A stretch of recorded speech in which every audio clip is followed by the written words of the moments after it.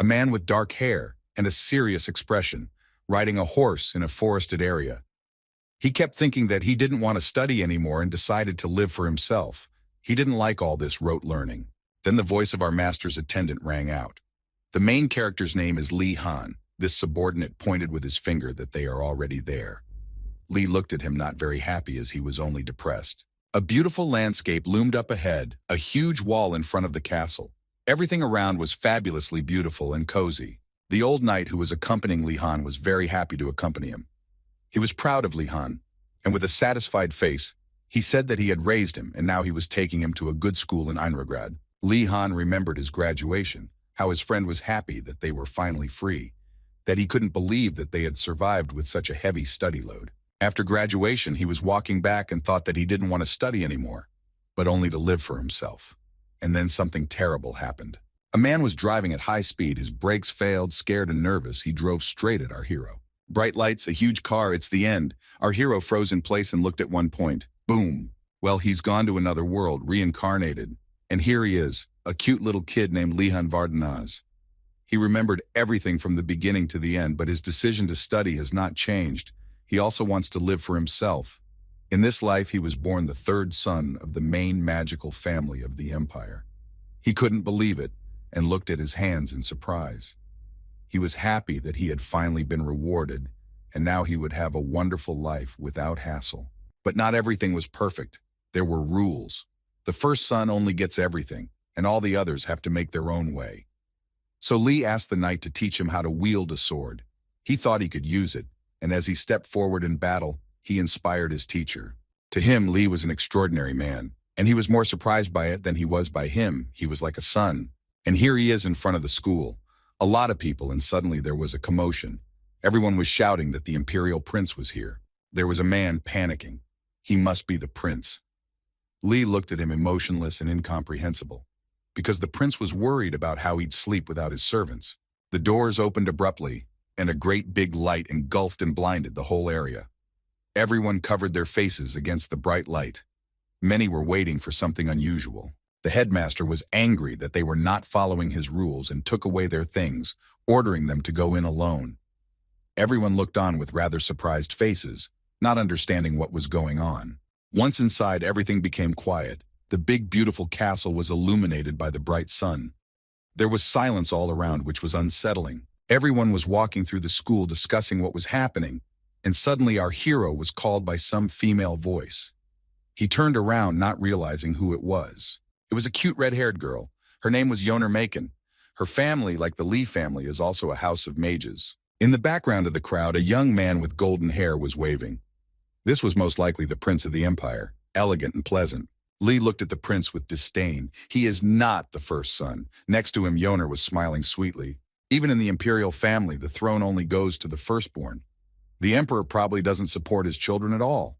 Lee thought that perhaps the prince had a worse life than him. Yoner called Lee to her kindly, smiling a naive, girlish smile. Everyone around her was wondering why she, who was higher in status than Lee, was talking to him. They didn't know who Lee was or what kind of family he was. Now Lee has two friends, the flowerman prince with the sweet smile, and Yoner, a pretty red-haired girl, but only Lee stood there without emotion. The prince interrupted Lee's thoughts. Asking if he was listening, Lee looked at him with surprise. The prince started to complain that some guy rejected his proposal. Lee said with a serious look, "Maybe they don't know that you have a great family." And then the prince pointed to the crowd. The Aidents were standing there. They stood in a group and were more aristocratic than the rest of the crowd. In the midst of the crowd stood a beautiful gray-haired girl with blue heavenly eyes. She had that morning freshness about her. The prince was excited and embarrassed to tell Lee about this princess. And then Gainando began to ask Lee to take care of her. Lee stood there and wouldn't even listen to his crazy suggestions. And then Lee suggested for Gainando to challenge these men to a duel. The prince went into a panic. And then the prince jumped off the subject and arrogantly pointed his finger and said he forgave them, as befits a majestic prince. Meanwhile, Yoner was admiring Lee more. He looked at her with a slightly frightened look. She meant that even though she was related to Gainando, she couldn't get along with him. Steel was the symbol of this year's school year. Many students had to master steel. Steel is a valuable resource that can be used in many ways. But it turned out to be a joke of the headmaster, and it was just a game for him. Everyone was surprised again and didn't know what to believe. After many jokes, The principal opened the door, and behind the door were huge tables full of delicious food. All the tired and hungry people were happy about it, and only Lee was worried about it. After all, who knows what to expect? Gainando enjoyed the food and, as always, with a smile, thanked all around for such a wonderful dinner. He was as happy as a little child about everything that was going on around him. The food was gone, and that's what alerted Lee. Gainando was very upset, and the principal thought they were all idiots again. So the headmaster threw out real food, items, and clothes on the young mages. After all, the biggest boost to a developing mage is thirst. Gainando began to panic, resenting that it was too much. The headmaster came close to him, which frightened him more. The headmaster enjoyed these reactions. Then the principal decided, if you don't like this food, then learn magic and create it yourself. Everyone was even more surprised and frightened and didn't understand how they would do it. It's the rules of his academy. Then one of the students said that he could ask his family for things. But the headmaster was waiting for them to say that too, and he abruptly appeared in front of them. And he said freshmen are forbidden to leave. Lee thought about it, but he was determined to go forward and not a step back. The only thing that upset him was the fact that even here in the other world, there are crazy teachers. And the look of this principal reminded him of his professor from his past life. While Lee was pondering, Gainando stood beside him, panicking chaotically, outraged that such a thing could happen. Lee was glad, or rather a ray of hope came to him, that it might not be so bad here. They provide food and clothes, and that's a plus. There was a spark in his eyes. The dormitory was divided into towers, according to origin, to prevent strife between the teenagers. Einograd accepts students regardless of their status. The first tower is the Proud Blue Dragon Tower, where students such as the Honorable Lihan nobles or the imperial family were admitted. The second tower is the Tower of the Unquenchable Phoenix, only for those who dedicate themselves to the sacred flame. The third tower of the Thundering White Tiger. It's for the children of knightly families. The fourth tower, the Tower of the All-Seeing Black Turtle. Only those with infinite patience enter this dormitory. This dormitory is the most diverse. There live commoners, slaves, jesters, and so on. The residents of the other dormitories ignore them because of their low status, and all the time they looked at them arrogantly. More newcomers are intimidated. Lee paid attention to them, which scared them a lot. They didn't understand why a man above their class was talking to them. In fact, in his head, he had it all figured out.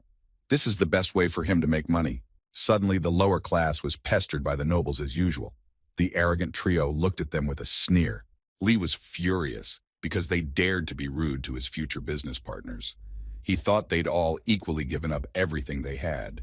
And with his sparkling, serious look, he made it clear that he shouldn't mess with his future partners. He was glad he was in control. Everyone began to recognize him.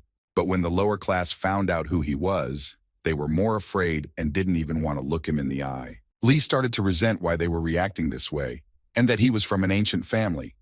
Yonera was admiring him from behind. Lee turned to her and pointed to himself, asking if he was really that scary. She looked at him in surprise and said no. As they walked to the academy, Lee was surprised that it was only an academy. But there was a forest, a lake, mountains. Gainando was walking tiredly beside him. Lee wondered where the dormitory was. Yonera looked at him with a question mark. Lee thought it was strange, and when he turned around, he saw something that frightened everyone around him. In front of them was just one measly tower. Everyone didn't understand what was wrong. Lee thought quietly that it would be crowded. Gainando was indignant again, comparing it to his estate, and Yonera reassured him. But as soon as you stepped through the threshold, you were lost. Lee was flying around in the darkness. He was surprised. Suddenly, he heard a voice and he calmed down.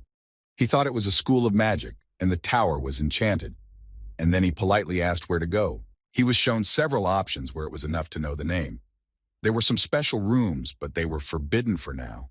He kept asking in surprise. You can also choose any discipline here. He sat on the bed and was glad that it was not as hard as it was in graduate school. And the room had everything he needed. He was sitting in a huge, cozy room, and it was perfect for him. Lehane was the only one who thought so. Everyone else was upset about the accommodations. He sat and discussed with Yoner, who wanted to go to which department. Yoner wants to go to alchemy. And naturally, she had the urge to invite Lee to study alchemy with her.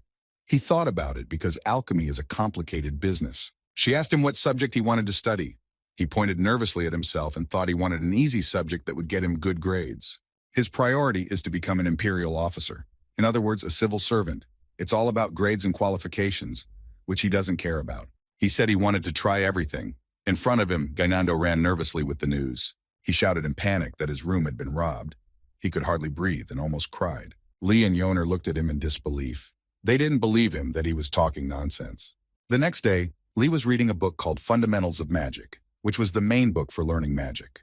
Lee was the most engaged in his studies, and everyone was like a zombie. He didn't understand what was wrong with them, but they all complained about one thing, that they wanted to eat properly, sleep on good beds, and so on, just like nobles. Lee wondered if they were really having a hard time. Compared to his previous life, this is paradise. When the students entered the lecture hall, they were dumbfounded. There was no limit to their amazement. They were greeted by a powerful blue troll, a beautifully magical creature. It's the prototype of all the students. Trolls are fierce and dangerous monsters, notorious even among the protected nobility. But the well-dressed troll in the lecture hall surprised everyone. The troll politely invited everyone to sit down at their seats. The lecture began. The troll stood behind the podium. Everyone sat up straight and listened to him, still not believing that it was a troll. The teacher's name was Garcia Kim. She's a half-troll. Continued. She also wanted to make a joke about not eating people until she was hungry, and she looked at them slyly. Lee was alarmed, and his friend Prince Gainando almost fainted, but they listened to her diligently. She began to give a lecture that magic is very dangerous, and therefore only adults can use it. The purpose of the lecture is to educate you about magic and help you find your way to it. Everyone started to be inspired by these words, and everyone wanted to find that special way to magic. Many people were inspired by the fact that not all the teachers here are crazy like the principal. Teacher Kim asked what magic is. It's the use of energy, mana, as a fundamental force. Everyone took an exam before entering the academy. They're quite talented. The practice of feeling magic began. Yoner tried her best. It was hard. She imagined that it was like driving a horse. The key was not to lose control. Teacher Kim showed her how to feel the magic and said the spell. You can say any spell you can think of. The shorter the words, the easier it is to conserve the energy of the magic. Lee looked at the wand and thought he'd gotten the gist of it, thinking it was easy. Although he changed his mind after he tried it, the bright light blinded his eyes. The magic was hard to watch. Gainando was in a panic. You could see it on his face. He couldn't keep control of his magic aura either, and he was out of control. The teacher saved the situation and explained that if the magic got out of control, it could hurt the people around him. The teacher, Kim, smiled sweetly and said that they still had some mana left and that light magic would take a month to learn. The second and third attempts were unsuccessful, and many of them lost their strength in hopes that they would be able to do something. Putting their heads down on their desks, they were disappointed. Of all the tired and disappointed, the one who remained the most stoic was Lee Han. He raised his hand and said that he was the only one left to continue. His look was serious, leggy, and a little scared, but he was determined to try. The teacher was a little surprised because he was on his 7th attempt. Even outstanding first-year students run out of mana on the 5th attempt.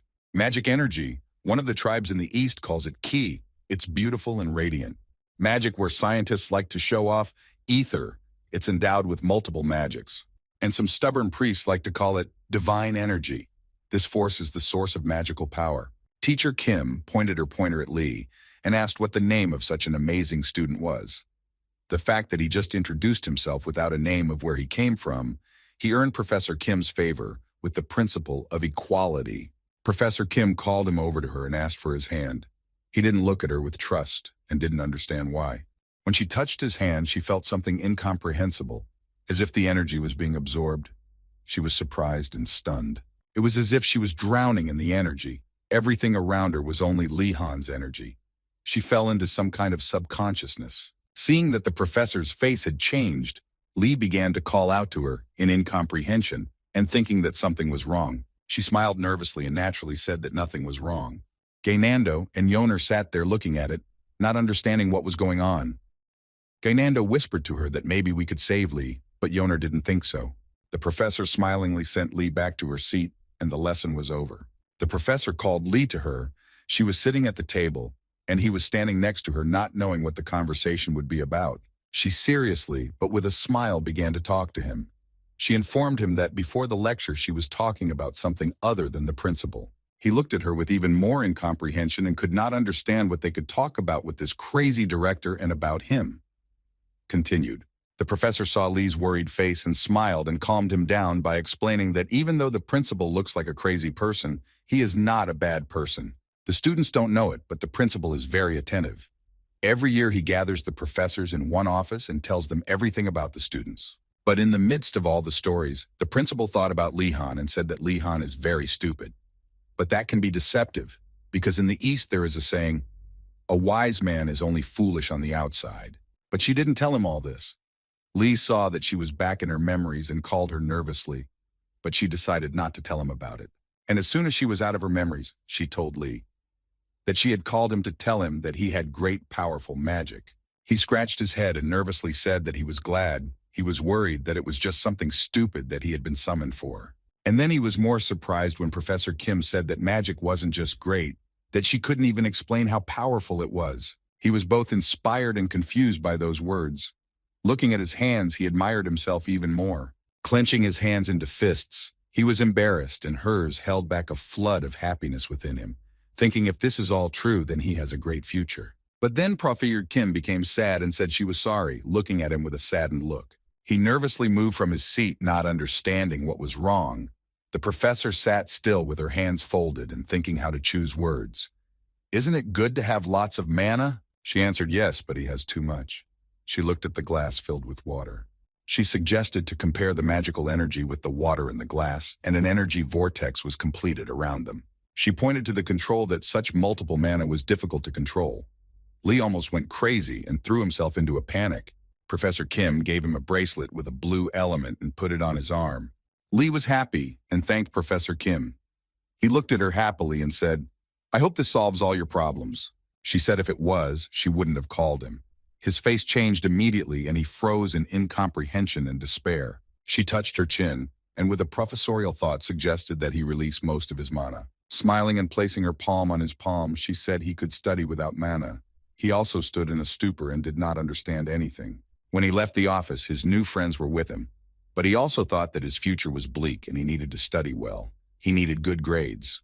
He enthusiastically asked the guys what electives they had decided to take. Behind him, Yoner was smiling at him. Yoner said with embarrassment and happiness that she was going to alchemy and invited the boys to go with her. Gainando laughed at her, saying it was only for servants. Lihan looked at him with his mouth open and realized that Yoner was going to give him a hard time. Lee looked at Yoner's fists and was horrified at how angry it made her. She called out to Gainando, and he turned and looked at her with a smile, expecting nothing. Yoner hit him, and in the stream before she hit him, she told him not to ask for any more potions when he was in the hospital. Gainando fell from the blow and lay on the floor covered in blood. Yoner stood as a true victor looking at him, while Lihan counted this blowout and showed the class. On the way to the new lecture, Understanding the Basics of Alchemy, Yoner stopped and looked at everything with fright. Lihan was still touching the topic of the fight and did not notice what was ahead. There were a lot of students ahead, and these students were all from the Black Tortoise Tower. Around Lee, students were whispering that he was from the Vardanaz family, but Lee tried not to pay attention to it. He sighed desperately and thought that if he was too friendly, it wouldn't do any good. Yoner stood beside him and looked around. When the lesson began, Professor Urgulm Gemdar appeared in front of them. He was a dwarf. That surprised everyone. He was small with a long brown beard and a sullen look. Students stood around him, and the professor was talking about why he had gathered them not in the building, but on the field, without desks. One of the students raised her hand and replied, "To feel the mana of nature. After all, realizing the power of nature is important for an alchemist." The professor put his hand on his arm and looked at her sullenly, expecting her to add something else, and he said no. The girl was confused and embarrassed that she answered wrongly, looking at him with resentment. While the professor was looking for an answer from Lee, asked Yoner how the OGN counted. The professor sneakily looked at him. Lee replied with a smile that he could gather the ingredients. The professor was pleased to hear this, and he became interested in Lihan. Lee didn't expect that he answered correctly. He even smiled. The professor praised him, calling him a smart steel, or rather a freshman, while behind him was a student who answered the question incorrectly. The professor changed his face and began to continue the lesson further. Explaining the basics of alchemy, he said that alchemy does not require special strength or intelligence. Alchemy is the ability to gather ingredients. As the lesson continued, the princess raised her hand and suggested that it would be easier to order the ingredients. The professor didn't appreciate it because he said to look for them. Everyone began to whisper and agree with the princess's opinion because it was strange for them to look for something. The professor got even more angry and was ready to kill everyone with his gaze. The professor remembered that the vendors who sell herbs for alchemy are charlatans. It really pissed him off that everyone was so giddy about alchemy. Everyone looked at the angry professor and waited in fear to see what would happen next. The professor looked at them very angrily. He calmed down and coughing said that an alchemist must gather the materials himself. If they don't learn how to do it, they won't achieve anything. Then he showed them a plant that they should find and bring to him. A plant with a large root, a purple rim on top like a rose. The plant was called Doko. After Professor Yoner's lecture, Lee and Yoner sat on a rock and talked nicely. Yoner told Lee that she had already encountered this plant before entering the academy. She said that this plant was dangerous if not used correctly. Lee thought about it, even a little scared, but they went in search of the plant. He didn't understand how children could be left in such a place. They sat there actively judging everything around them and remembered the princess. Yoner thinks she's a bore. The princess had already gathered her team for the search. In the background, everyone was happy like her. The weather was marvelous. Princess was popular even before she entered the academy. She is famous for her extraordinary intelligence and talent. She has a special charm that attracts other people. The students from the Black Turtle Tower were left behind. Lee would have liked to call them, but they hated him. But 2 would be too dangerous. That's when Lee noticed the badge the student had on, and he was interested. The girl turned around. There was a fresh breeze. Her pointed ears made it clear that she was a dark elf from the Shadow Guard, a patrol of the northern part of the Empire. The Shadow Guard is made up of experienced hunters and scouts who work on the northern ridge. They know these mountains like the back of their hand. She was especially confident that she would find this plant. It was not difficult for her, even though it was the first time she had heard of this herb. With a wry smile and a sharp look, she said that the forest was like a playground for her. But her enthusiasm was interrupted by Lee, who turned to her and waved sweetly. Yoner was also walking beside her and smiling sweetly. She turned around and looked at them with misunderstanding. She was surprised that next to a guy she didn't understand was an aristocratic girl. They stood beside her and Lee offered to go with them. She had even more questions. She was angry, and this gesture was not taken as a friendly gesture, and she said point blank that she didn't trust them and what they were up to. For her, all nobles are the same. Her memory of nobles was not good, because nobles like her were considered savages. While she was swimming in her negative memories, Lee said it was dangerous to walk alone and offered to help her. She turned her head away and said through gritted teeth that she didn't need their help. Lee looked at her with a question mark and naturally asked why. He said he hoped she didn't think they were using her as bait and leaving her behind. She was confused and didn't understand how he knew. She started smiling nervously, denying that it wasn't like that, and Lee continued his obsessive manipulation. He started to say that he was sure she wasn't stupid and wouldn't go into the woods by herself. She was embarrassed by all of this. And through his flattering words, she turned around and fiercely agreed to go with them. He was pleased, and even said that he could see at once what a clever girl she was. Yoner stood behind her and didn't understand what they teach in the Vardanaz family. As soon as he said, "Let's go," the elf immediately rushed forward and jumped on the branches at breakneck speed. Yoner was surprised at how quickly Lee realized that she was an experienced hunter, judging by her skills. So he began to describe all the characteristics of a hunter. She had well-developed calf muscles, calluses on her palms, so she was a frequent archer. The elf was alarmed by what he realized from such a small detail, and she looked at him suspiciously. This guy has a strange aura.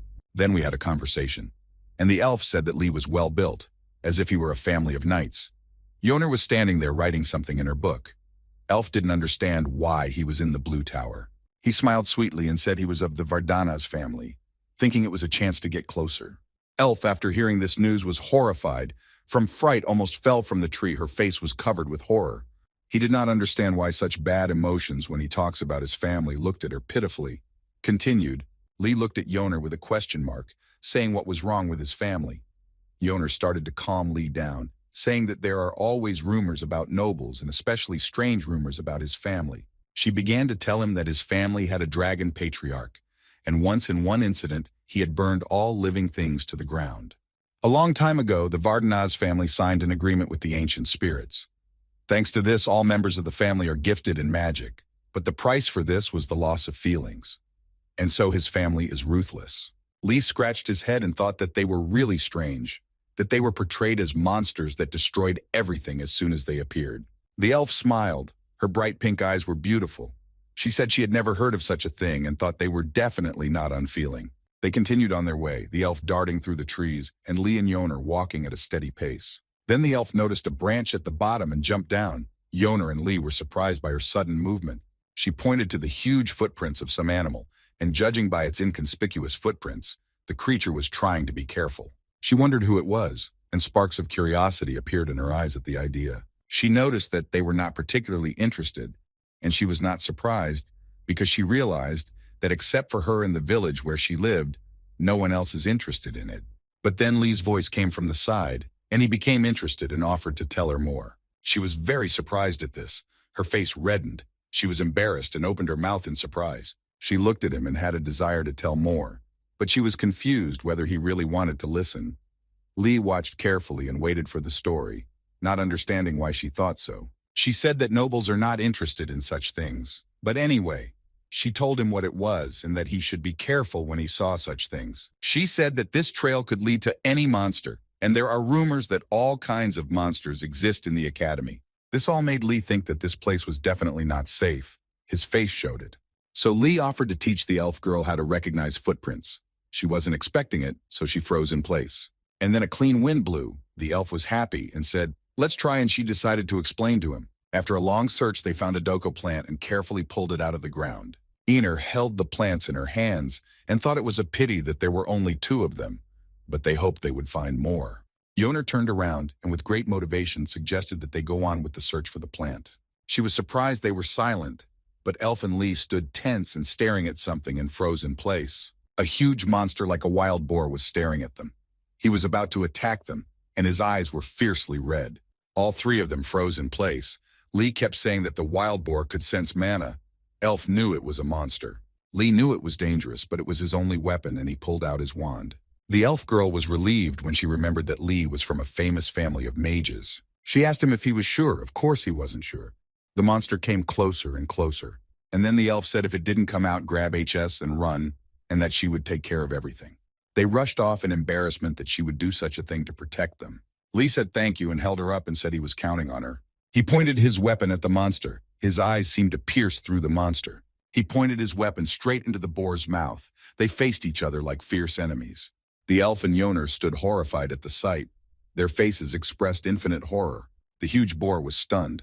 Lee stood beside it, and behind it stood the elf and Yoner.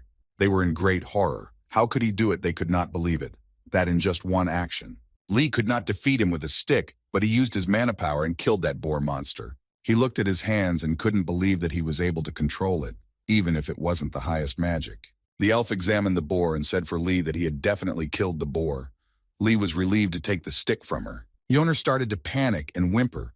She didn't understand that the lesson should be like this. She couldn't believe that the students were allowed to study in such a dangerous place. When they heard something from outside, they all turned in fright and turned in the direction where the noise was coming from. Lee was lifting Yoner by the arm. When they saw what was going on, there were more students, and opposite them stood the same huge boar. Lee, covering his face from the sun, said that there were quite a few of them, and that they would probably be able to handle it on their own. One of the students, Ashan Dalkard, a confident dark-haired boy with glasses, stood in a good stance. Yoner immediately began to admire him for not being from the Dalkard family. The Dalkard family was a famous family known for its exceptional ability to solve problems like a game of chess, and had been advisors to the emperor for many years. Ashan table in a confident gait, he was sure he could read the boar and its movements in front of him. Behind him stood the princess. He began to move with speed. They were 2 worthy opponents. The fight was about to begin. With a decisive blow, he left only a Sedina, which made the boar even angrier. And the boar swept him off his feet, running with great speed. Ashan was disappointed. The boar had a new one, and it was the rest of the students. They stood there terrified, not knowing what to do. The princess stood in their defense, standing confidently in front of the enemy. She didn't even look afraid. She studied his jerk and his breathing and waved her stick. It seemed to be all over. The boar was also startled and fell down. The princess stood a little surprised. It was actually Lee, but it happened quickly, and they left immediately so that no one would know about their help. But the princess noticed Lehane and thanked him. He, as a true gentleman, said that it was not worth it, and all that while embarrassed. The elf girl wondered why they were formally communicating in this way. Looking at Yoner, she was also unaware. The princess offered to pay him back for his help. Lee naturally wanted to take advantage of it. Behind the princess stood an exasperated Ashan. The princess nervously told him to continue, but she thought in her mind what he would want. Fear filled her from not knowing. He asked with great interest, and raised his hand if she knew what subjects she could easily get good grades for. She was surprised at such a strange question and thought for a moment. Her face gave away her misunderstanding. Does he not want to learn, or is he testing me? Such thoughts visited her. That was more and alarmed. Their conversation was interrupted by an ominous voice. He said he knew what the items were. That aura sent shivers down their spines. It was an alchemy professor. He ominously said that it was the subject of alchemy. Lee was frightened as he looked at the professor's crazy face. Lee quickly changed his facial expression and sweetly began to talk like an avid honors student. He said if he loved alchemy, then yes. The professor said that he would teach him to love alchemy and that he wanted to see his progress. Lee was very hesitant and discouraged. Behind him, the other students were already whispering that they weren't surprised and so on. The princess was peppering him with her sharp stare in the back. The professor touched the boar and said that the lesson was over for today. Everyone quietly went home. Ashan was so exhausted and said the other students were lucky not to meet the boar. And he looked at the professor and said that he had directed the boar on purpose. The professor seriously and as always replied that he didn't just send them to collect ingredients. Explained that they will always have to face monsters while they are looking for herbs. Yoner asked frustrated, so you didn't need the doko herb? The professor looked at her seriously. She started to say desperately that the three of them had gone to great lengths to find it and that it had been in vain. The elf stood and stared in wonder. Lee touched his head tiredly. The professor was surprised and shouted loudly, not believing that they had found her. He had not thought they would find her. Joyfully hugged the three of them and shouted with a smile that they had passed, that they were the talented students who should attend these classes. He focused his attention on Li Han, saying with his gaze that he should definitely attend his classes. Lee stood there terrified, thinking he was finished, continued. Lee smiled and said that he was happy to study alchemy. His feelings for alchemy were fake. All of this pleased the teacher and he was enjoying it. His gaze was genuinely kind. Remembering himself, if he were in his place, he would have rebelled. Because Lee had agreed to take alchemy, the professor had given him the privilege of offering him his cabin near the forest, and he allowed him to visit it any time this semester. This all surprised Leekin more, but the only thought he had was that he seemed to want to make him a maid. The professor coughed and corrected the misunderstanding by explaining that students wanted food more than anything else. Yoner and Lee stood listening to him. He explained that all students eventually want food and he had plenty of food at home. Lee was happy. It meant to him that it was a buffet. He liked alchemy even more. He shook the professor's hand to thank him for offering the house. The professor admired the gift. Yoner, the elf, and Lee stayed near the boar, probably to stock up on food. The elf was surprised that they were going to butcher the boar, but the nobles had experience in it. Yoner and Lee looked at Nilia with disdain. She doesn't want to eat meat. Their gaze was hunter dangerous. She confidently went to meet them like a professional. Of course she's a hunter, so Lee and Yoner gave it to her. The professor brought tools to make it easier for them to cut the meat. Lee thanked him. The boar was already lying on the film with a rag on his head. They each took their tools and determinedly set themselves to carve. Nilia stood and looked surprised at Lee, how he could do it so easily, if his family taught him such a thing. Yoner was so enthusiastic about cooking. She knew every ingredient. She even found a use for the entrails. Lee smoked the meat. The professor praised him for this idea as the meat would spoil, and when it is smoked it will keep for a long time and watch the progress. The professor thought about Levin with a satisfied smile. He was surprised that in 3 days he had made such progress. He had surpassed all his expectations. Lehane offered the professor to eat with them and started to set the table. The professor stood and watched. In a couple of seconds, the table was set with a variety of ingredients. Everything was beautiful, as in the picture. The professor was enjoying the food, happily savoring this moment, and the food he was just delighted. Everyone was eating so appetizingly. After a hard day, everyone was happy with the food. They ate everything. They sat and enjoyed this beautiful evening. They didn't know where to put the rest of the meat, so Neil suggested that they give it to the other students. Lee said excitedly, "You want to sell the meat?" Yoner supported the idea happily. Nilia was surprised and wondered if nobles were like that. But Lee and Yoner didn't pay attention to her anymore, so the idea clouded their minds. Nilia said she would just give it away to her friends, but Lee and Yoner disagreed and said that the wealth would remain, but the friendship would be gone. The professor grinned and enjoyed this beautiful moment, holding a toothpick in his hand. They were going to be his headache, continued. The Blue Dragon Vanity Tower. It is located far away from the main grounds and welcomes the students with fresh forest air. However, this day was an exception. The students smelled an odor and didn't understand where it was coming from. More and more they were surprised by it. Yoner and Lee were grilling meat like true chefs and offered the meat with a smile like professional workers. Many students had questions. They didn't understand why they were doing this here. Many drooled and decided to sit down at the tables with joy. After all, everyone wanted a proper meal. After the offer, Lee raised his finger and with a wry smile said that it all cost 2 silver coins per person. Everyone agreed and happily ate the meat. Everyone praised Lee Han and his feast was for the whole world. Satisfied at the end of the result, Lee and Yoner sat back and watched how much they had gotten out. Lee was surprised that they had set the price higher, but still managed to sell it all. At that time, Gainando came down from the tower and didn't realize what all the noise was about, and that he was very hungry. Lee offered to give Gainando something to eat. Gainando was surprised and pleased. Satisfied and happy, he took the utensils in his hands and began to eat the food appetizingly. After a good meal and with a smile, Lee said that he owed him 1 silver. Gainando was disappointed. He was surprised that Lee was taking money. Lee explained that nobles don't feed people for free. Gainando said sadly that he had no money now. Then Lee proposed a loan agreement.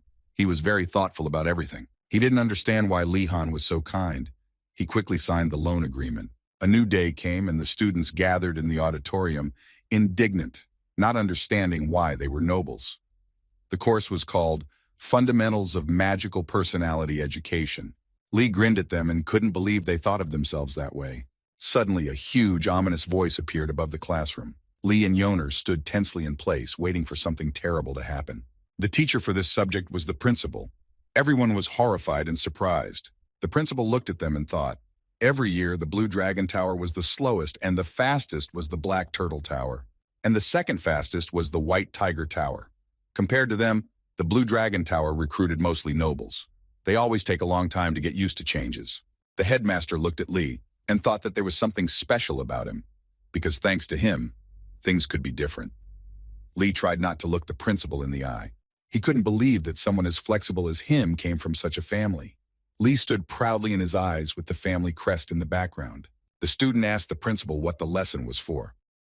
The principal looked at him with a surprised look. Furiously mad, the principal replied that it was the emperor who came here and made him take responsibility for the deeds of the people who had graduated from this place. The students were shocked at such a furious reply. They froze in horror in one place. The principal angrily began to say that this lesson was necessary to avoid punishment for their actions. So high school students are often disobedient. Lee sat in high tension and listened to the principal like everyone else. He also tried not to look directly into his eyes. He forced open the first page of the book and read the first line aloud. Everyone read the first line with fear and excitement, saying that they would use magic without harming ordinary people. The headmaster pointed his finger furiously at them and made them speak louder and louder. Continued. The principal called 2 volunteers to help him. Everyone looked down, praying that it wasn't them, as they were all afraid of the principal. Lee thought it would be worse if no one agreed, so he raised his hand and agreed to the principal's proposal. Yoner looked at him with incomprehension. The principal immediately approached Lehan and said, "Do you want to stand out?" Lehan looked at him anxiously. Lee quickly changed his facial expression and replied with a fake smile that it would be an honor to help the principal. The principal knew it was flattery, but he agreed anyway. Lee breathed a sigh of relief. He knew that the principal understood. Gainando came at Lehan with excitement and panic and said to him, "Are you crazy? Who knows what the crazy principal has in mind?" One of the students put his hand on Gainando's shoulder and said that Lee wasn't crazy. He was just sacrificing himself for them all. Gainando looked at him uncertainly, hoping it was true. The aura was unsettling. As soon as Gainando wanted to get up and offer himself, Ashan came up and offered his candidacy. The principal praised Ashan as his family is well documented and very intelligent. Ashan thanked like a nobleman to the principal. Lee looked at Ashan and remembered that he had seen him on an alchemy assignment and saved them from a wild boar. Did Ashan have the same goal as Lee? Ashan turned and looked at him with a smile, as if he had read his mind, and told him that it was payment for his help. Lee was indignant and said sadly that he didn't have to do that. Gainando looked at him with an uncomfortable face, as if jealous. Ashan said that his family was always good at calculations and smiled softly. Suddenly the principal appeared from behind and said with a smile that he was happy about their friendliness towards each other. Everyone sat scared. He took out an assignment and said he wanted them to rewrite all the safety rules for the students for the next class. Lee and Ashan regretted volunteering. You could see from their faces that they weren't very happy. The evening came. Ashan furiously wrote the safety rules at a great speed, saying through gritted teeth that he wouldn't forgive him. The aura grew stronger and stronger around him. He didn't understand how he could make something so insignificant right. Gritting his teeth furiously, his eyes burned furiously. Lee calmly wrote and looked at Ashan, wondering if Ashan would faint. He didn't understand what made him so furious. Lee wondered how to make things easier for them. He stood there thinking. Ashan wondered what Lee was doing. Lee offered to look for it, but Ashan doubted it was possible. Lee said that no one had forbidden to simplify the work and looked seriously at Ashan. Ashan confidently fixed his glasses and said that it was okay to be a thief for once. His eyes lit up at the idea. They split up and began to look for something to help them in this laborious work. Lee noticed a shuffleboard that shone around in a birch blue color. Naturally, it attracted attention. The two of them stood together and looked at it. Fear and uncertainty that it was safe covered their faces. They opened the door, and the headmaster appeared in front of them. Of course, it scared them at first. They just didn't expect to see him. Lee said with a smile that it was the magic of illusion. Ashan was very surprised and could not close his mouth. The illusion started to say that just because you open this box means that they have finished their work. The boys looked at him with questioning looks. They didn't understand what it meant. Lee also looked at him with disdain, and Ashan was pissed off. The illusion of the director said that they could learn first-level magic here and disappeared, wishing them good luck. Lee and Ashan sat on the floor thinking. Ashan began to rage as the headmaster had chosen such a method of training, why he would do such a thing. He was shouting furiously, as if he was about to burn everything around him with his hatred. He suggested Lihan to write a complaint against the principal. Lihan looked at him calmly, but Lihan didn't pay any attention to it. He was already studying the sheet that the illusion had left behind. Ashan was very surprised at this. Ashan thought he was a traitor because Lihan was not listening to him, but reading the magic. Lihan just smiled sweetly and pretended to be a fool that he didn't think. Lihan went on to say, "Will the complaint work against this crazy principal?" Ashan thought about his words. Lihan just suggested to practice. They stood together and started learning magic. Ashan had no mana left and was tired. Lihan soothed him with a hand on his shoulder, suggesting that he rest for a while. Lihan thought that magic was really hard. From the outside, magic looked like simple movements, but when it was used, mana always behaved differently. He began to delve into his subconscious mind, remembering his past life, and decided to focus on this magic. And gathering all the calmness in himself, he pointed his wand at the object and concentrated all his magic into a feather. The feather rose up. Lihan was shocked that he had succeeded. Ashan was very shocked. Continues. Lihan was glad that it flew up. Now his goal was to move it slowly. Ashan was surprised and thought even more that the Vardanaz family was something to behold. As soon as Lihan wanted to move the feather, it flew into the window with great speed. Lihan looked back nervously to see if everything was all right. Ashan was frantically adjusting his glasses and staring into the distance. He sighed heavily and thought that not only did he have to swing his wand, but he also had to be able to manipulate objects. And he confidently pointed his wand at the feather. Its power was inspiring. The headmaster jumped up and shouted loudly that they had practiced enough and he was glad, and offered to use his magic to finish writing. Lihan was surprised by all this. He was frightened that the headmaster had suddenly appeared and was shocked. The principal smiled and said that he hoped they understood why he asked them to do this assignment. They said no, and the pen accidentally hit the principal. Ashan was surprised that Lihan hit the principal. They were shocked. Ashan closed his mouth in admiration. He thought it was cool. Lee was very surprised and looked at him to shut up.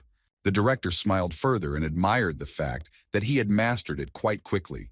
He admitted that they were too good for idiots. It was strange to Lihan that the principal didn't say anything like that. Then with a smile, he asked the principal for some tips on how to manage things. The headmaster reassured Lihan that not everyone could control things right away. Lihan exhaled with a sigh of relief and put his hand on his chest. The headmaster laughed further and joked that controlling things wasn't as easy as he thought. Lihan looked at him without emotion. Lee laughed nervously, and with a cute smile, he thanked the headmaster for his advice. Lihan bowed his head in gratitude. The principal looked at him and thought that this kid was boring to bully. The principal looked at Ashan and thought that he would have reacted more violently compared to Lihan. Ashan looked at the principal with an annoyed look.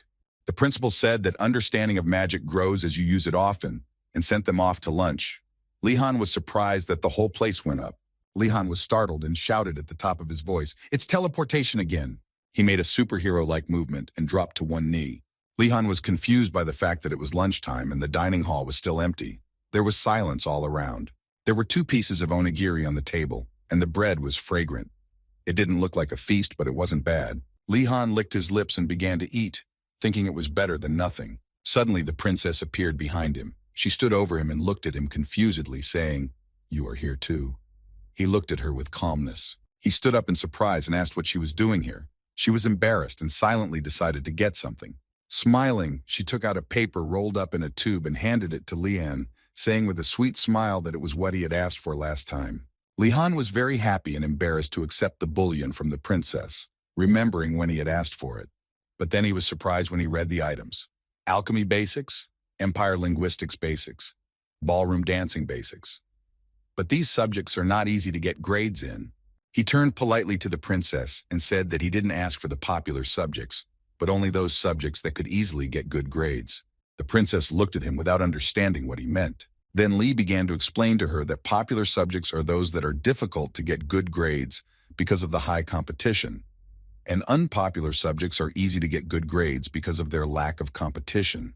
The princess was very discouraged. She realized what was going on and looked at him with a bad face. He smiled and said he hoped for understanding. The princess stood there wondering if he was Vardanaz's child. She thought he was like all nobles, but she was wrong. She took out another piece of paper where she had thought of and written down the unpopular subjects. She handed it to Li. Li was overjoyed. The princess scornfully turned around and hurried away after saying goodbye to Lihan. The next morning, Li walked alone down the empty corridor of the academy. He thought about the fact that everyone had given up the unpopular lectures. But the only thing that reassured him was that they didn't know the real purpose and would regret it later. He looked down and wondered why the lecture was in the basement. It embarrassed him. Continued. Lihan reassured himself that this was a school and nothing could happen here. Everything was normal in the dormitory and on the first floor of the main building. Suddenly the principal appeared behind him and whispered in his ear that you were going to go to the dungeon. Lihan was very frightened because it happened suddenly. Lihan immediately changed his facial expression and slyly began to say that he was very happy to see the honorable headmaster. He bent down in front of the director and agreed that he wanted to go there, and slyly said that he was now wondering what the director would say to him. The director started laughing and said with madness that he had nothing to say, and if Leon's body was found tomorrow, he would put a flower on his grave. Leon smiled nervously and thought about what a bastard the headmaster was. As Leon walked through the dungeon and calmly looked around, he thought that even though the headmaster wanted to scare him, this place looked completely normal. The Hall of Magical Battles. Leon stood in front of the huge door and wondered why it looked so intimidating. But suddenly his attention turned to the students standing on the side. He was even a little surprised. The students were standing there chatting nicely with each other and were happy that they had come together for this class.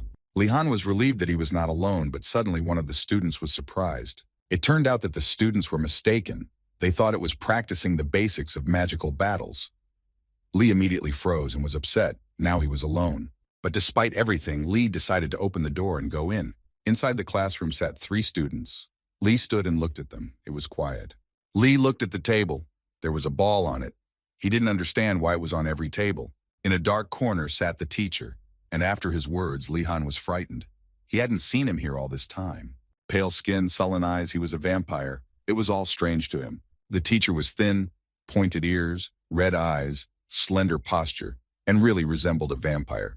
The teacher took the orb in his hands and motioned for the class to begin. Lee looked at the orb that lay on the table. The orb was a mana-sensitive orb made from a spiritual starstone. When the constellations take their places, they begin to exude holy energy. The spiritual starstones change under the influence of this power. The teacher said for everyone to stand and fill the orbs with their mana. Lee put his hand on the ball and wondered if it would work. But then everyone was surprised and everyone got something. Everyone looked at their balls. Lihan was very surprised. He could not believe that it was so easy. Maybe it was not just a stone of the spiritual star. But then suddenly the orb started to move at a speed that made all the students panic. The teacher stood calmly touching his shoulder and said that our spell was cast, and it would not destroy the lecture hall. The ball can be controlled. One of the students with violet eyes was already happy that the balloon would not destroy anything. And then the orb hit her in the stomach, which was very painful, because it was unexpected. The teacher calmly continued his discussion. He said that the balloon doesn't affect students. He asked her politely not to break the balloon. The purple-haired student could hardly breathe and hoped that he meant not to injure herself. Meanwhile, Lihan tried to control the orb and thought that the teacher was quite rude and he ignored her. Lihan thought even though it was an artifact, it was still hard to control. He was seriously focused on it. Suddenly, one of the students was able to draw a circle and he was overjoyed. The teacher calmly told him to do it again, and then he stood there with his eyes closed. They all started to do it and repeated it over and over again. Lihan asked the teacher how long they would be practicing the same thing. The teacher looked at him arrogantly and said that until they were perfect. The two students went to the restroom and the teacher said they didn't even have to leave. They got up and apparently didn't want to go back. The girl with violet eyes looked at them with surprise and panic, but Lihan didn't even pay attention and continued to do the teacher's assignment. The teacher stood there and didn't even pay attention. The violet-haired girl looked at them with envy and wanted to leave here too. Lihan admired this student that she had decided to go so far. She was pretty good, continued.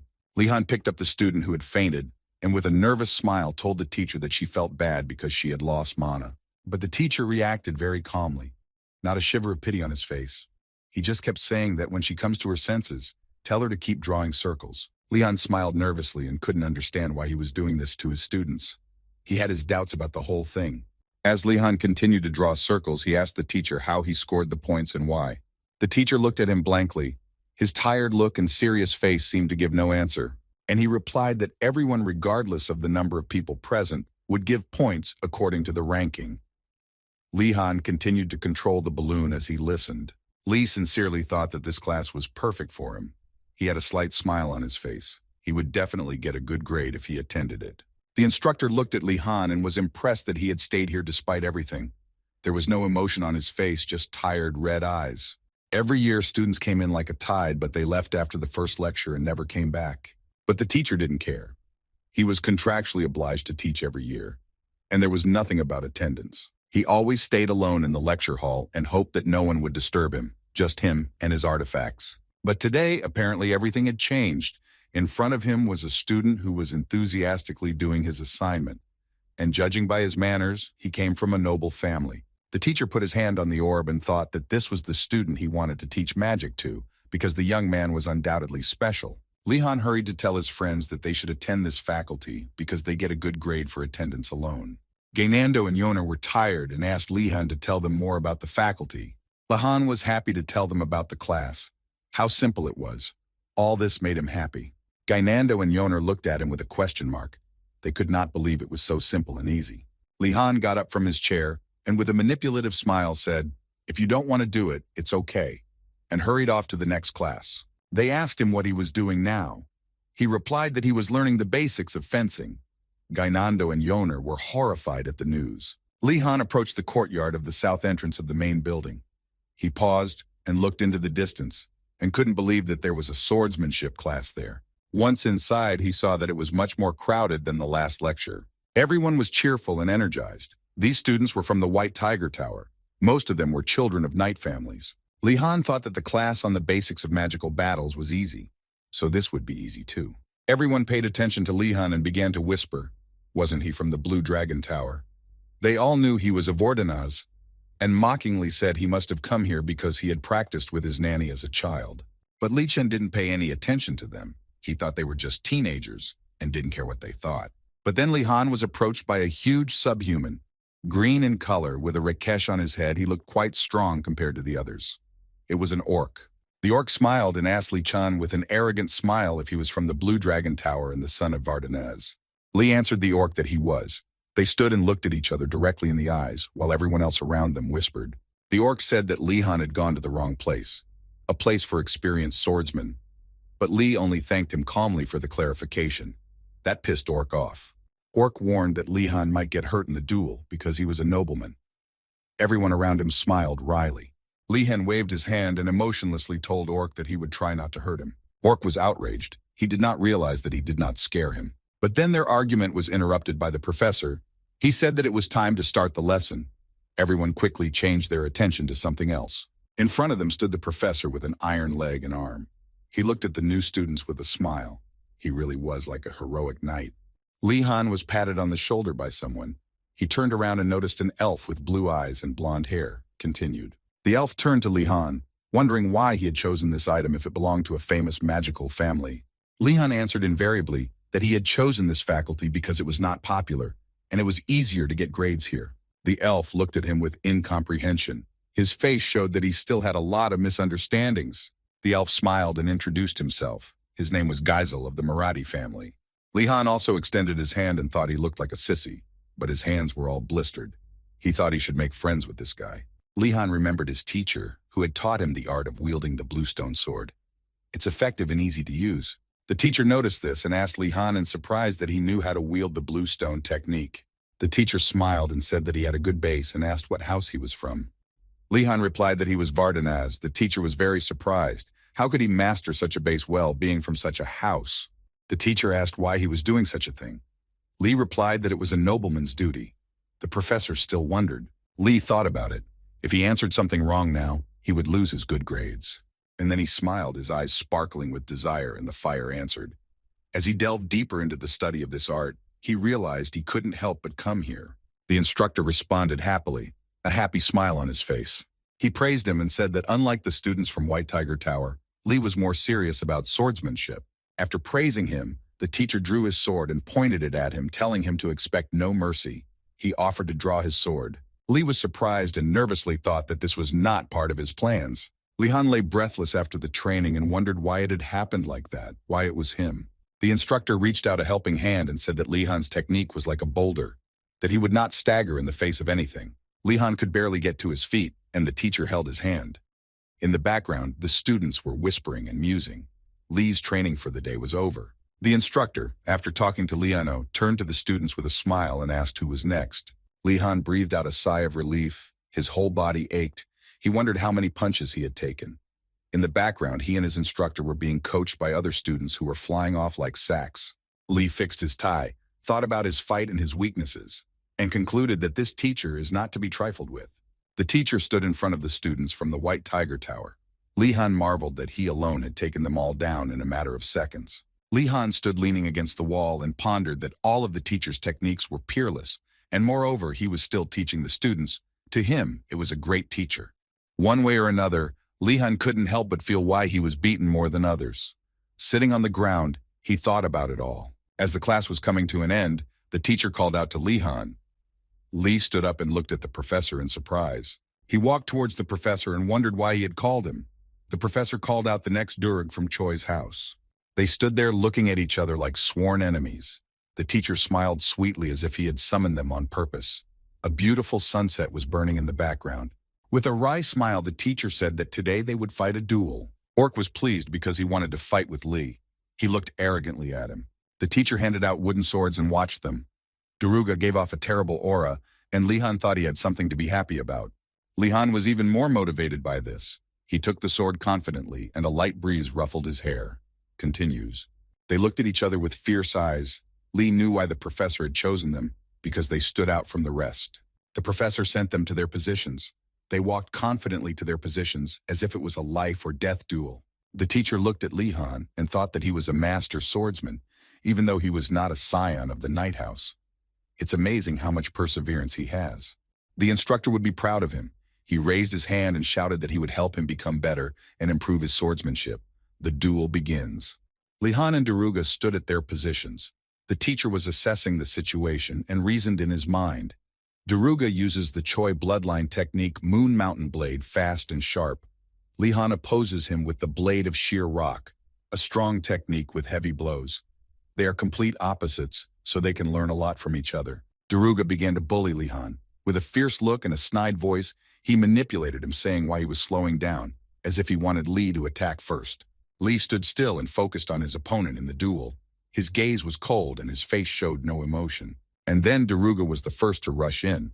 He simply ran at Li Han with great speed and smiled intimidatingly in between his attacks. Daruga pointed his wooden sword at Li Han, but Li Han stood still and didn't take a single step to attack back. As the sword approached, Li Han immediately dodged and swung it away. Dust rose from the ground around him from the speed of the sword. He threw sand in Daruga's face. Daruga closed his eyes and coughed. The students were surprised and indignant at this. They couldn't believe that Li Han would throw sand in their faces. Many objections arose on their faces. They asked the professor if this was all allowed, but the professor rejoiced at Li Han's ingenuity. He was delighted. Behind the professor stood a student who was outraged by all this. He thought that they should fight in any way they could. In battle, there was only life and death. Daruga was wiping sand from his face. He was puzzled. There was a scarlet sunset in the sky. While the enemy was distracted, Li Han immediately rushed to attack. The professor knew that Lee had a great understanding of combat, life and death. Lee approached the orc with great speed. Daruga was not expecting all this. The sand was still making his eyes water. It seemed like the fight was about to end. Many students were sitting around discussing the incident. They can't believe that cheating is considered something awesome. They were just born into families where honor was respected. They had no reason to learn it. But Lee Han didn't care what was going on around him because he was focused on winning. He was a true swordsman. His controlling gaze was terrifying. Lee Han pointed his sword again and hit Darugi. Darugi was able to stop him a little by hitting him. The fight became intense. Darugi couldn't believe that he could get hit by such a childish move. He had underestimated Lee Han because he wasn't from a knightly family.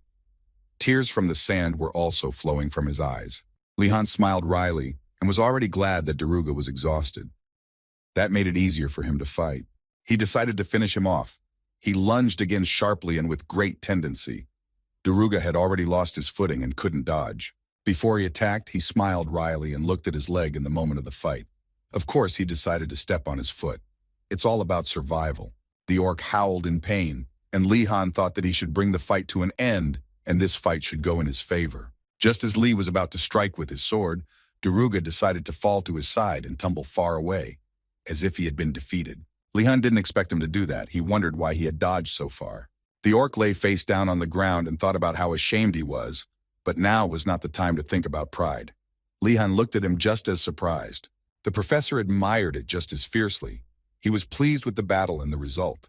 In front of him stood the indignant students who didn't understand why he was admiring it. Daruga was very angry at being humiliated, and with speed he moved at Lee Han, his anger and rage filling everything around him. As soon as he wanted to hit Lee Han, Lee dodged. They collided in a great stream of combat with each other. The fight continued, even more fierce than before.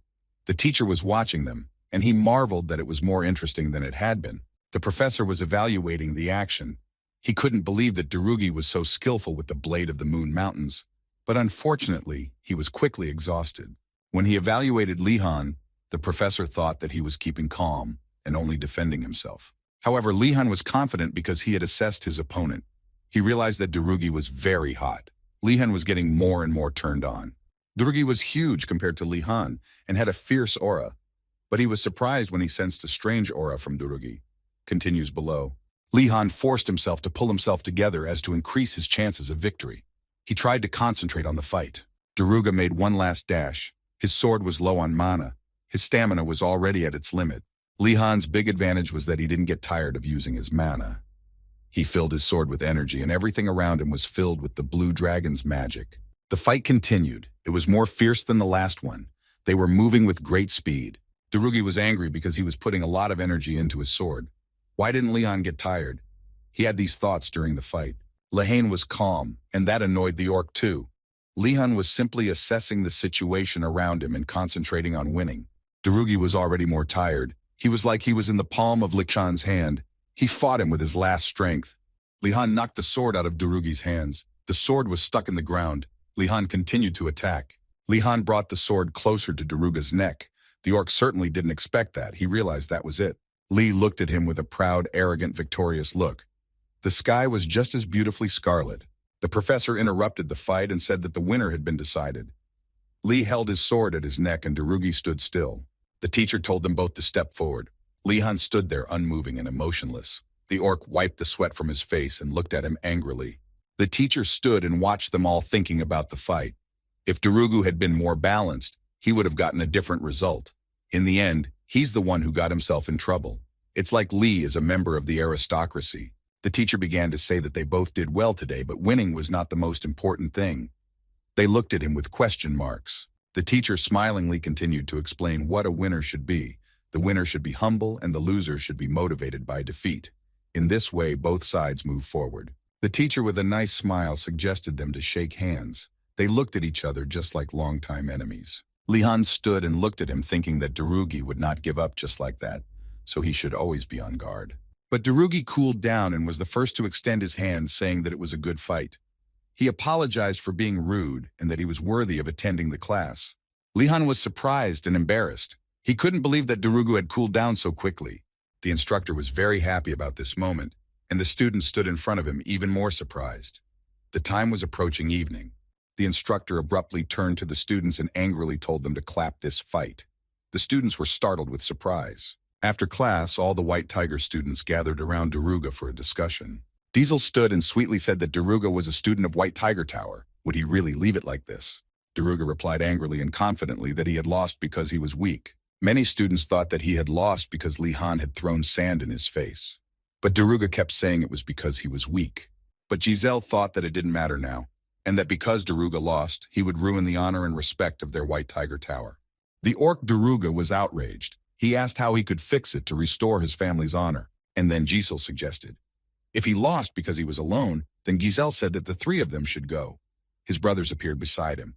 Daruga began to resent the idea and said angrily to Giselle, "Isn't he ashamed as a knight to do such a thing?"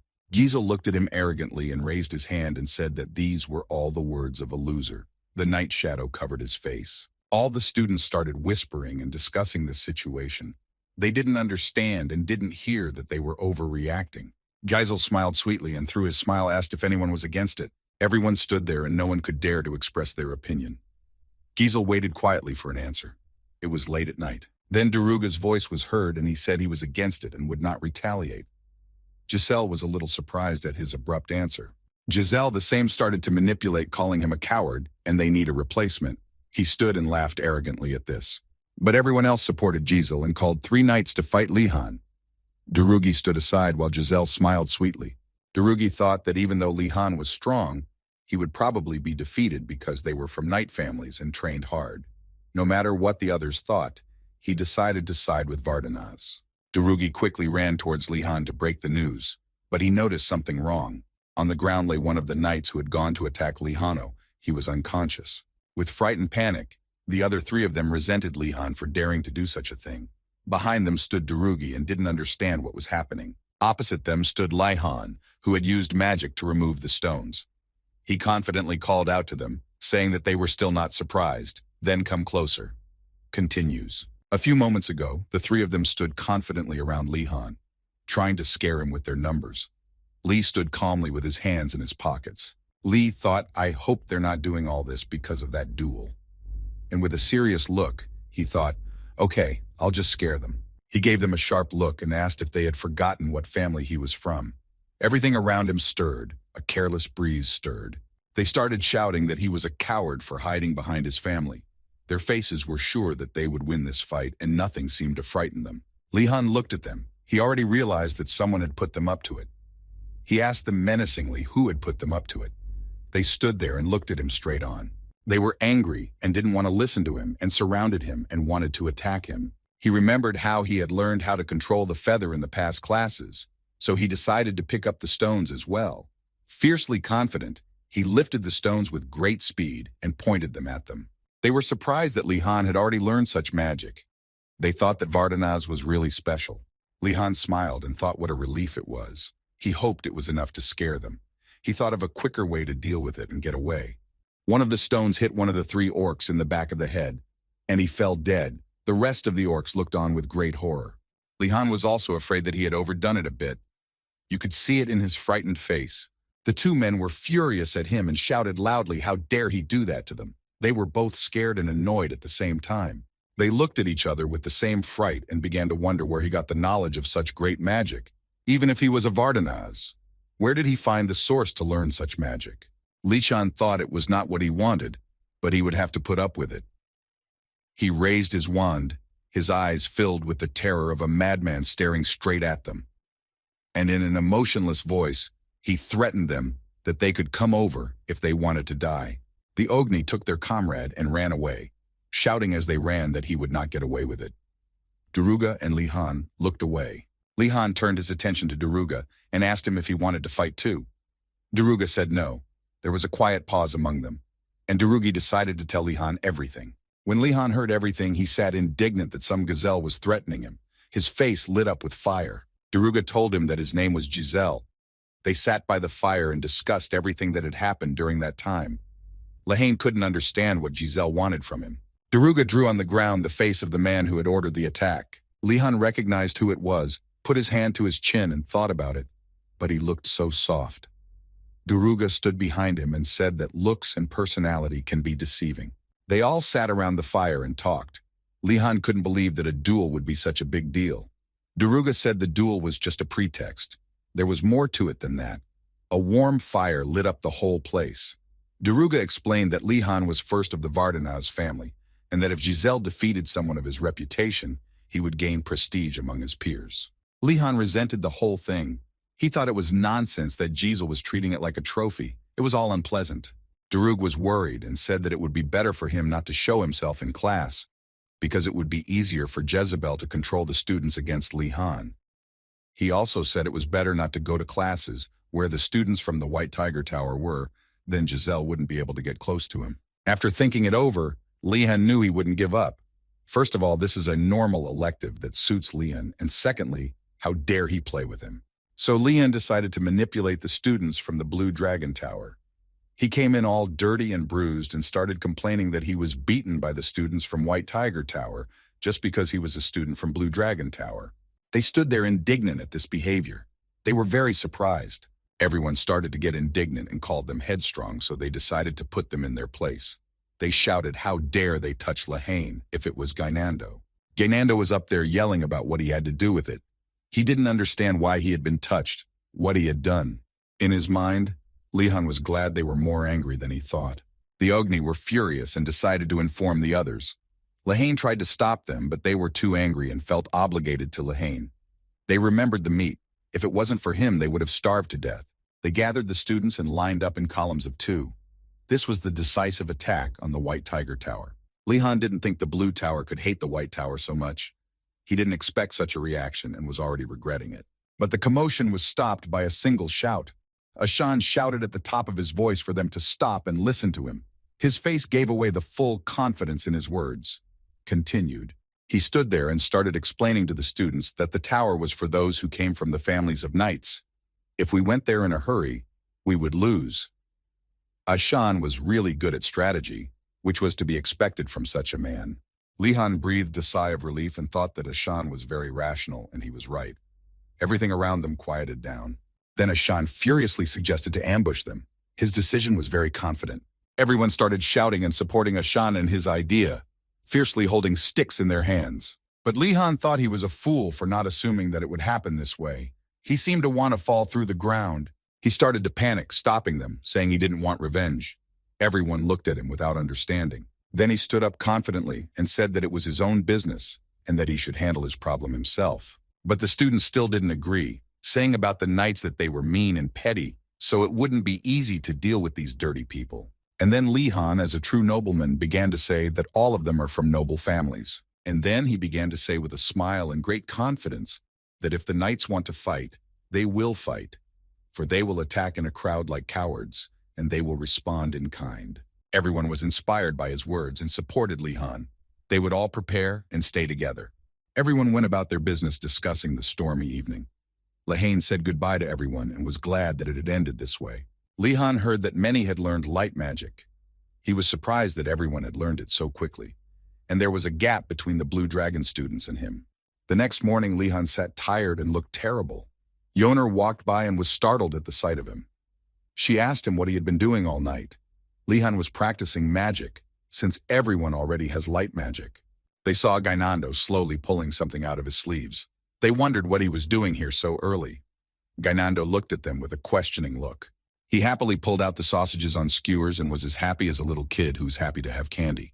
His eyes betrayed this infinite happiness. He went over to the fireplace to roast it all. It all looked delicious. In the background, Yoner and Lihan were talking, thinking that the prince was acting like that. Gainando was startled to be noticed by the sudden appearance of Lihan behind him. Lehane calmly told him not to worry, and that no one would take it away from him. Gainando turned around and saw Lihan and Yoner and asked when they had arrived. Lihan answered calmly, and Yoner looked at them calmly. The sausages were lying around the fire. Suddenly, he remembered the sausages and panicked and started to pull them out, afraid that they had burned. When Lihan turned back, he saw that everyone was hungry and ready to eat everything in the world. They were holding out because of the meat Li had sold them. He began to think that they should think of something. The alchemy professor's cabin would not be able to take everything from the alchemy professor's house. He was greedy. When they entered Professor Kim's classroom, they were tired. Compared to the other professors, she was very attentive to her students. She saw how exhausted they were from hunger and how much tension they had among the towers. But the headmaster confidently said that the higher the competition between them, the stronger they would become. He didn't want to listen to the teacher. The teacher smiled graciously, and her eyes lit up as she asked the students if they had all succeeded in the light magic. Out of all the students, Lihan stood up, half asleep because he had been practicing all night. He wondered why no one had raised their hand since they all said they could do it. Behind his back, he could only hear what Vardhana's expected. Lihan was disappointed that he was still pissed off by these boastful noble people. Teacher Kim was pleased that at least one of them had mastered the technique. There were only 2 of them, both from the Blue Dragon Tower. And this one was also a princess. Lihan was glad to hear this news, for it was another opportunity to get to know her better. The princess looked at him indignantly and unkindly. It was obvious from her stern blue eyes and serious face. Lihan looked at her and did not understand why she was looking at him with such hostility. Lihan began to whisper to Ashan that she seemed to believe the rumor about him. The rumor was that he wanted good grades, not knowledge. When Lihan heard this rumor, he thought that it was true, and what's the big deal? There was nothing to say against it, continued. But Ashan was sitting in rage. An aura of rage was coming out of him, and it looked like he was about to explode. He was disappointed in the princess, and he blamed those who spread such rumors. Ashan was surprised that Li was so calm. He was proud to study with such a worthy student like him. He thought Lihan was generous. Lehane and the princess went to the teacher to show what they had learned. Li released light magic from his wand, and the princess illumination. Their magic collided with each other, and something very beautiful and wonderful came out. Everyone along with Professor Kim looked on in amazement with their mouths open. After seeing this, Professor Kim was excited and started clapping and saying that students rarely manage this spell in the first week. Everyone around her glowed. The others were a little disappointed that they didn't have the same result. The teacher turned to them and began to reassure them not to give up and to keep practicing. She informed them that they would be studying elemental magic for the whole semester. Everyone around them was inspired and cheered. Professor Kim continued her lecture and said that when they mastered the light spell, they would intuitively understand how to use it. Elemental magic includes water, fire, earth, and air. With a smile, Professor Kim said that they would now take a test on the basic element, as each element was only one. A candle appeared in front of Lihan and the students, giving off a bright light and fire. Lihan looked at it a little shocked. Professor Kim explained that they had to do the same thing as the last class, but instead of light, it was fire. The professor was as polite to the students as ever, despite who she was. Gaynando thought he plus fire was probably not compatible and it would be a failure, and he would probably burn everything, including himself. This confused him and threw him into a panic. Professor Kim showed him how beautiful and terrifyingly beautiful it was. A swirl of bright fire formed around her. All the students as well as Lihan marveled at this magic. Mania is an amazing thing. Everyone was inspired by what they saw and began to try it. The teacher stood and looked at them with a smile. Lihan thought that the teacher had given them the candles for a reason, but to make it easier for them to see the image of fire. As soon as he wanted to try, the teacher stopped him. She started to tell him that he should refrain from fire magic. Li looked at her with a big question mark. He was frustrated and didn't understand his path as a magician. He was beginning to have all these doubts. Teacher Kim reminded him that it was dangerous for him, given what had happened in the previous classes. He thought if he couldn't control the light, he would go blind. But if he lost control of the fire, he would burn everything around him. Professor Kim calmed him down and said, "You can try it when you feel ready," so she suggested he practice water magic. He was frustrated that water, like fire, has a basic element, but it's not cool at all. He was getting more and more frustrated. He sat there thinking that there was at least an upside to being able to quench his thirst. He sighed, frustrated. Well, it's all for the safety of others. Ashan looked at him sadly. Ashan was just jealous that he would have individual lessons with the professor. Lihan was annoyed by this and could hardly contain himself from hitting or crying out of frustration. Continued. He thought about how to properly apply magic and shouted splash, but in his heart he wanted very much fire magic. There was a big maelstrom and no one knew what was going to happen, and it looked like the water was about to burst out. Ashan was shocked at what was happening. He held his glasses and looked at what was happening. The water flew upwards. Lihan looked at it and didn't know what to do. It seemed like something was about to happen. Lihan managed it on the third try. The teacher was delighted and praised him, saying that he seemed to have an aptitude for water magic. Everyone stood and admired Lihan for being able to use elemental magic. And of course they all said that was to be expected from Vardhana's. Many students from the White Tiger Tower envied his result in magic. Teacher Kim reassured them that sooner or later they would learn the basics of the element he was prone to. The more familiar you are with the element, the easier it will be for you to summon it. Lee continued to use water magic and thought it was strange that he had no connection to that element. He didn't understand why this was happening. He only remembered his teacher drowning him in his work.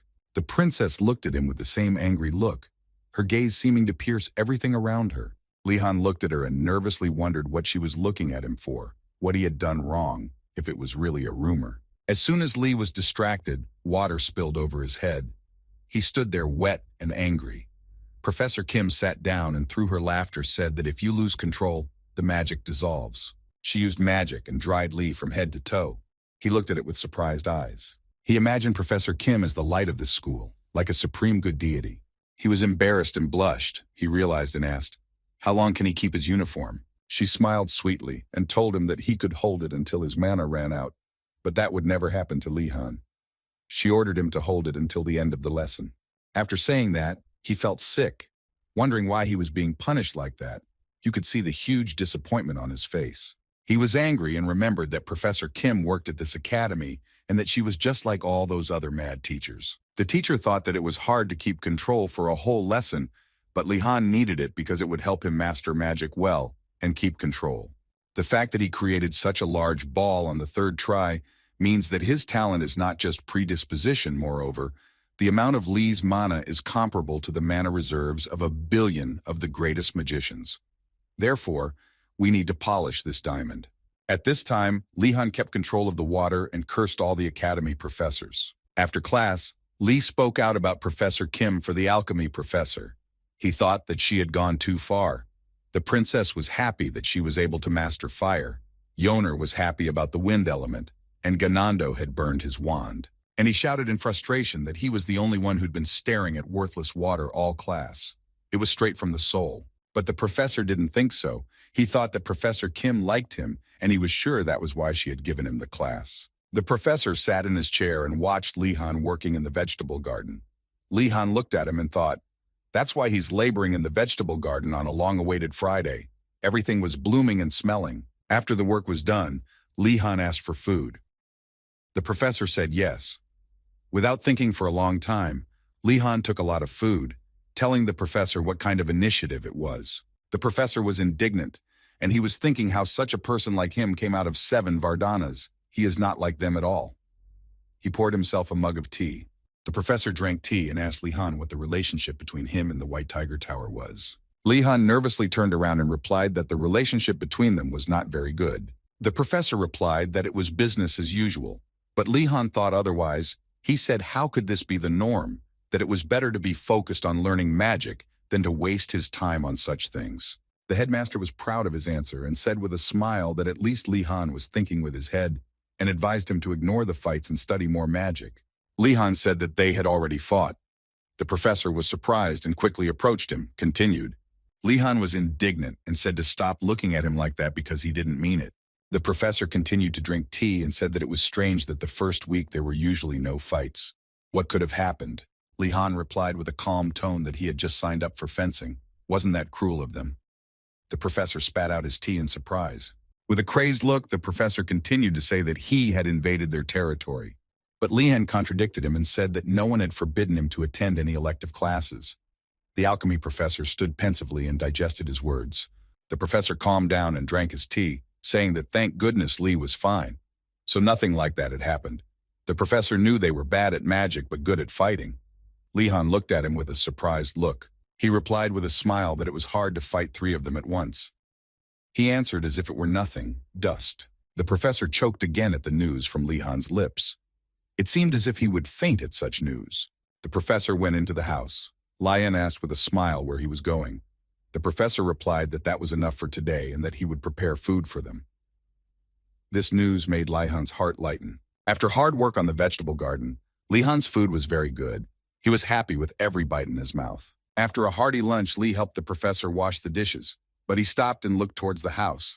He thought about it and asked the professor how he used to do all this. Didn't he have anyone to help him? The professor was washing the dishes and answered him that yes, he had help, but they were lazy and untalented, so they ran away. But these were all basic alchemical skills. Lian wondered if it was really all basic. He handed the dishes to the professor, and the professor smiled at him. Then Li showed him the vegetable garden, and he asked the professor for some free land to plant something on. The professor was delighted with the idea, and of course he was happy to let him plant something. He asked Lihan what he wanted to plant. Lihan replied that he wanted to plant cabbage or leeks. The professor hoped he wasn't going to sell them. When he heard this, Li folded his rag nervously. Li was very surprised and said, "How did you know if someone had already tried to do it before him?"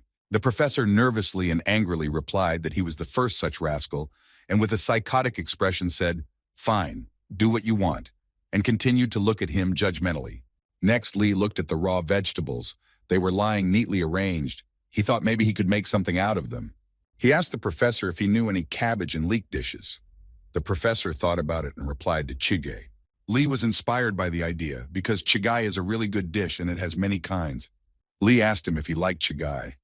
The professor replied sternly that he did, but he tries not to cook it. He went on washing dishes and Li sat next to him. Li asked him why he didn't like it. The professor got angry and replied that he didn't like dwarfs from the east. His distant relatives live there and they bully him a lot. Li carried the clean dishes to the place and answered the teacher that everything is clear. He had heard that the people of the east were harsh, but he had never thought so. The professor asked Lihan what he was going to do this weekend. Lihan turned nervously and asked reluctantly that he would have to come to work. The professor replied calmly that he didn't look like a tyrant. The professor began to manipulate Lihan and said that you don't have any free time. You should think about what will happen to the hungry students. And he told how the students would survive in other ways. Lihan asked how the Phoenix Tower would survive without food. The professor replied that they would not be frightened by it. They would continue to pray in the absence of food. Lihan thought that he couldn't survive without food and replied that he would go hunting with his friends, and if he got into a fight again, they would take them in numbers. The professor looked away nervously, continued. The professor replied that it would not be possible to avoid them, as they were unlikely to run into each other anyway. It would only be possible if they chose a different path. Li stood and looked questioningly and asked what path. The professor turned to Lihan seriously and confidently, then answered that this way is called escape. Li sat and pondered the escape route. The academy was enchanted and it was hard to get out. But if you think about it, there were a lot of things that tempted him to do it. He was kind of motivated by it all. The professor noticed Lihan's strange face and started to shout, thinking that Lihan was thinking about something strange again. He pointed his finger and said angrily, "Forget about everything. White tigers always want to escape because they are simpletons." Li was surprised and asked if anyone had succeeded. This made the professor even angrier. The professor turned away and said, "It's all past your ears anyway, so go ahead. You're young enough to do something." Li replied sarcastically that he would never do it, but you could see on his face that he wouldn't. Meanwhile, the windows of the White Tiger Tower were covered with curtains. Daruga and the three people were standing in a candlelit room. It was like a sect. They were people dressed in black suits. They were persuading Daruga to do something. But Darugi recognized Lihan. Lihan took off his hood with a smile and said it wasn't spectacular. Gainando began to object to Lihan, resenting that Lihan had said he needed to intimidate him. Daruga sarcastically replied that he couldn't be taken seriously if he was threatened by someone who looked like a squirrel. This hit Gainando right in the heart. It made Gainando angry, and he shouted at the orc who he dared to call a squirrel. It seemed that Gainando would explode with anger. Lihan told Gainando to calm down. When Lihan opened the curtains, the bright sun shone into the auditorium. Yoner couldn't understand why they were making such a masquerade. She stood looking at Li with a questioning look. Li turned to her and replied, "He's afraid of being misunderstood by the tigers. Darugu has already been recognized as an outcast for not wanting revenge." Darugu was embarrassed to hear this, because he was pleased that they had gone to such trouble for him. He thanked them. Li replied with a smile that they would do anything for the future mole.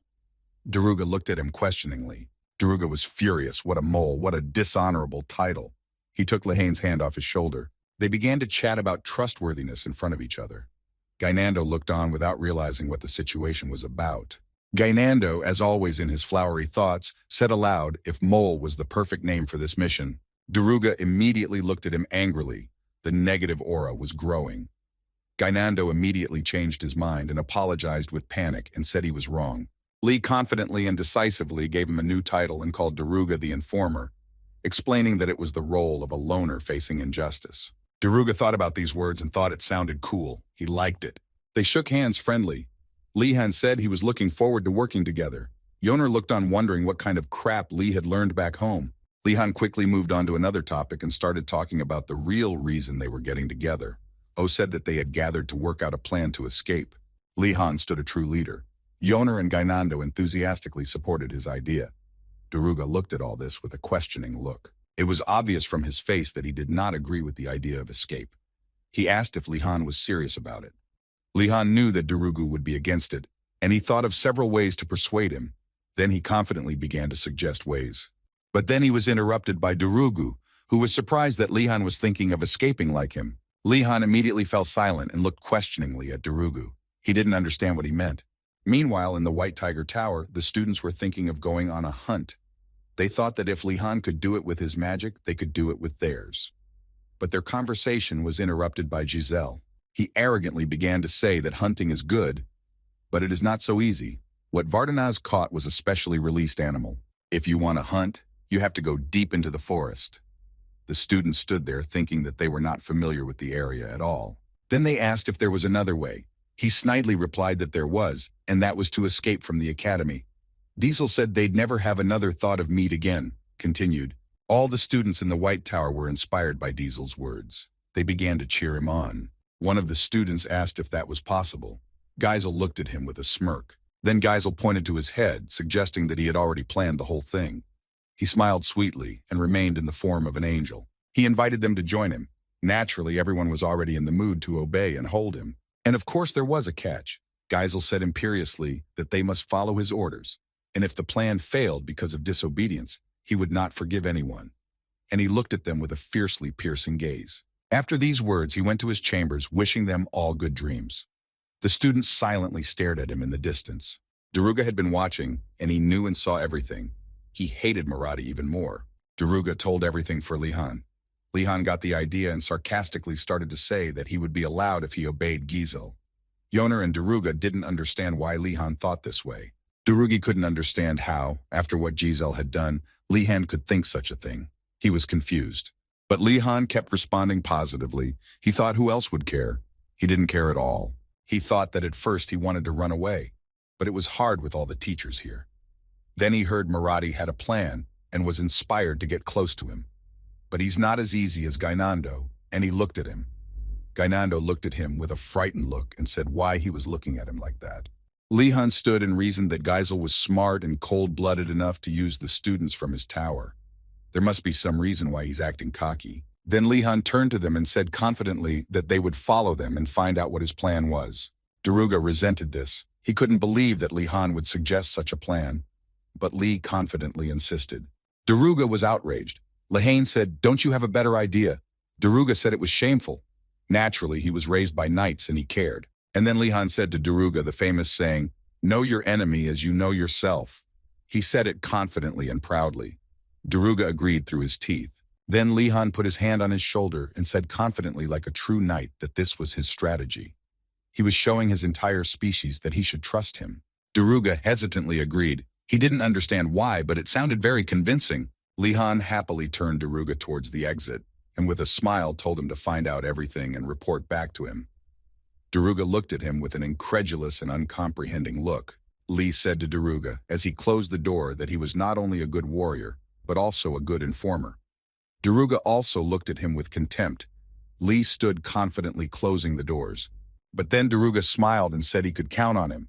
And all around him, a pure chivalrous aura shone through. Once he was done with Daruga, he began to think of a second escape plan. But then Yoner and Gainando suddenly appeared beside him. He was startled out of his wits. They looked at him with a questioning look. Yoner asked if he had practiced brainwashing magic before enrolling. When evening came, they gathered in the auditorium. Lehane thanked everyone for coming. This time Nilia the elf had also come. They all stood around Lehane. It was an escape plan meeting. As soon as Nilia heard this, she started to resent it. She thought it was a meeting about the hunt, not the escape. She was very angry. Lee-han stood silently and steadfastly waiting for her to stop yelling. Then he smilingly reassured her that he had a plan. He seemed amused. Nilia stopped talking and looked at him with a question mark, waiting to see what he would say next. He showed her a sheet of paper with Giselle's name on it. Li-han said they were after him because he knew how to escape from the tower. They would follow him and find out his plan. Nilia was outraged at this plan. She didn't expect Li-han to suggest such a thing. Her face betrayed her outrage. Then Yoner stepped in and winked at Li-chan, saying that without Nilia, the plan would be impossible. Li-han quickly got into character and began to gently and carefully say that they couldn't do it without her. He said that their tracking was based on tracking skills and hunting instincts. And Nilia has both. He and Foner started manipulating Nilia from both sides. Nilia didn't know what to do because she was being manipulated from both sides. Nilia agreed to this because only she could do it. She was embarrassed by these words and raised her self-esteem and self-confidence. X Day came, and Giselle gathered all his associates. He was determined to escape and looked forward to the future, dreaming of how they would do it. He was sure of everything because he had a map. With this map, he felt confident. A month before he entered the academy, Giselle commanded the servants to search for something of value. Whatever they brought back, Giselle didn't like it. She noticed a leaf on the floor and was surprised to see it. It was an escape map from Einograd. She took it with her even though she thought it was for fools. All this time, Leon's team had been watching them. They were assessing where they'd gone so they could move on. They were all surprised to see Murati's team heading into the mountains. They didn't understand why they had to climb mountains. It was difficult. Gainando nervously replied that there was a door next to the gate, so why make it so difficult? Li-han looked at Darugi and ordered him to take care of Gainando. Gainando didn't understand why he had to take care of him. He explained that Nelia was well-oriented in the mountains. He and Daruga were hardy. Yoner was used to herbal hikes in the mountains, but Gainando was not used to that. Li-han was taking notes, a habit he had picked up since graduate school. In the meantime, he thought that tracking in the mountains was difficult. If it weren't for Nilia, they wouldn't be able to do it. Nilia was surprised and told them to stop. Everyone stood there looking at her with a questioning look, waiting to see what would happen next. The tigers were acting strangely confused, as if they were lost. They didn't know where to go next. Suddenly, a strange feeling passed through Li-han. He did not realize what had happened. Fear and confusion surrounded him. He thought it was a monster, but he was told there was no monster. Then he said even more fearfully, "Don't tell me what it is." He was afraid to say the word out loud. It was the principal, laughing loudly and shouting that they'd all bought it the first week. Everyone was screaming in fright. They didn't expect to see the principal here. They didn't know what to do or where to go. Giselle was indignant. How could they fall for his trick if the card had fallen into her hand just before she entered the academy? The headmaster pointed to the map and said that they had learned an important lesson today. You can't trust cards that don't have a name because they don't know if it's a trap or just a misconception. Li-han's team watched the whole thing. Giselle sat defeated and couldn't close her mouth in surprise. Li-han thought that Zad is a crazy principal. Why is he making fun of him like this? And then the director announced new rules, to return to the fortress so that they would not be caught by the pursuers. If they were caught, they lost. He gave them permission to use whatever methodology they wanted. He wished them good luck and winked, then disappeared into the night. Continued. All the students of the White Tiger were frightened and hurried away from their pursuers. They didn't expect such an outcome. Nilia shouted to Leah not to stand but to run after her. He looked at her without understanding why. He grabbed her arm and showed her to calm down. He must have been up to something. He started telling her that everything was fine, that they probably hadn't been seen. The worst that could happen is that they would be locked in a room and flogged. She panicked even more at these words. There was a look of great fear on her face. She couldn't believe this was happening. Li-han was quietly observing the situation. Yon was calming Nilia down. She seemed to be getting away with it. Li-han wondered how they could get away without being seen by their pursuers. From afar, the students of the White Tiger Tower could be heard attacking the pursuers. Li-han was disturbed by Daruga, who suggested that they put aside their feud with Giselle and start working together. Li-han supported his idea. He was excited about the idea, but only for his own benefit. He said they would run away while the White Tigers bought time. Li-han had everyone's support, but that was not what Daruga had in mind, and he felt uncomfortable because it hurt his pride and honor.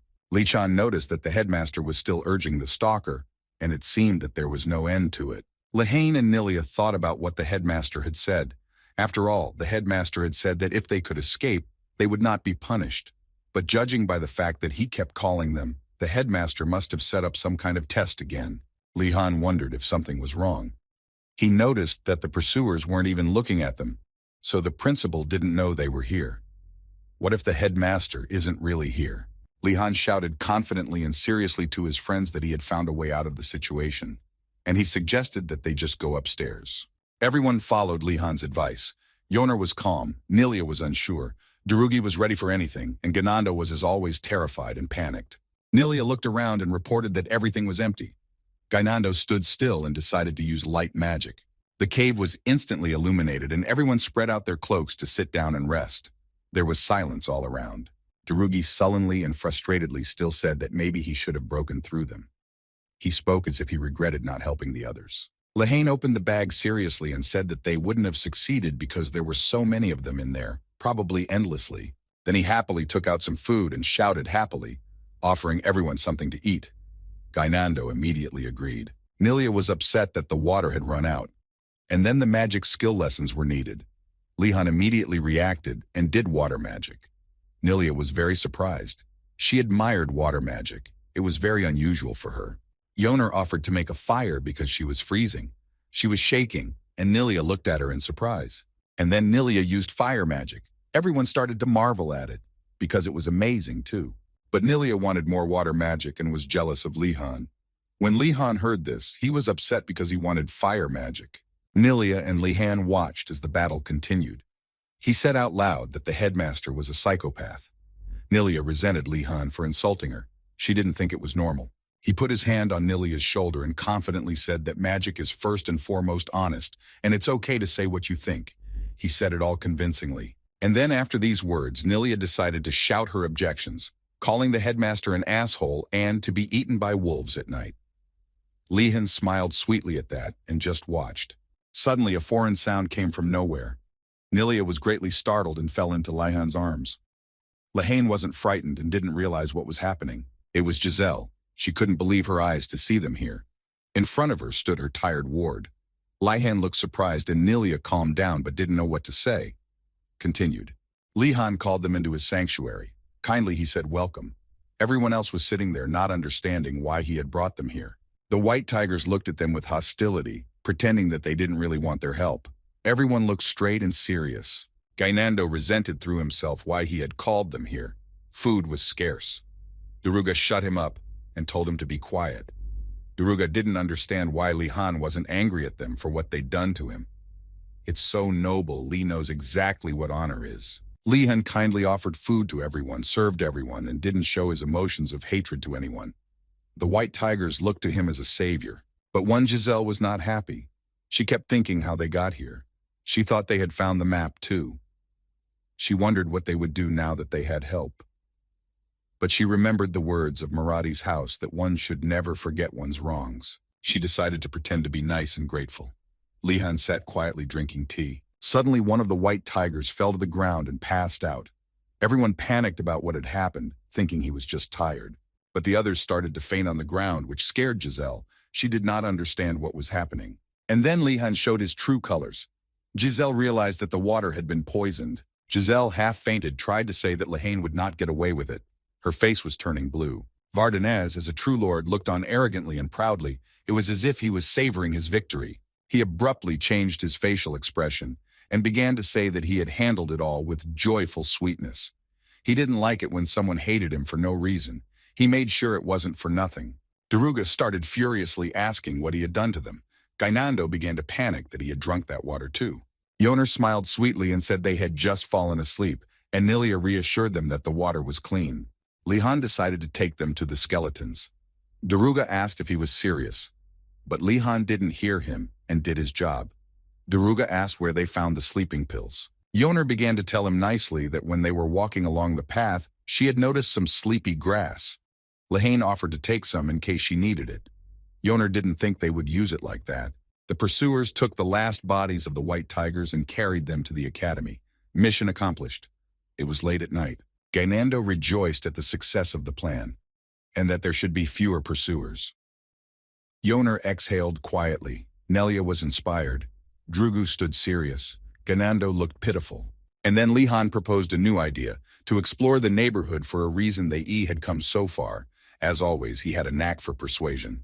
Gainando stumbled. At the same moment, Lihan grabbed him and asked if he was all right. Gainando began to whine that he was hungry and hurt. Lihan looked at Durug and saw that he was also very tired. Lihan began to wonder what to do next. Nilia suggested that Lihan use light magic. as everyone gets tired faster in the dark. Gainando could hardly get upstairs. Daruga stood there wiping his face tiredly. Yoner tried to support Gainando. Then Lee used light magic. O looked confidently cool like a real mage holding his wand overhead. Suddenly there was a sound from the bushes. Someone told them to turn off the light because they couldn't sleep. Li Han had an unpleasant aura. Everyone panicked, not understanding what was going on and where the sound came from. There was silence all around. Then a sound came from the tree that it was her asking questions. Li Han stood and looked at the huge tree in front of him. Continued. The tree continued to speak. It offered to guess the riddle. If they said the right answer, it would accept them as dear friends, but if not, it would accept them as uninvited guests. All stood amazed, panicked, and terrified looking at it. The first riddle was this. Dwarf had lit 5 candles, but a gust of wind blew out 2 of them. The enraged dwarf closed all the windows in the room to see how many candles were left burning in the room. Li Han began to think about the answer. He thought it was a trick question. If he answered without thinking, the answer would be 3, but eventually all the candles would go out. As soon as Li Han wanted to answer that all the candles would go out, Gainando shouted that it was 3. Li Han shouted for Gainando to stop, but the tree replied that it was correct. Li Han was very surprised. The tree decided to ask another riddle, and Li Han stood in anticipation, waiting to see if he could do it. And the tree began to tell the second riddle. There lived a man who was big in the morning, but grew smaller by noon and grew again by sunset and disappeared at night. Who is it? Everyone began to wonder who it could be, and no one knew the answer. Everyone couldn't understand the mystery. And then with a smile and a hopeful answer that it was a shadow. He pointed his finger at his shadow. The tree said it was the right answer. Li Han stood proudly, and everyone around him marveled and wondered how he had figured it out. The tree praised them and said that they were smart students. Glowing fairies started flying around them. They were spirits. They all admired this unusual beauty. The tree handed the drink to Li Han and said, "You must be tired." Li Han did not expect such great hospitality. Li Han took the drink and his face showed that it didn't smell very good. He held it and thought about whether or not to drink it. But after taking a sip, he felt the pain in all his muscles go away, like drinking a glass of ice water after a run. He stood and savored the drink. Gainando had never tasted it before and thought it smelled strange, and Yoner doubted whether it was safe to drink. The tree said it tasted good. Li Han replied cheerfully that it was good and confidently asked for more. The tree took the jug and said how could it give another if it didn't even want its name? Li Han stood confidently right in front of the huge tree. And then Li Han politely introduced himself as a nobleman. The tree asked him his last name, and he answered Vardanaz. Then the tree rustled fearfully. The tree was surprised that he was Vardanaz's son, and again this surname frightened someone. The tree put a branch on his head and apologized, explaining that it was because of rumors. But she praised him by saying that he first of all gives his name and then his surname, which means that he has a great future ahead of him. Li Han looked at the tree encouragingly. The tree asked sharply why they had come here at night. Li Han's face changed and Gainando spit out sap from his mouth. Li Han began to sweetly lie that he was enjoying the night walk. Yoner looked at him and thought he was lying and not blushing. But the tree said that you were looking for a way to escape from the academy. For him, strangely, only 1 week had passed. Gainando said in a serious tone that they just had a few questions. Meanwhile, Daruga and Nilia were enjoying the beauty around that tree. Li Han seriously listened to the tree. The tree said that it was impossible to escape from this place. The walls here were enchanted and could lead to bad consequences. Li Han was upset that they would be able to escape from the academy. The tree began to calm him down and told him that they should not run away yet. The tree warned him that the forest was quiet now and that monsters might wake up later. Li Han bowed politely and thanked the tree for the useful information. But Li Han was still thinking of an escape plan. The tree noticed this and was very surprised and even inspired by the student. He wondered what Li would do next and thought to watch him, and at the end, remind him to give Lehane a gift. The tree gave him an artifact of an arm and a leg. He was shocked by this gift because he was the first student to receive such an artifact. Continued. Everyone looked around at this gift with their mouths open. Li Han was very happy. The tree asked how he felt about the gift. Li Han held the staff tightly in his hands and said that it felt soothing and refreshing. Tree thought that he was an unusual student. Spirits dwell in this staff, and for a child of his age, sensing them is no easy task.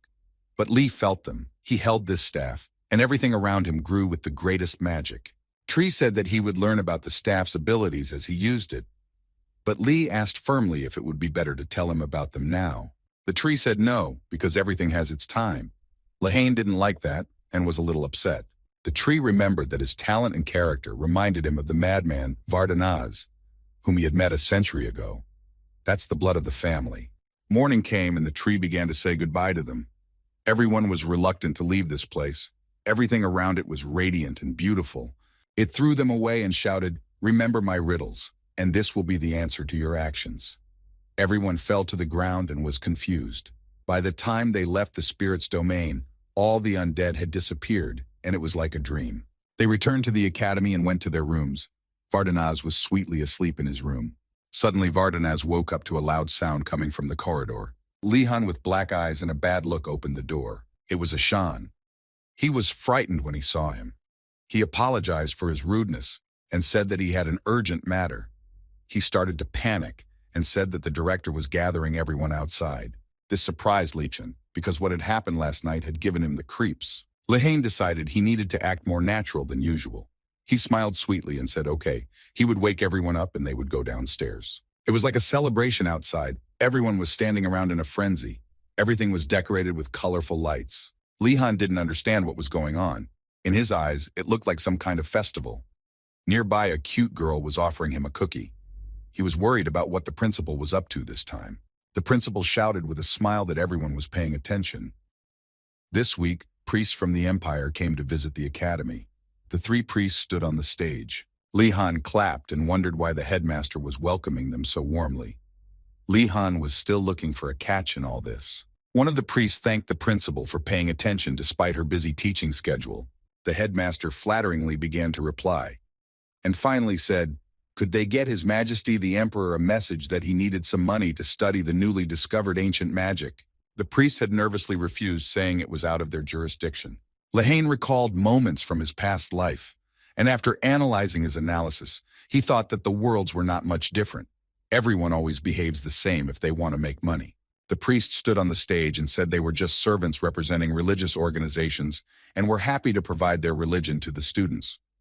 Lihan looked at them and thought they were not ordinary priests. He noticed that they had an extraordinary amount of mana and felt different from other mages.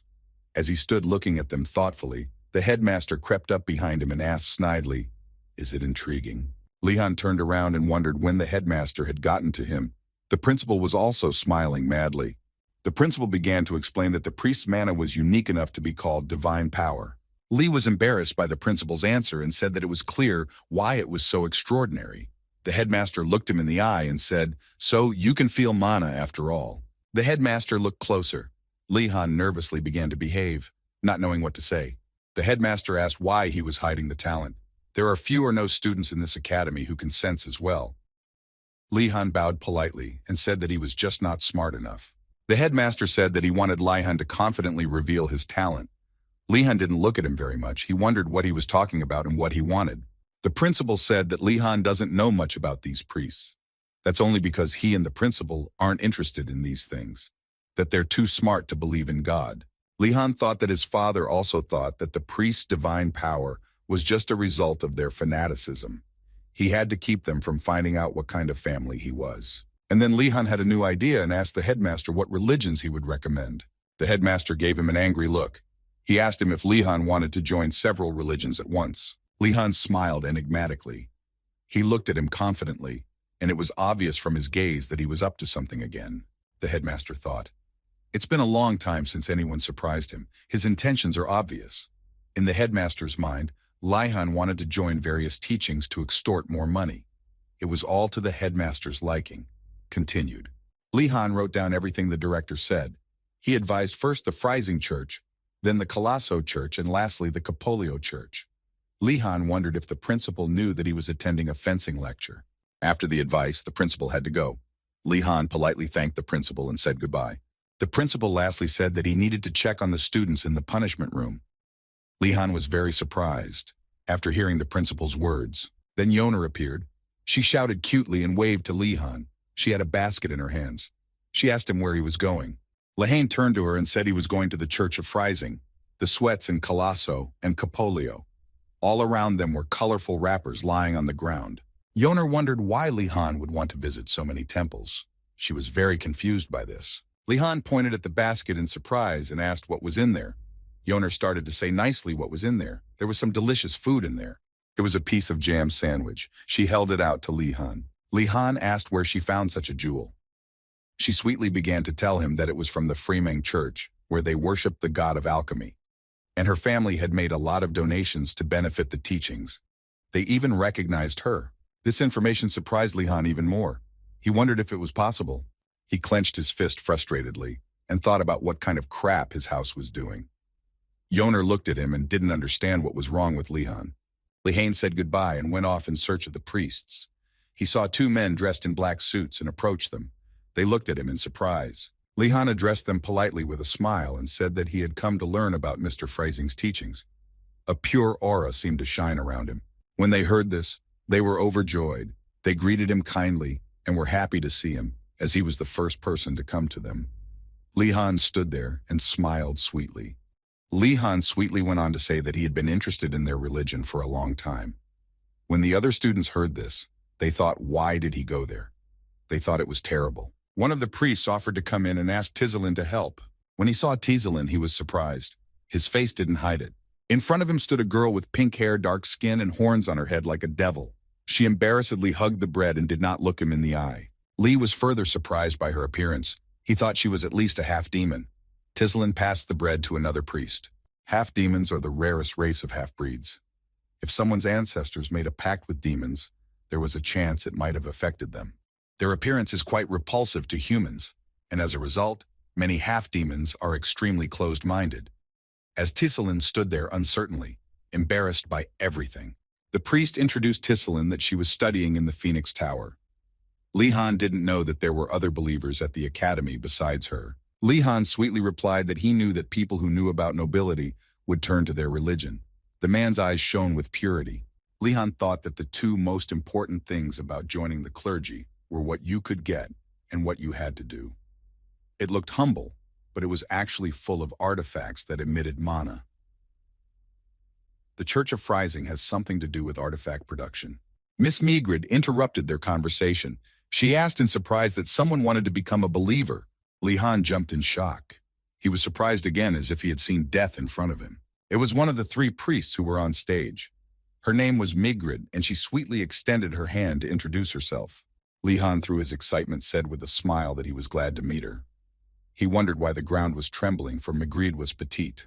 As if she had read his mind, she told him that it was because of the certificates she was wearing. These artifacts were cursed to increase their weight several times. Naturally, Li-han asked why she wore them. Migrid looked at him sweetly, as if she didn't care about the question. She spread her arms like an angel and began to say with joy that it was in the name of Lord Freising. Everything around her was shining, like the fanaticism of religion. Li-han was tense. He didn't know what was going on. It was a big question for him. It was his first time. But there was doubt on his face. She began to tell him why they had decided to wear it. It was because Freising had taken on the pain of the world, and they shared it with him. Li-han held his head and wondered what kind of nonsense the headmaster had told him. Migrid was looking at him sweetly. He raised his head and looked directly at her. She said that this path was extremely difficult, so she would understand if he wanted to leave. At these words, he seemed to want to leave. But she immediately took out a chest and began to say that she had prepared artifacts to greet Li-han. The only thing it can do is suck out the owner's mana. Li-han paused at the entrance and thought for a moment, then answered, who would ever want to wear it? But then his face changed and he changed his mind. He had too much mana, unlike this curse, and he could use it. He quickly ran up to Migrid and began to ask her what else this artifact could do. Migrid held the chest with the artifact in her hands. She looked at him with a questioning and pensive look. It was obvious from her face that she was surprised and hesitated before answering. Continued. She looked at the chest and began to speak. Every action has a counteraction. The more powerful the effect of the artifact, the stronger the curse on it. This artifact has an increase in weight and increases divine energy. It has invisibility magic built into it. She wistfully and sadly began to say that it was not the most important thing. The only important thing was that it sucked mana from the wearer. Li-han, hearing this again, put his hand on the chest and the other on his chest. And like a true devotee, he said he was most ready for it. Looking confidently at her, he said it. Migrid was surprised at this, for she had been sure he would refuse such an offer. She was ashamed that she could not recognize his faith. She admired his sincerity. She wiped the tears of happiness on her cheek and handed the trunk to Lehane. She was glad to welcome him into their church. As he held the artifact in his hands, the other priests looked at him sternly. They thought that new believers were constantly suffering from curses they couldn't bear. They were sure that this time would be no different. Lehane put the belt around his waist and with a smile began to tell them how to activate invisibility. The priests looked at him in surprise. They started to get indignant, saying that he couldn't feel anything. What was going on? They were more surprised by this, but Lehane stood his ground. He asked Migrid if something was wrong. Migrid looked at him surprised too. She couldn't understand what was wrong with this guy, why the artifact wasn't working. She closed with a smile and said nothing. The spell was written in a letter. She handed the letter to Lehane and he, like a true priest, began to read it aloud. The artifact glowed on his body. He was wearing an invisible robe. As soon as he read the letter, suddenly Lehane disappeared. Everyone looked surprised to see how the artifact actually worked. And he abruptly appeared behind the priests after reading the letter. That was the magic of the curse artifact. He wondered if this thing was cursed. And then he quickly threw his gaze towards Migrid and asked for more cursed artifacts to put more of Mr. Freising's burden on his shoulders. She marveled at this, and tears flowed from her eyes with happiness upon hearing it. It was commendable to her. She said with a smile that it was too early for him to overexert himself. But Lehane didn't hear her and said that he could take it all. The other priests looked at him warily, not understanding how it all worked. In the end, he couldn't ask for more. Sitting back in his chair, he thought it was enough that this artifact would help him escape from the academy. Migrid finished her lesson. Lehane stood up, thinking that their doctrine didn't really require them to do anything except wear the cursed artifacts. Migrid looked at him sweetly. She stopped him and pulled out a basket of food to give to Lehane. Lehane thought he had come here for a reason. He liked the present of this place. His thoughts were distracted by Tiselin, who was also holding out the basket of food. He couldn't get used to her image yet, so he looked at her in surprise. He looked at her in surprise and wondered if it wasn't hers, why she was giving it to him. She sweetly held out her hands in front of her in protest, lowering her head. She said she was serving Mr. Freising and such luxury was too much for her. Lehane held both baskets in his hands and didn't understand why she was serving like this. Migrid looked on pityingly and said why she refused again. But Tiselin didn't want to listen to them and just turned around and walked away. Lehane smiled sweetly and thought about what to expect from the Phoenix Tower. All the other 3 towers were busy looking for food, how to escape, and all sorts of silly stuff. As soon as Lehane wanted to leave, Migrid asked him if he could take care of Tiselin. Lee started to say he was from another tower. Then Migrid pulled out another basket of food, as if it were her trump card. And then Lehane changed his mind and agreed to it. He held 2 baskets in his hands and 1 on his head. He confidently told her to rely on him. He walked with Tiselin and talked sweetly to her. She was as calm as ever. Lehane asked her with a sweet smile and great interest what the Phoenix Tower was like, why they didn't interact much with the others, and he wondered what they did in their free time. She sweetly replied that they pray in their rooms always in the morning, at lunchtime, and even at night. Some of them even go to the forest or mountains to pray all night. Hearing that they pray at night, Lehane wondered if they had no curfew. That meant when he got his priest's robe, he could go out any time he wanted. He asked Tisel with great interest if he could get the priest's robe. While smiling sweetly, he gave off a pure, shiny aura. Tiselin thought about this question. She searched her mind for the answer. She answered that your curse would not be weakened if he wore it. He said he knew that and began to say that he wanted to know more about Mr. Freising's will. She looked at him with confusion and disbelief. Then she smiled sweetly and said that if he was really interested, she would prepare a robe for him for the next meeting. He gladly put his hand on her shoulder and thanked her. In his mind, he thought that one point of his plan was already accomplished. The foundation for the escape is laid brick by brick. Continued. And then he remembered that he had to take care of Tiselin and started to ask her questions, what she had eaten the last few days, if she had enough to eat. She replied in a calm tone that she was completely satisfied with what she had. Lehane said with sadness in his eyes that Migrid was worried about her and had asked her to look after you. Tiselin was surprised and saddened. Then Lehane suggested with a smile that from time to time they would eat together so that Migrid would not worry about Tiselin. Tiselin thought about his idea of eating together. Tiselin was confused about eating together. Then Lehane replied that she shouldn't worry because he wouldn't hurt someone who gave him such a precious gift. He said with a seriously intimidating aura that he would feed her the way a grandmother feeds her grandson. She looked at him with a question mark. As night fell, the alchemy professor sat in the conference room enjoying his tea. He was admiring the taste of the tea as if it had become tastier when Li-Han came here.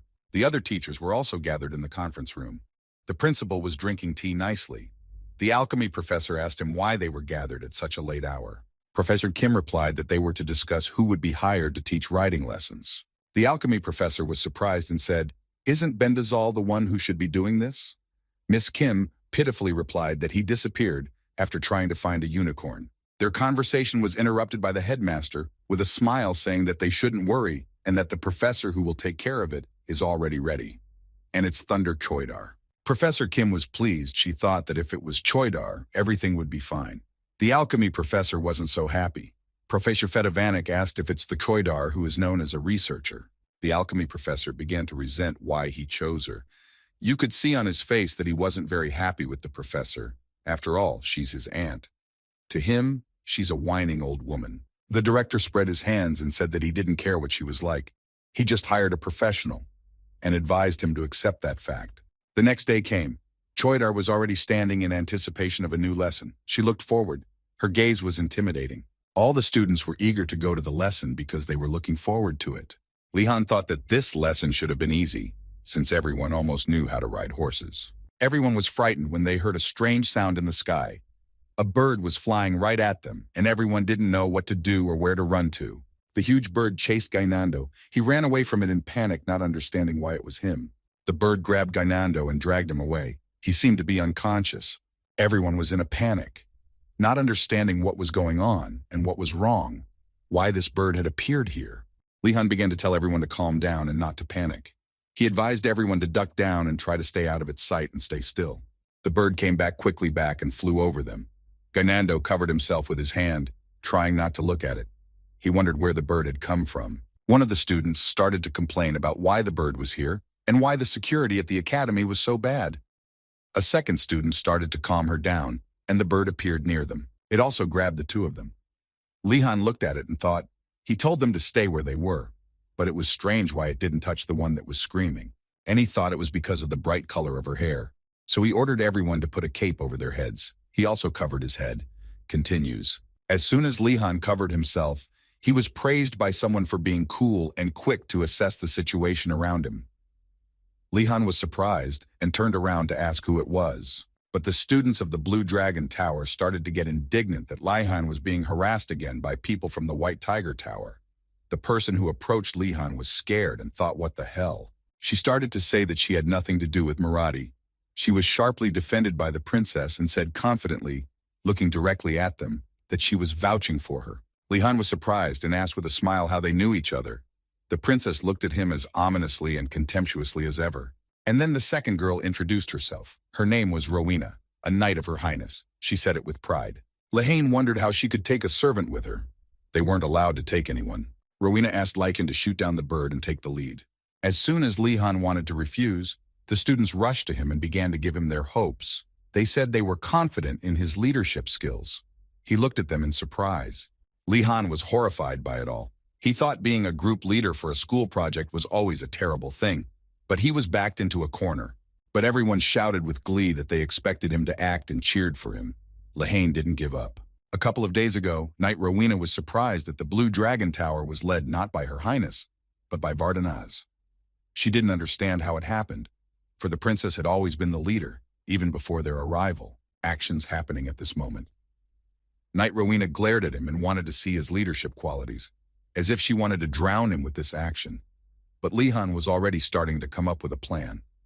Rowena didn't even realize that the students' trust could only be gained by feeding them once. Everyone sat around Li-Han. Li-Han took out a glass that glistened in the sun and began to tease the bird. The bird noticed the glitter and quickly moved towards him at the speed of light. Li-Han continued to hold the glass. He shouted in a commanding voice that they should get ready and line up and form a wall. Everyone stood there fearfully, not knowing what would happen to them. Everyone trembled with fear. Li-Han hid behind them and waited for the moment X. He sat serious and did not move. As the bird approached, he ordered everyone to scatter and pulled out his staff, shouting magic light. He shot beams straight at the bird. He looked like a true magician taking all the light into his magic. It seemed like the bird would be blinded by such a bright light. The bird sharply dodged and flew back. Li-han stood satisfied and thought that the best way was to scare it back. But everyone in the background admired him and said they believed in him. Everyone was discouraged by this. Li-han was confused about what to do with Ganando and the silver-haired boy. Where to find them? As soon as he thought of that, Ganando fell on him and he quickly caught him. And the silver-haired guy fell on some college girl. It was all unexpected. Suddenly, Professor Choidori appeared in front of them.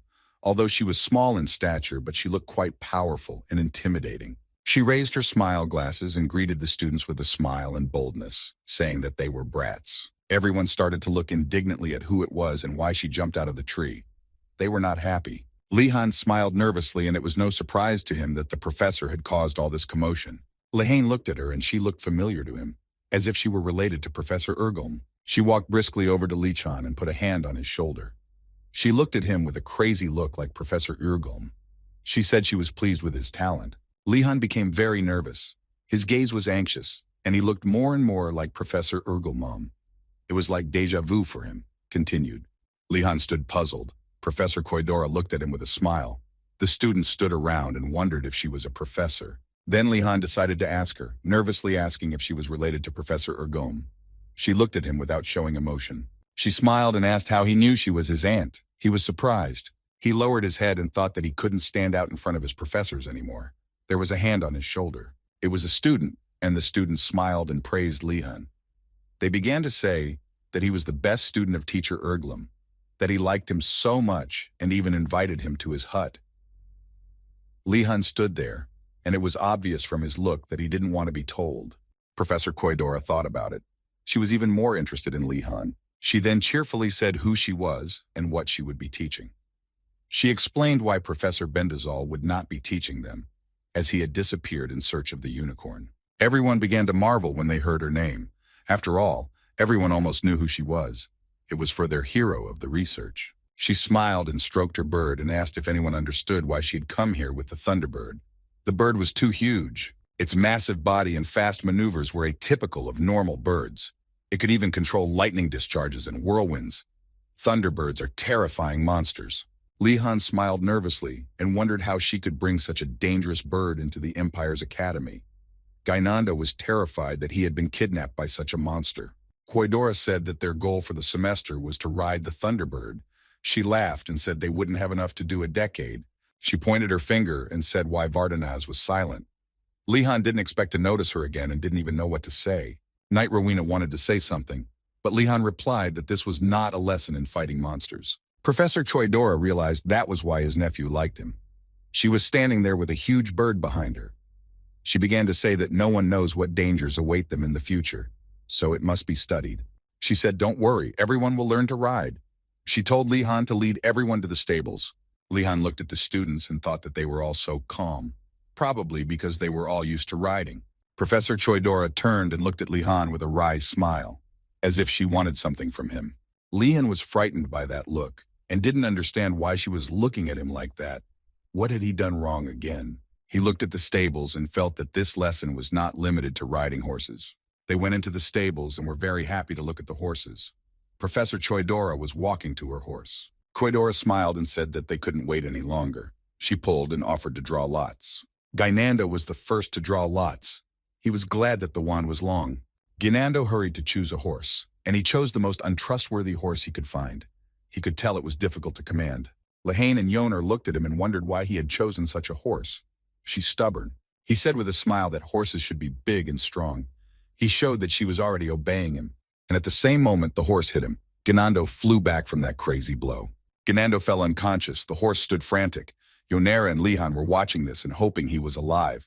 One of the students mocked Gainando, saying what kind of idiot picks a horse that looks dangerous. Gainando was pissed off, and apparently he wanted to hit him. This student approached the horse and started to say that you should not choose a big horse but a noble one. As soon as he said that, the horse bit him. One of the white tigers mocked the blue dragon, saying that they only know how to talk, but not how to choose horses.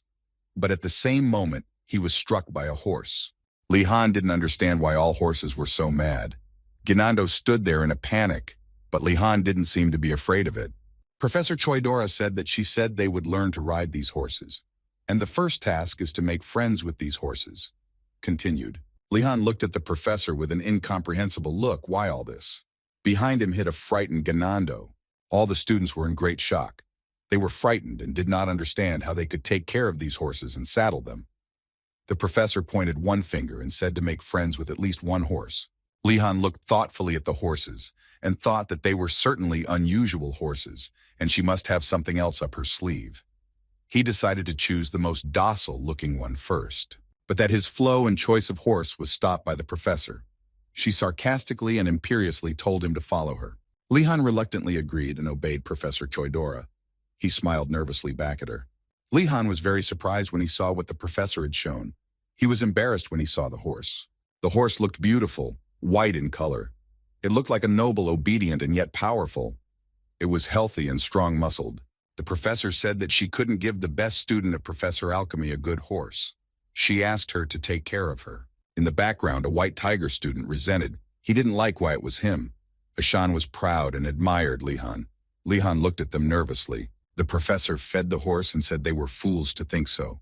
This horse is only calm on the outside, but it is the most unruly and wild. Li-han held his head.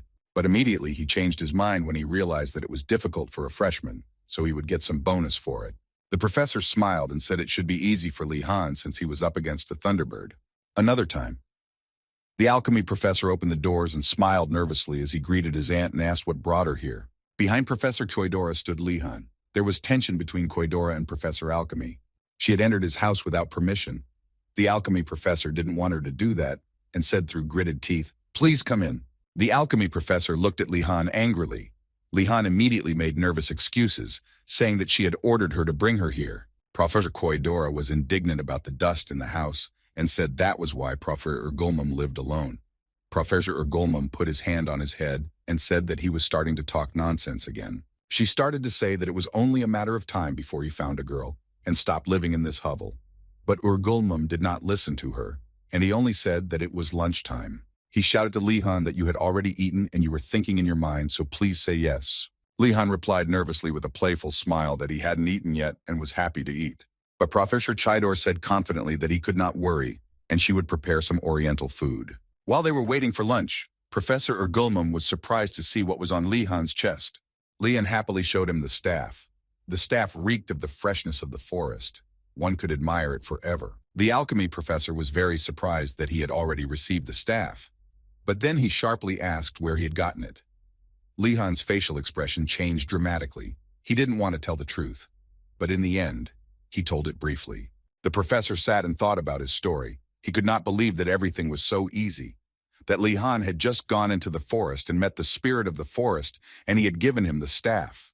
Lehane replied that if you think about it, life is a series of coincidences. Professor Chidora and Urgulmum thought that Li-han was avoiding the question. The professor asked if this spirit had ever made a riddle by chance. Li-han wondered how he knew. Professor Urgulmum replied that this spirit is very famous and quite troublesome, but you can't ignore its visions and knowledge. When Li-han heard this, he cheered up and asked if this staff had a special effect. Professor Urgulmum said that yes, it has something. Li-han had already dreamed of his own abilities and how he would become invincible. After putting the lunch on the table, Prophet Chidora smiled and enthusiastically said that there was definitely something in the staff. Li-han looked at the professor and asked with a bright gaze that there was definitely something to it. She replied sarcastically and with a smile that yes, for example, it was very handy for plowing. Li-han got upset and hung his head down. Professor Urgulmum said what else did he expect from a forest spirit? Professor Chidora went to get portions of food. Professor Urgulmum looked at him questioningly and said, "Didn't Li-han want to plant something?" Li-han replied dejectedly that he did, but it wasn't exactly what he wanted. When Professor Choidora heard this, she wanted to help him. Li-han was very surprised at her offer. She offered to go after him after lunch. Li-han held the seedlings in his hands, and Professor Choidora showed him where to plant them. He planted potatoes and yams. Professor Choidora said happily that it would take a long time to harvest the crops, but when Li-han did, he would be very happy. Li-han sweetly replied that the professor was right. Li-han planted the seedlings and thought that he should look at everything positively. As soon as Li-han planted the seedling, it began to shine and grow as if it were a miracle, continued. At this time in the Blue Dragon Tower, all the students were suffering from hunger. They didn't look like they were going to eat everything around them. But then Li-han appeared in front of them holding a basket full of food. He smiled and waved nicely. This basket was handed over by Professor Choidar, and it was thanks to her. At the same time, Professor Ergelmum looked indignantly to see if he had anything left. The students looked hungrily at the basket filled with food. They admired Vardanaz, calling him the best. They were like chicks waiting for food. Lihan decided to make soup for them. While he was diligently preparing the soup, the students were watching and waiting for the food with admiration. Lihan tasted the soup and thought it was good. He ordered them to prepare plates, and the soup was ready. Everyone carried their plates with satisfaction. Yoner took notes and kept a bookkeeping record. Lihan poured the soup for them with a smile. While the soup was being served, one of the students disturbed him and asked him to give some soup to the princess. Vardanaz went to the princess with a bowl of soup. She opened the door and was surprised to see him.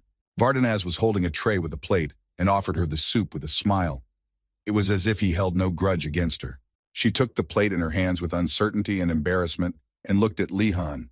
Lihan reassured that everyone started eating this soup. After tasting this soup, she fell into a complete euphoria of diverse flavors. The ingredients were flying around her subconsciously. He looked at her and thought that she should sit down to eat in peace, and she seemed to be very hungry. He smiled sweetly as she ate his soup. She thanked him for the delicious soup, and she said that she would not be indebted to him. Before he arrived, he was surrounded by students who asked him to take care of the princess. They began to ask if everything was all right. When they heard that she was well, they were relieved and thanked Lihan. The student asked Lihan to continue to take care of the princess and that he would pay twice as much as he was paying now. Lihan was naturally very happy about it because he would be paid twice as much. He was eager and said that it was an honor for them, the nobles, to help the imperial family. Then Lihan hurried to class. As usual, the vampire-like professor sat on the sidelines. Lihan controlled the orb. The professor sat back and thought to himself as he looked at Lihan. He was contractually obliged to teach lessons only at the agreed time and was not obliged to do anything else. But he wondered how Lihan had so much mana. The professor would be sorry to let such a talent go to waste. Lehane smiled and politely asked if he had any questions. In his mind, he wondered if he had realized that he was just using his object for his own gain. He asked what the training was for. The teacher was surprised by his questions. He asked Lihan if he knew the name of the course at all. Lihan looked at him tensely and thought, because the professor had told him to ask him questions. The professor sat back and continued to stare at him. Lihan held the orb in front of him and asked what the rotation of the orb had to do with the battle. The teacher thought about this question as he continued to sit in his chair. The professor decided to show her what it looked like by example. Raising the control of the feather, she said that she could kill him with just one feather. An intimidating aura developed over him. Lihan was indignant and thought what an idiotic example. It was incomprehensible to him. The professor held a quill in his hands and said that in battle the level of the spell is not so important and the weakest one is enough to take the enemy's life. The professor drew diagrams on his head and explained that the reason why Lihan learns to give rotation to an object is to increase the destructive power of its spells. Even if it is a magic missile, a spell of the first circle, the level of magic varies depending on its caster. A mage who hasn't studied the base enough will find it difficult to show his abilities in battle. The professor threw a feather with lightning speed and it flew with great speed through the audience. Lihan was surprised and silent. Lihan started to dodge and didn't realize what was happening around him. Lihan thought, this is magic. He didn't even seem to be sweating. The professor put his hand on his shoulder and said he could do such things. Continued. Lihan looked at Professor Velati and wondered how the class was going. Lihan sees Professor Velati differently now. Lihan thought that the professor was just teaching his course, but as it turned out, everything he taught had a hidden meaning. And then Lihan had an epiphany that he could get more from Professor Velati than just grades. He decided to ask him a question. Professor Velati reluctantly turned around and said seriously, "What a question." He looked weary in his gaze. Lihan began to tell him that he had recently successfully used a high-level spell that he could not control. Professor Velati replied that it must be that he had a lot of mana. Lihan was surprised that the professor had noticed it so quickly and perhaps thought about it. The professor took Lehane's hand. Lihan was surprised by this. The professor began to absorb this mana.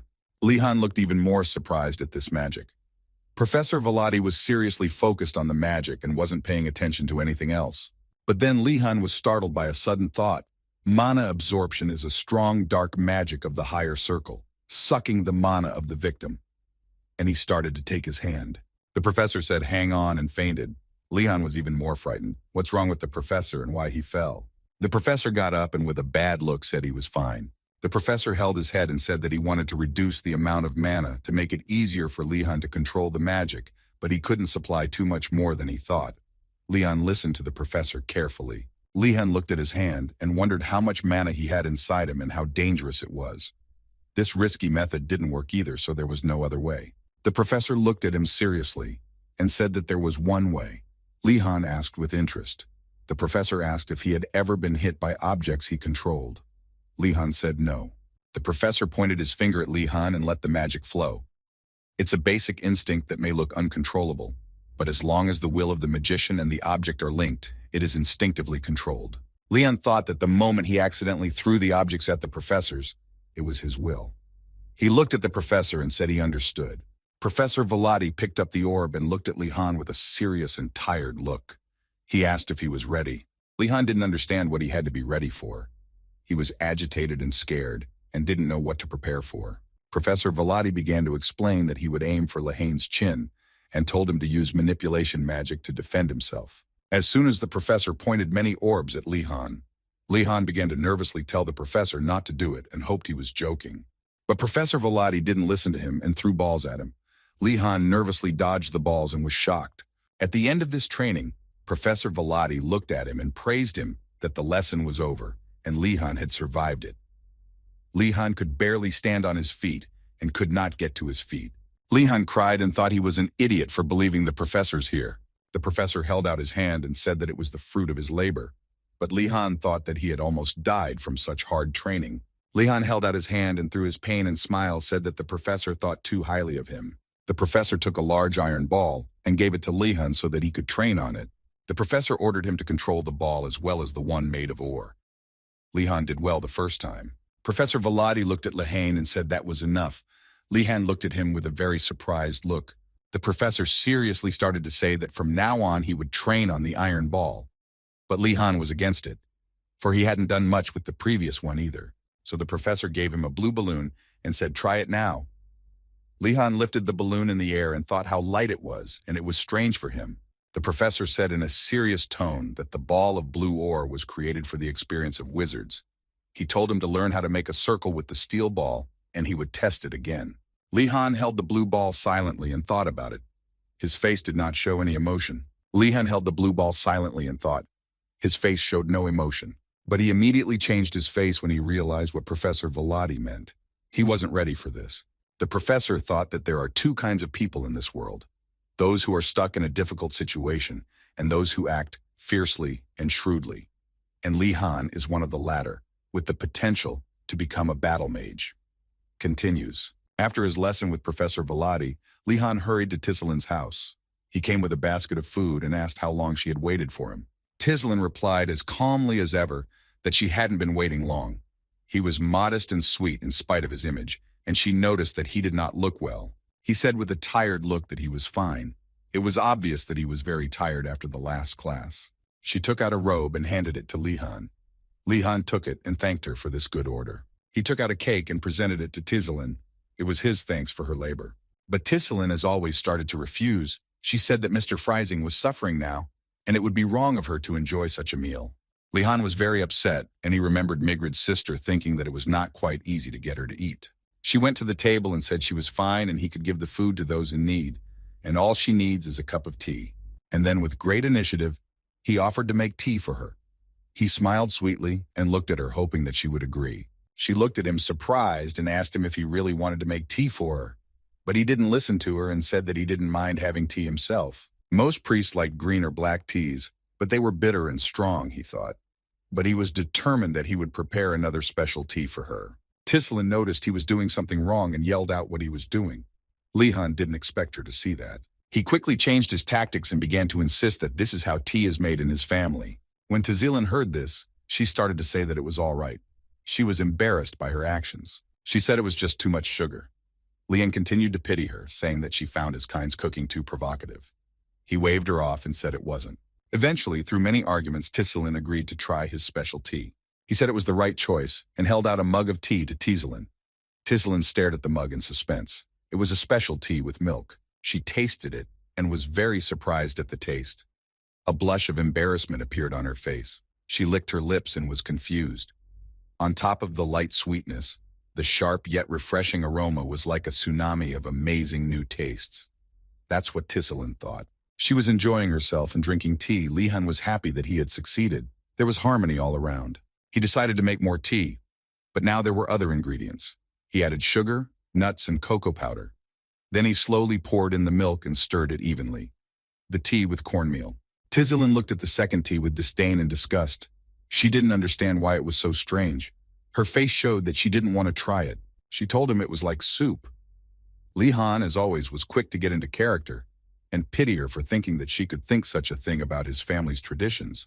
Eventually, she tasted the tea. Her face showed that she liked it very much. Lihan was pleased that he had managed to feed her. It was a whole new world for her. In his mind, he thought angrily of feeding her Schrodinger's tea. Tisselin sat back and savored the moment, saying that it was all delicious. She was happy. Lihan came over and put his hand on her shoulder and told her that from now on he wanted her to come here at the appointed time. Tisselin was scared and told him not to act or look at her like a villain. That same night, Lihan stood behind a tree and watched the students return to the towers. That meant curfew had come, and he was the one who was just going to pray tonight. He walked to the door and thought he didn't know what traps awaited him, so he would stay alert. Lihan walked down the long, empty corridor and thought he should scout out places he hadn't been to yet. He noticed in the distance that a mouse-like man was standing there. He wondered what he was doing here at this hour. Lihan realized that he was a student of the Black Turtle Tower. He was even more surprised. Continued. Lihan kept following him and noticed that the student was moving too quietly, as if he had practiced it. Rats are not well liked in the Empire, as they are mostly thieves and crooks. I'd like to think that's just a stereotype. Lichan approached him quietly and put his wand to his throat, threatening him not to make a sound or he would kill him. The rat man didn't expect this and was shocked. The rat man stood there gasping in fear. He was glad it wasn't the professor. Lihan apologized and thought it would be a good idea to team up with him. Lihan offered to introduce himself to each other in a friendly manner. The rat man was surprised. Ratman's name was Ratford, a professional thief associated with the White Raven. No one bullied him, but he still felt alone. So he wanted recognition from the others in his tower, causing him to search for the food of necessity. And after a bit of investigation, he found the door he was potentially looking for. Even crafted the key by himself. Lihan held the key in his hands and said that Rathford was very talented. Rathford was delighted that someone had noticed his talent. Rathford asked who he was. Lihan stood with the key in his hand, wondering what to say.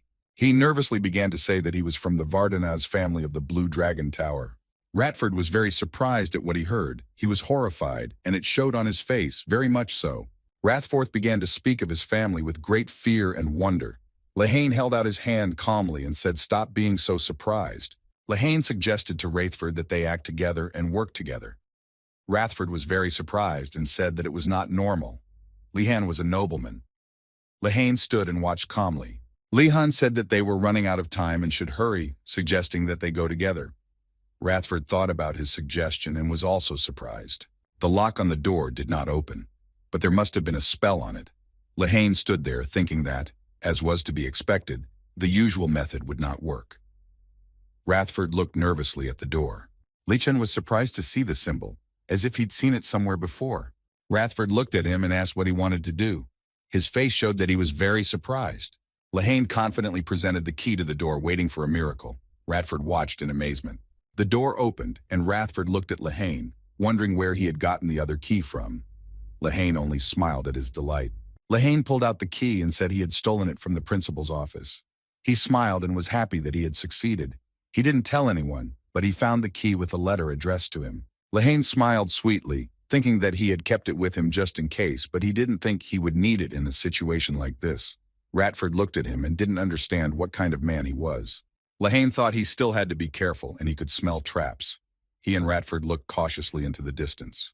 Just as they were about to step down, Rathford stopped him.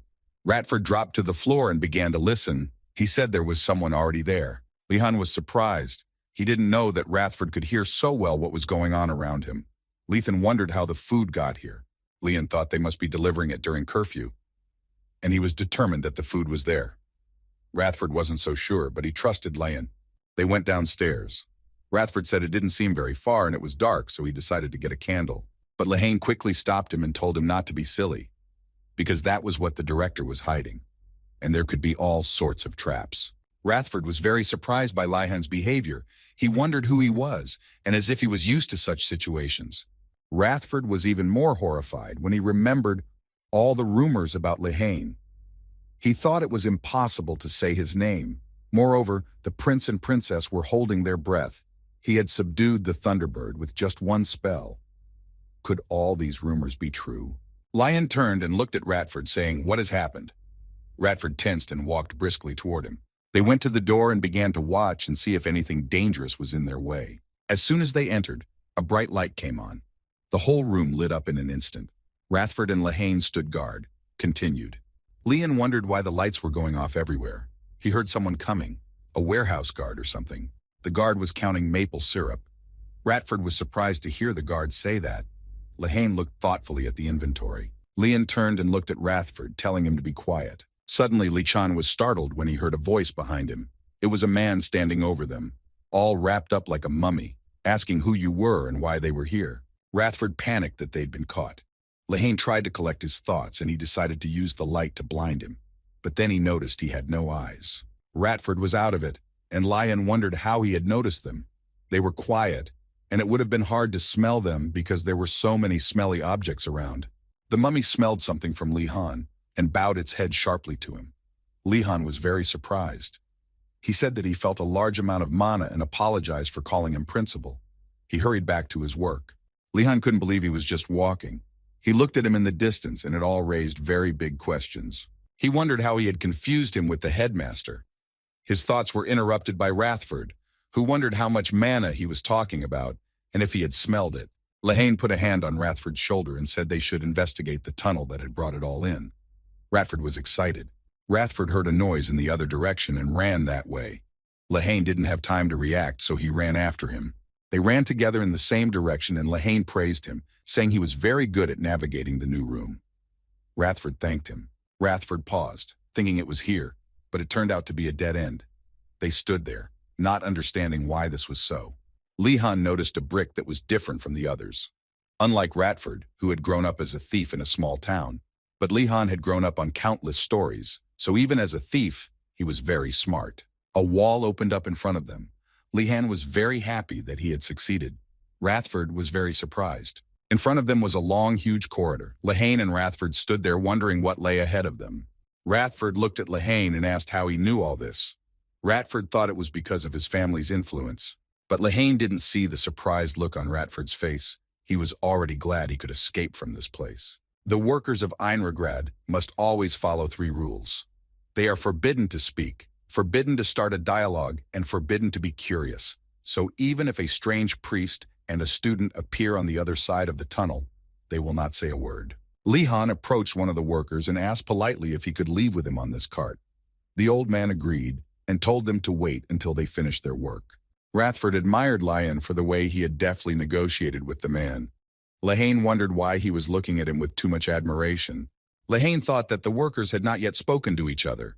Their work is strange and hard. Lihan wondered why the cart had stopped, and when he looked outside, he was very surprised. Continued. Professor Kim was standing there holding a package. He didn't understand why she was there.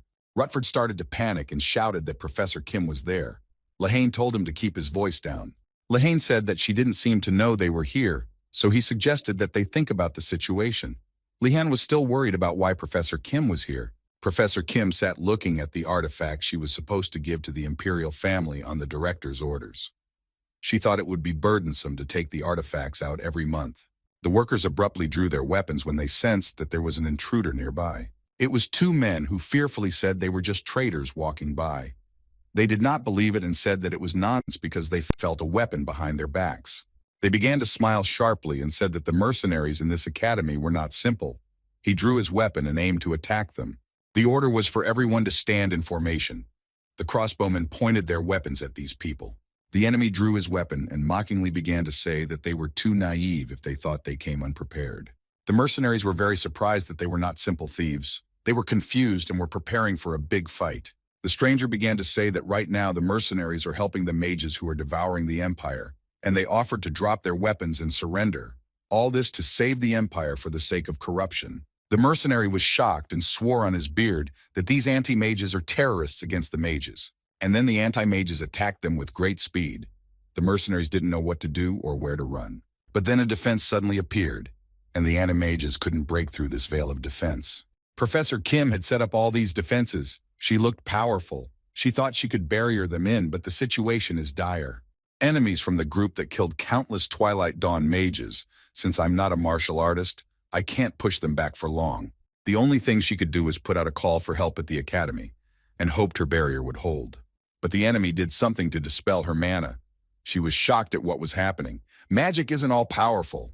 Professor Kim was upset because there are many ways to undo a spell, but items like this that can dispel mana are very rare. That's where the ancient relic came from. The enemies stood and dispelled the mana. They were confident and would not back down from their mission.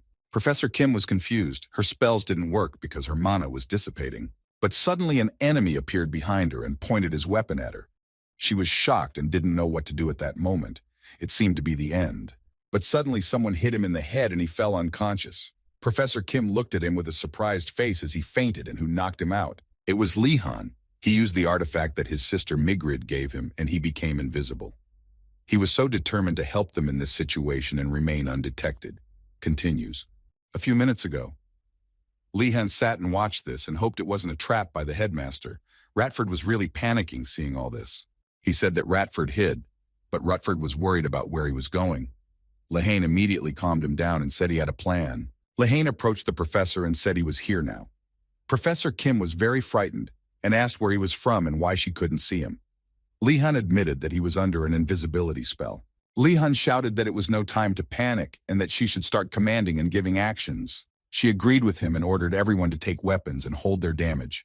And Lee Han was ordered to hide and not to get hurt. The fight began. Lee Han was surprised to see how fast the opponents were attacking. They were all martial artists.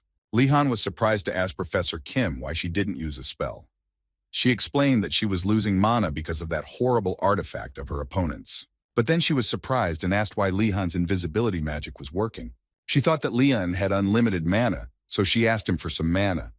He looked at her with a surprised face. He held out his hand and shared his mana.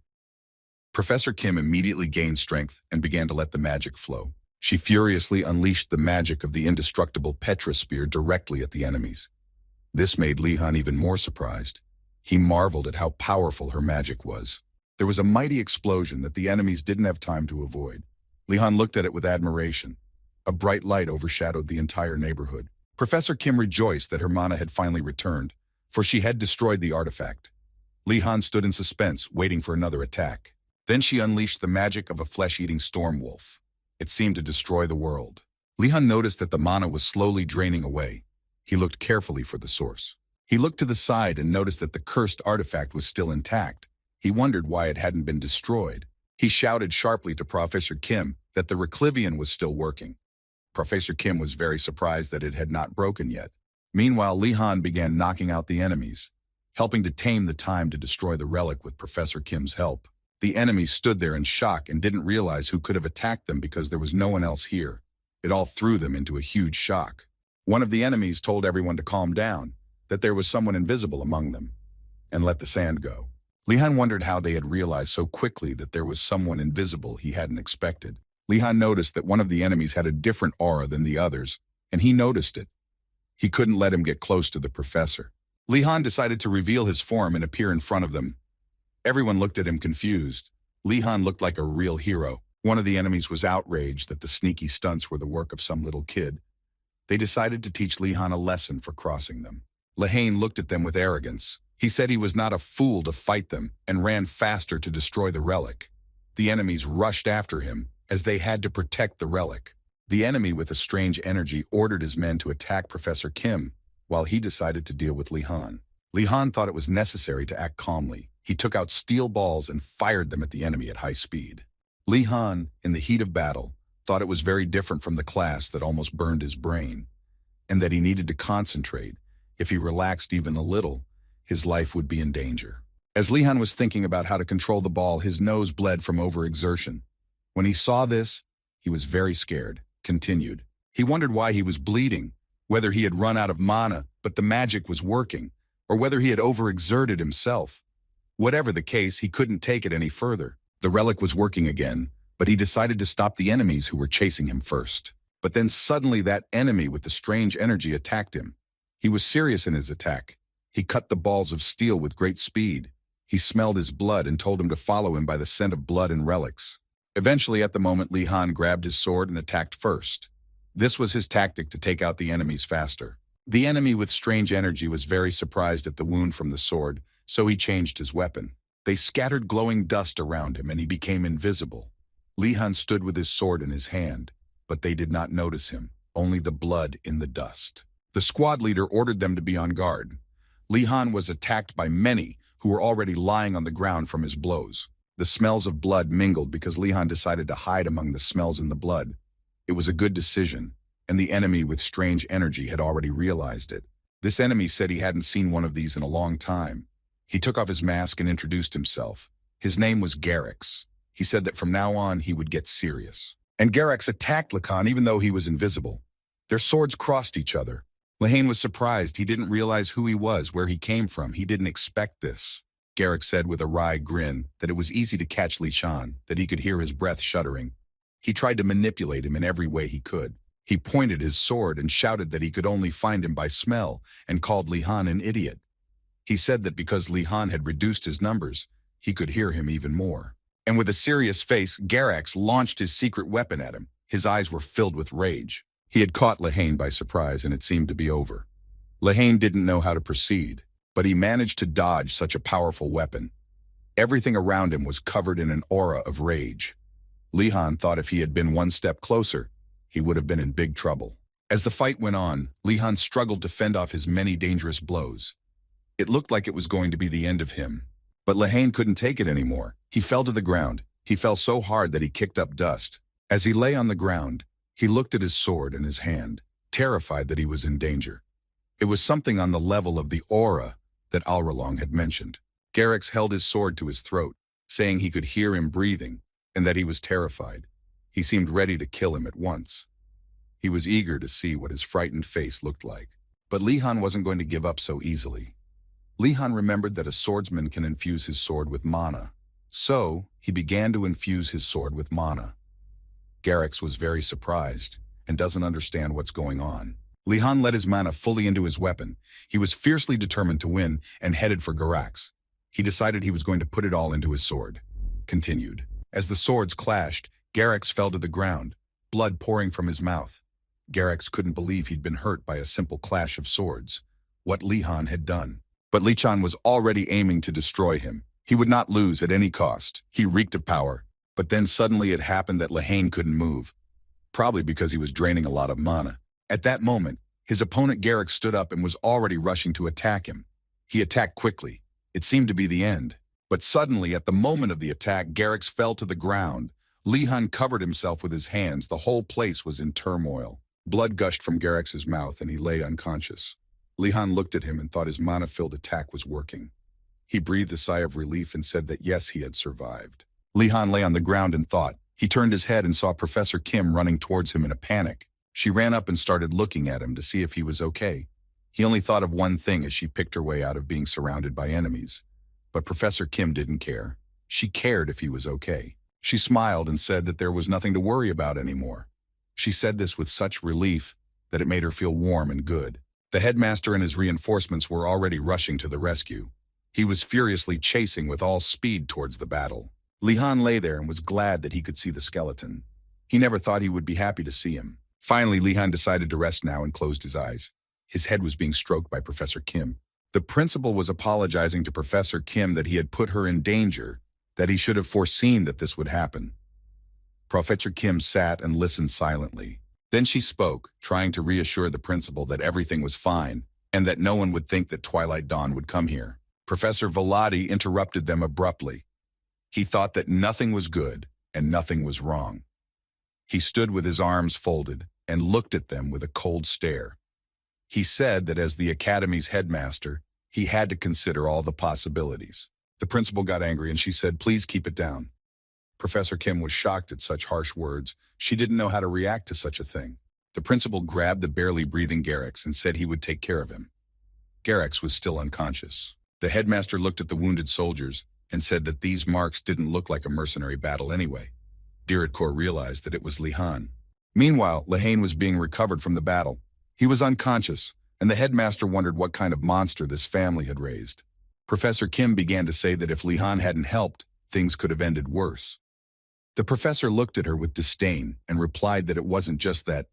The freshman was able to use magic in such a battle. He was skilled in battle magic. And judging by the mercenaries, he defeated them with more than one magic. Interesting guy, the headmaster thought. The headmaster decided to teach him alone. Professor Kim said that if he did so, his Imperial Majesty would come looking for him. Lihan was still unconscious. The headmaster thought about it and said that he didn't seem to have a choice. Then he decided that he would train him in due time. The director made clones to clean up after the battle and told the mercenaries that they would be compensated for everything and ordered them to retrieve the terrible cursed artifact. Continued. The director noticed Professor Velati and hurried to ask him what he was doing. Velati looked at him with his usual calm gaze and replied that he was investigating the cause of their condition. The director saw the bodies of the enemies and was surprised to see that it was also Vardanaz. What kind of spell is this?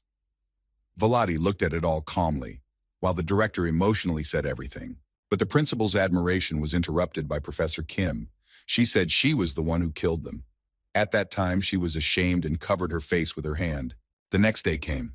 Leon lay in his room and rested after a stormy night. The sun was already peeking into his chambers. He felt soft and warm. As soon as he opened his eyes, the headmaster was standing in front of him, looking at him with crazy interest. Lihan didn't expect it and jumped out from under the blanket. He was afraid that the principal was in his room. He was so scared, as if he had seen death in front of him. He looked around where he was, glancing at the sides of the room. Professor Kim began to calm him down and tell him that everything was all right. She began to say with care and pity that he was probably shocked by the ambush and that he had been through a lot. Vardanaz calmed down and sat on the bed. Professor Kim sat down on a chair and the headmaster looked at Lihan with a big smile. Lihan remembered that the director had arrived when he had passed out. The principal started to praise Lihan. Of course, he didn't mention the fact that he had escaped from the academy. Lihan only said thank you and felt embarrassed. The headmaster asked how he was able to get through the underground vault. Lihan looked at him with a saddened look and couldn't answer.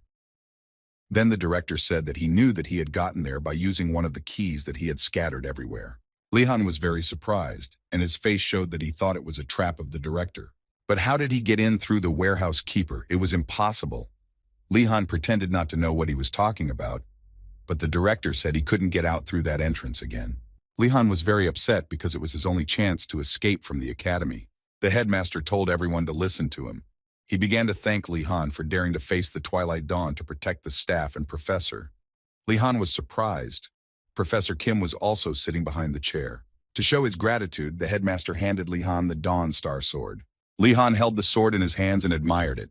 He thanked the principal for this priceless gift. Then he realized that it was the sword of one of them. He was very surprised, and the headmaster covered his mouth with his finger to keep him silent. He also took out a gift, a pass. Lihan looked at it very surprised. Holding the pass card in his hands, he was very surprised. He did not expect such a gift. He began to thank the principal with all his heart and was very happy to receive such a gift. The principal did not expect such a reaction. The principal asked how his wounds were, but Lihan didn't listen to him because now he was fine. He was hugging the pass tightly. When the principal heard that his wounds were fine, he announced that it was time for his punishment. Lihan was very surprised and frightened. He looked at the principal with a horrified face, not believing that there was a minus after the pluses. The principal made a drama and told him not to look at him like that. He told Lihan that the punishment was not because he ran away from the academy, but because he was caught. Lihan smiled nervously and said that he should have just washed his hands of it. And in his mind, he thought, what a damn principal. Professor Kim apologized to Lihan for all of this. Before sunrise, the principal put Lihan in a dark room and ordered him to think of a new method of escape from the room. He looked at the punishment room and thought it was not much different from their dorm rooms. Lihan grinned and lay down on the bed, thinking that it would be even worse. Compared to when he was a student, this was paradise. The maid brought him some food. Lihan didn't expect someone to bring him something to eat. He looked at it, not understanding where it came from or who brought it. He didn't understand why. He wondered why the food in the punishment room was so good. Continues. The skeleton guard put the basket on the floor and said it was a gift from Professor Kim. Laban was very surprised and told him to give her his thanks. But that wasn't all. The guard brought more food, so much to feed all the students. Li-han sat on the floor with a pile of food and was shocked. Li-wen sat at the table and drank tea. He was enjoying this moment. The atmosphere around him was calm and peaceful.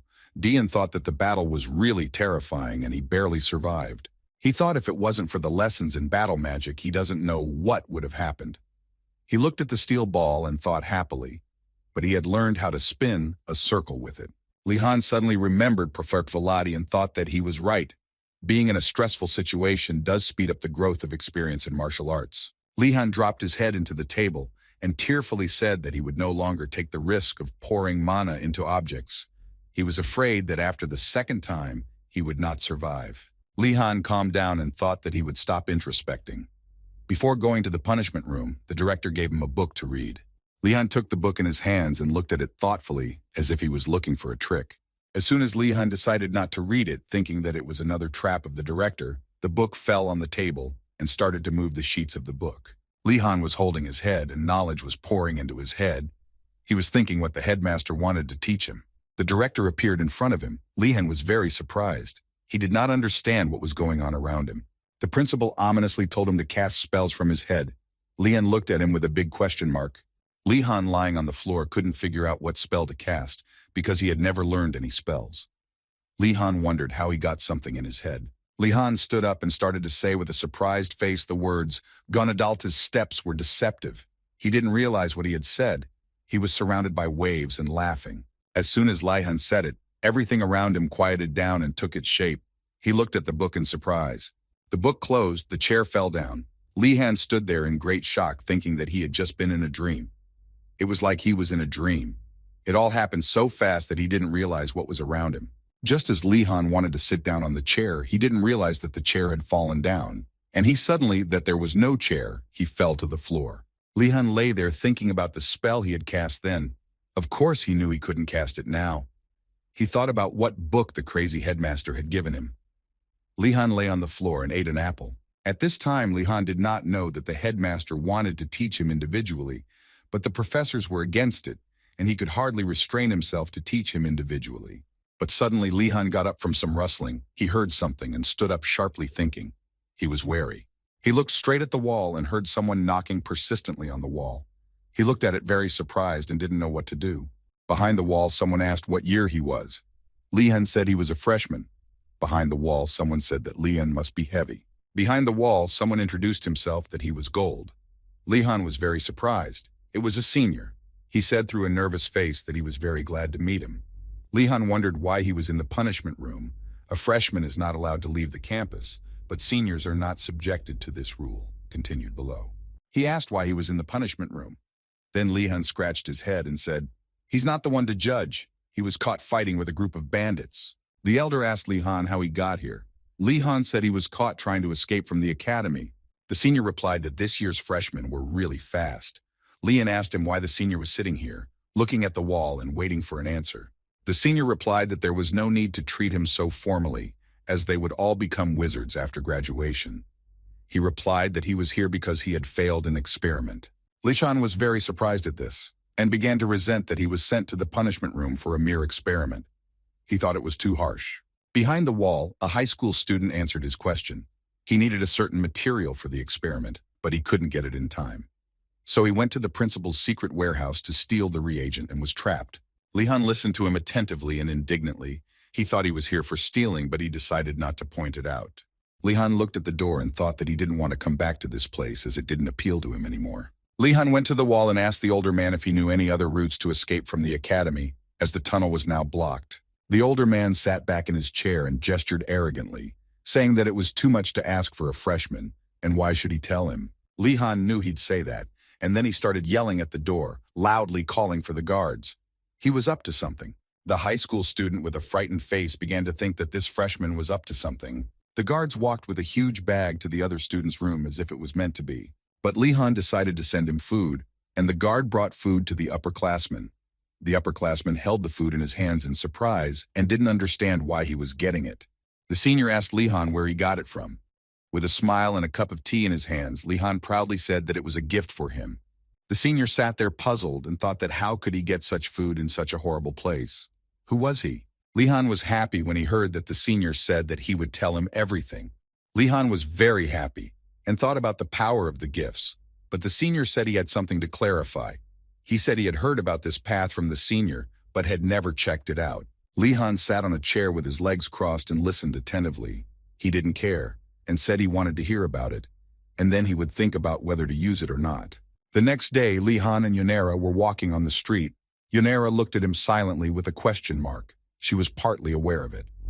Lihan was looking at something in his notebook. Yoner looked at him and couldn't believe that after all this had happened, how he could do his homework. She admired his willpower. They reached the stables, and Dian remembered the words of a high school student.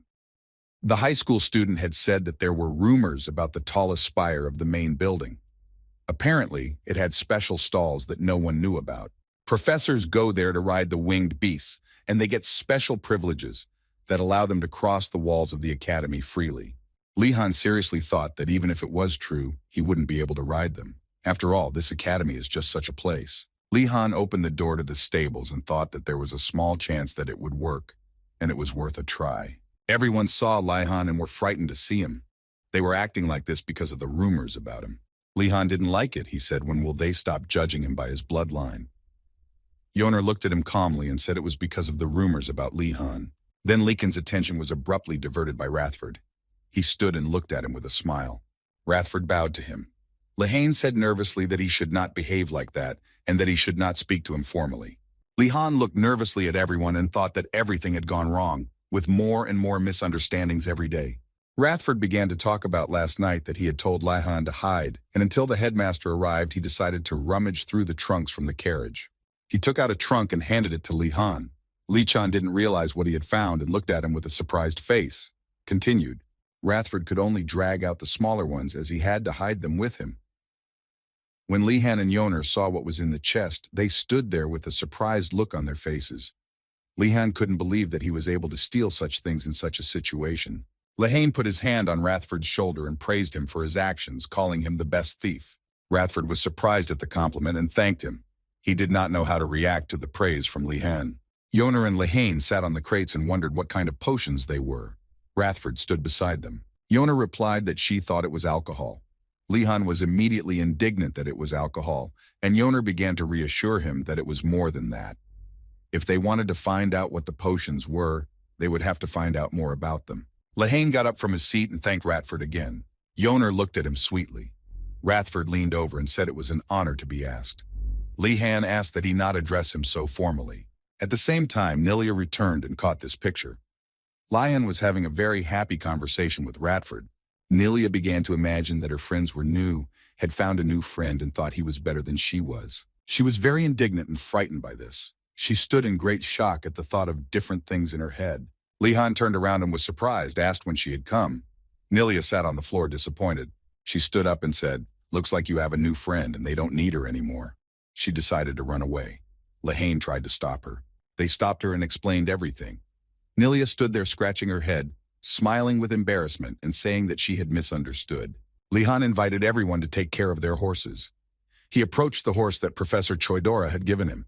He was like a noble horse, glistening in the sun. Lihan stood looking at him thoughtfully. Khan looked very calm. Meanwhile, behind Lihan, a nightmare was going on. The horses were not listening to his friends. Lihan thought that his horse was copying the others, and that's why he was behaving the way he did. The horse tried to bite him. Lihan dodged it. Lihan turned and smiled. He knew it wouldn't be easy, but he had a trump card. He took out a comb and started to stroke the horse. The horse didn't realize what was going on and became calm for a couple of minutes. Apparently, the horse didn't like it so much. It got even more furious.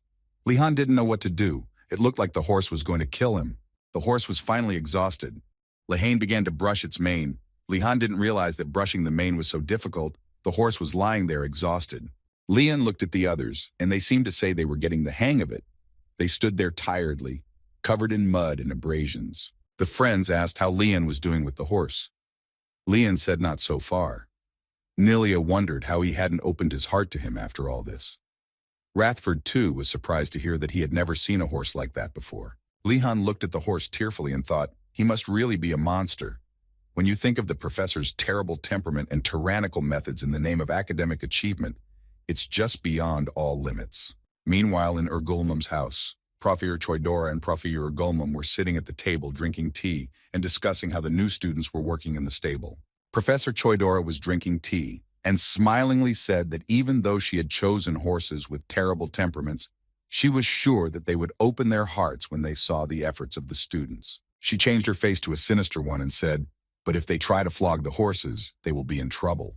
Professor Urgulmum said with a serious face that Lihan would do well, as he was quite diligent and should be fine. Professor Urgulmum was pouring tea for Professor Koidora, and at this point she said that of course he would do well, even though Griffon was a bit difficult to deal with. Professor Urgulmum was very surprised and spilled tea on Professor Choidora's hand. She started screaming in pain and yelling at him, asking what had distracted him so much. Professor Urgulmum asked her if she was sure. She said it was a Griffon. The professor started to deny it and said that he had heard it. Professor Urgulmum started yelling furiously and told her to be honest with him. Professor Choidora nervously turned away. He spoke and wondered how she could turn the Griffon bird into a horse. Continued. A Griffon is a monster with the head and wings of an eagle and the torso of a lion. This species is arrogant and picky. They do not easily recognize their masters. Depending on the region, their characters may vary. But one thing is for sure, this is not something a freshman should take on. Professor Urgulmum was furious and shouted at Professor Koidora with great indignation.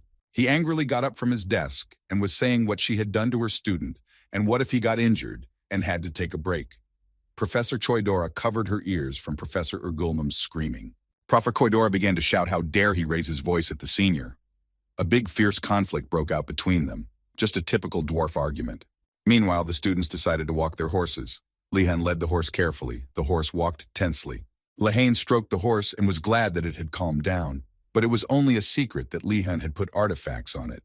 Lichan thought for a moment, wondering if he was really a monster or something like that. He walked calmly with his horse, and from behind him he could only hear the screams of the students from the unruly horses. Lihan looked at his horse and offered him a rest. Lihan thought with a smile that now he could at least communicate, while before it was impossible to communicate at all. Lihan offered him sugar.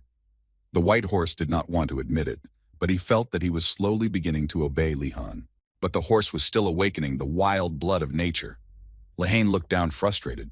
Lihan couldn't give up so easily. The horse was angry, and Lihan wondered how he could increase the mana in these artifacts. The alchemy lesson came. The students were shocked that they were indoors instead of outdoors today, and why the class was in a separate building made them even more worried. Lihan looked at the students and smiled at how wary everyone was. Lihan must have gotten used to it all a long time ago. Ashan stood like a professional strategist and told them to definitely not be afraid. There was no way they would lose.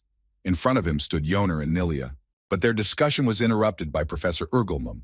He told them sternly to come in and take their seats. One of the students asked the professor why they were not outside. The professor replied seriously, "Are the students going to make medicine outside?" The professor replied with a smile that they shouldn't worry. It's much safer indoors than outside. But the students looked at him and didn't believe him. They were ready for all sorts of tricks from the alchemy professor. Professor Urgulmum explained that alchemy is a composite art. Every step is important. Anyone who tries to skip a single step will not be able to become an amazing alchemist. He said that today they would be making elemental mana restoration potion. At first glance, alchemy may seem much easier than other forms of magic.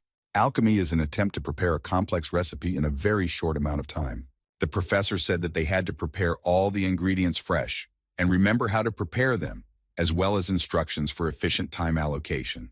But the students failed, even though they followed the instructions. The professor smiled and said that he didn't expect more from the beginners. He seemed to be amused by it all. But then the professor abruptly changed his face and was very surprised by what he saw.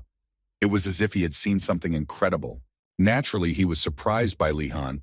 He did everything clearly and strictly on time, as if he did it every day. The professor looked at him nervously and wondered why he was so good at what he did. He was very curious about it. Lihan looked like an alchemist who had been working in the workshop for at least 10 years. Professor Urgulmum thought that geniuses do exist, and with his hands folded on top of each other, he stood and admired Lihan. Lihan suspected that the professor thought well of him, but Lihan doubted that he was a genius. He just did it all the time in his past life. Continued. Lihan finished his potion. Professor Urgulmum came over and tasted his potion.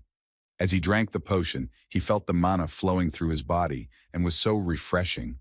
Professor Urgulmum praised his potion and said it was great. Li-Han stood serious and looked at him, not believing that his potion was so wonderful. The alchemy professor went on to say that Li-Han really had a lot of mana and didn't even feel any effect despite consuming the finished potion. Li-Han stood there pondering the professor's words. Professor Urgulmum shouted sharply so that everyone would notice that Li-Han was one of the first to prepare the potion. Li-Han had not expected this from the professor. Everyone looked at Li-Han and was slightly surprised, but there were those who were not surprised that Li-Han had done it so quickly. Ashan ran over to Li-Han's potion and started looking at it, saying that he was really a genius. Li-Han looked at it awkwardly as he didn't think so. Ashan continued to say, although Siana from the Phoenix Tower had also done a great job, but Li-Han was still better. Li-Han looked at him with a surprised look, for he didn't know who she was. She was a girl with a cold skin tone. Her shoulder-length hair was also a cold color. She looked calm and serious, but her eyes and skin resembled a snake. She was a snake maiden and an order of flymen. Yoner said that the Order of the Flymen was an alchemy-worshipping order. All of its members were prominent alchemists, which meant that Siana was one of them. Siana noticed Li-Han and hurried over to him, extending her hand in a friendly manner and smiling as she introduced herself. Li-Han smiled back and introduced himself as well. He told her not to speak to him in a forced manner. He shook her hand and wondered how cold she was. Maybe it was because she was a snake. She kept talking with a smile and praising Li-Han and asked him if his family had taught him how to make potions. Li-Han didn't know what to say. As soon as Li-Han wanted to answer, their conversation was interrupted by the professor's stern voice. So Li-Han suggested that they talk after class. At the end of the lesson, the professor said cheerful words. He said that even though they had tried to make potions today and the results were different for everyone, don't be happy and don't be sad. He fiercely said, go ahead, for their children are really a big world of alchemy. Li-Han stood and smiled and thought how all the professors of this academy managed to show off their students so well. Professor Urgulmum gave everyone a homework assignment.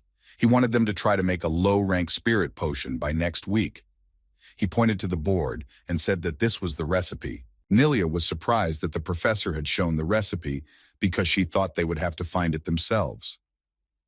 Yoner said calmly as always that he was a professor and that he should have at least told her about it. Yoner noticed that there wasn't enough spiritual herbs in the box, so she hurriedly asked the professor where to get it. The professor replied briefly that they would have to find it themselves. He said that the ingredients in the box were basic and that they had to find the ingredients in the mountains. He pointed through the window at the huge mountains and smiled. The students looked at him in shock. They didn't expect it to be like this. Li-Han was used to it by now. It was time for lunch with Tizalin. Li-Han sweetly asked with a smile how she liked his specialty tea. Tizalin replied, embarrassed, that it was a little thick but tasty. Then, his gaze drifted in the other direction. He noticed that someone had come to see him. He was sitting seriously and not moving. It was Siana. Siana said with a smile that she was actually looking for him. Behind her stood the uncertain students of the Phoenix Tower. Li-Han pretended to be surprised that she had appeared and found him. Siana said she was here about the homework. She said that they had to make a low-rank spirit potion, and she suggested that they make one together. In front of her, the students stood hesitantly. Apparently, they were afraid of Li-Han because of the rumors. Li-Han thought that the students from different dormitories wanted to work together for the first time, and also establish friendships. That's not a bad idea. Li-Han looked at it all surprised and confused. Siana said, would he help gather the students from the Blue Dragon Tower? Tizalin looked at her with a surprised look. She had no trust. As soon as Sian left, Tizalin asked Li-Han if he knew her well. Li-Han replied that they were in the same class and asked why she was asking. Tizalin thought about it, looked sadly away, but didn't answer Li-Han, saying it was nothing. Lehane continued to smile sweetly as he sat at the table. He didn't seem to care about Sian at all. He stood up and stood over Tizalin and asked her to tell him what she had started to say. Tizalin lowered her head and said it was wrong to discuss people behind their backs. Li-Han wondered if it was gossip. He was intrigued, but Tizalin was not the type to tell what she wanted to hide. Li-Han abruptly began to pray, as if Tizalin was trying to manipulate him. Tizalin wanted to leave, but she noticed him and asked what he was doing. She went up to him and told him why he was pretending not to hear her. Lehane continued to pretend to pray. With one eye, he watched and thought, isn't that enough? Tizalin stood silent and thought about something. Then he looked away and thought he'd try something else. He began to pity her, saying that he had once survived an ambush by white tigers. But what if Siana was planning to do something similar? He said he was scared, and he said maybe God would watch over him. Then Tisselin knelt down and asked the god that she would tell Lihan not to accuse or slander anyone. Lehane thanked her joyfully. He was already glad that Tisselin had decided to tell him. But Tisselin replied sternly and said that she could not hear anything and was just reciting a prayer. Lihan thought she was angry, continued, despite the honesty and kindness of the people in the Tower of the Blazing Phoenix, not all of them have discarded their material possessions. Envy and competition are not good for human faith. Last week's action in the Blazing Phoenix dormitory. One day, a student prepared a potion of restoration. He prepared a potion not only for himself, but also for others. The student was very happy about it, and many students said that he made a better potion than Sienna. Sienna also made the same potion and offered it to the students. They also flatteringly said that the fatigue was relieved by hand. Sienna said that she was not experienced enough to compare herself with anyone. Everyone thought nothing was happening, but in the days that followed, Sienna continued to offer her potion to everyone. The other priests finally realized something was wrong. When they heard this, she thankfully stopped offering her potion. The students praised her and said that she was really the best. Tisselin kept praying and telling everything for Lihan. Lihan was very surprised and tense from this story. Lihan still held both hands folded towards each other, and the moment of prayer thought that Sian really likes to compete. Taizen nervously said that wasn't all. She lowered her head and continued to talk further. She continued to say that soon after the whole incident, the priest who prepared the potion approached Sian. He said that the potions were really great. She looked up to him. Tisselin said that she intended to ignore him. Tisselin continued to pray further. Lihan thought how much she cared. Lihan thought sharply that if she cared enough to take such a small thing seriously, what about the praise he had received in class? Tisselin voiced that she had stopped praying already. Lihan asked her to tell him a little more about Sian since he had no idea what she was talking about. Tisselin hurried away and didn't even pay attention to Lehane's words. Lihan thought that now that the situation had taken such a turn, he would have to be more careful in his alchemy class. The principal made a heart out of blue fire and said that all students should love each other and live in harmony. Next, the headmaster announced the homework. Lihan sat and listened attentively. Each tower should find its own flag. The principal distributed them to the restrooms. Each of them has its own symbol, and then you can easily recognize it. After that, the principal let everyone go. All the students were not happy, saying that this was a lesson on temperament, and he was asking them to fight each other. And why is the blue dragon flag in the white tiger tower? They looked at each other and said that it would be good to exchange flags with them. But these people wouldn't agree because they were barbarians.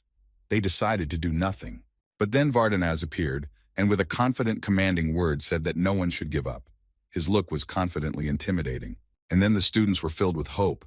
Lihan didn't expect such a reaction. They all asked him if he knew how to handle the situation. He stood there thinking how quickly they had changed their minds. Ashan appeared and confidently said that he knew what they were thinking, and he suggested that they sneak into the White Tiger Tower and steal their flag. There's a good chance they could do it. Lihan said Ashan was deluded. Ashan said that he would take part in the future plan. The students were cheered up. Yoner stood quietly pondering as usual. Everyone had appointed Lihan as the leader without asking his opinion. Lihan stood and smiled nervously, calming himself down with his thoughts. Yoner looked at him with a saddened and worried look. The next day came. Lihan walked calmly along the road and pondered about something. He looked at the dawn and admired it. It was magnificent. The sun lit up everything around him and appeared from behind the wall. Lihan went into Professor Velati's classroom. The professor was sitting silently in the dark as usual, reading a book. He didn't even pay attention to Lihan. Continued. The professor closed the book and looked at him and said with a stern intonation that Lihan was late. His look was intimidating. Lihan apologized and said the reason for his tardiness. He was late because he was taking care of his horse. But the professor said that there was no need for him to apologize because he was wasting time, not him. The professor ordered him to spin the ball around. At first sight, Lihan did it perfectly. The professor showed no emotion, and it was not clear whether it was good or bad. The professor stood there silently thinking that Lihan must have learned something from the last battle. His control had improved faster than he expected. Professor Velati closed his eyes and said that it was not bad and ordered him to put the orb back. Lihan thanked the professor. In his mind, he was happy that Professor Velati had praised him. It was very rare to hear such a thing from him. The professor asked him to show him how Lihan could control water magic. Lihan gladly showed him how he could wield water magic. He was like the magician of all the water in the world. The professor ordered Li Han to shrink the water to the size of an iron ball. Li Han said he would try. Li Han tried to do it, but it was more difficult than he expected, not only shrinking the ball, but also compacting it. Li Han noticed Professor Velati pointing the orb at him. Li Han didn't see that coming. As he tried to make water into a defense, Li Han wondered what the hell the professor was up to. Lehane's face showed he wasn't happy. Lehane managed to stop the water balloon. He stood there and watched as it fell from the water and was shocked that he could do it. The professor pulled out another iron ball and was about to aim it at Li Han. Li Han panicked and shouted for the professor to stop. The professor asked why he was asking that. Li Han said it was a little dangerous. The professor looked at him seriously and said it was effective and would improve his skills. The professor was sure that Li Han had already encountered something like this during the battle against the anti-magic faction. Li Han was definitely scared. He hoped that the professor didn't mean it. After all, he had almost died back then. Li Han took himself seriously and began to make a ball of water, thinking that he would lose time if he continued talking. Since there was no shape like a star spirit stone or iron ball, he had to concentrate even harder. Professor Velati had already thrown the steel ball at him. Li Han expected this and threw the water ball back. They collided like yin-yang, two different balls with different shells. But then something flew into Li Han's back, and it turned out that a balloon came from the opposite side as well. Professor Velati looked at him and told him to concentrate. He held the next iron ball in his hands, and there was no emotion on his face. A tired Li Han stood there in a sweat, thinking that he was sure of one thing, that a class with more homework was definitely better. But in the basics of magic, the students were discussing that they would go to the alchemy class to collect ingredients. Vardanaz sat tired, but when they found out that he was coming too, they were horrified at the sight of him. Professor Kim came into the classroom. She was as friendly and smiling as always. She stood behind the podium and began to say that today they would be studying other kinds of magic, but she would not be teaching. Instead, she brought a professor who is a real expert. Everyone was inspired by her words and was very excited. Everyone was excited to see who it was. The door opened and a strange aura hit the audience. Everyone shuddered from the cold. Li Han sat still as if he wasn't surprised. A man with half-gray hair looked at them emotionless and threatening.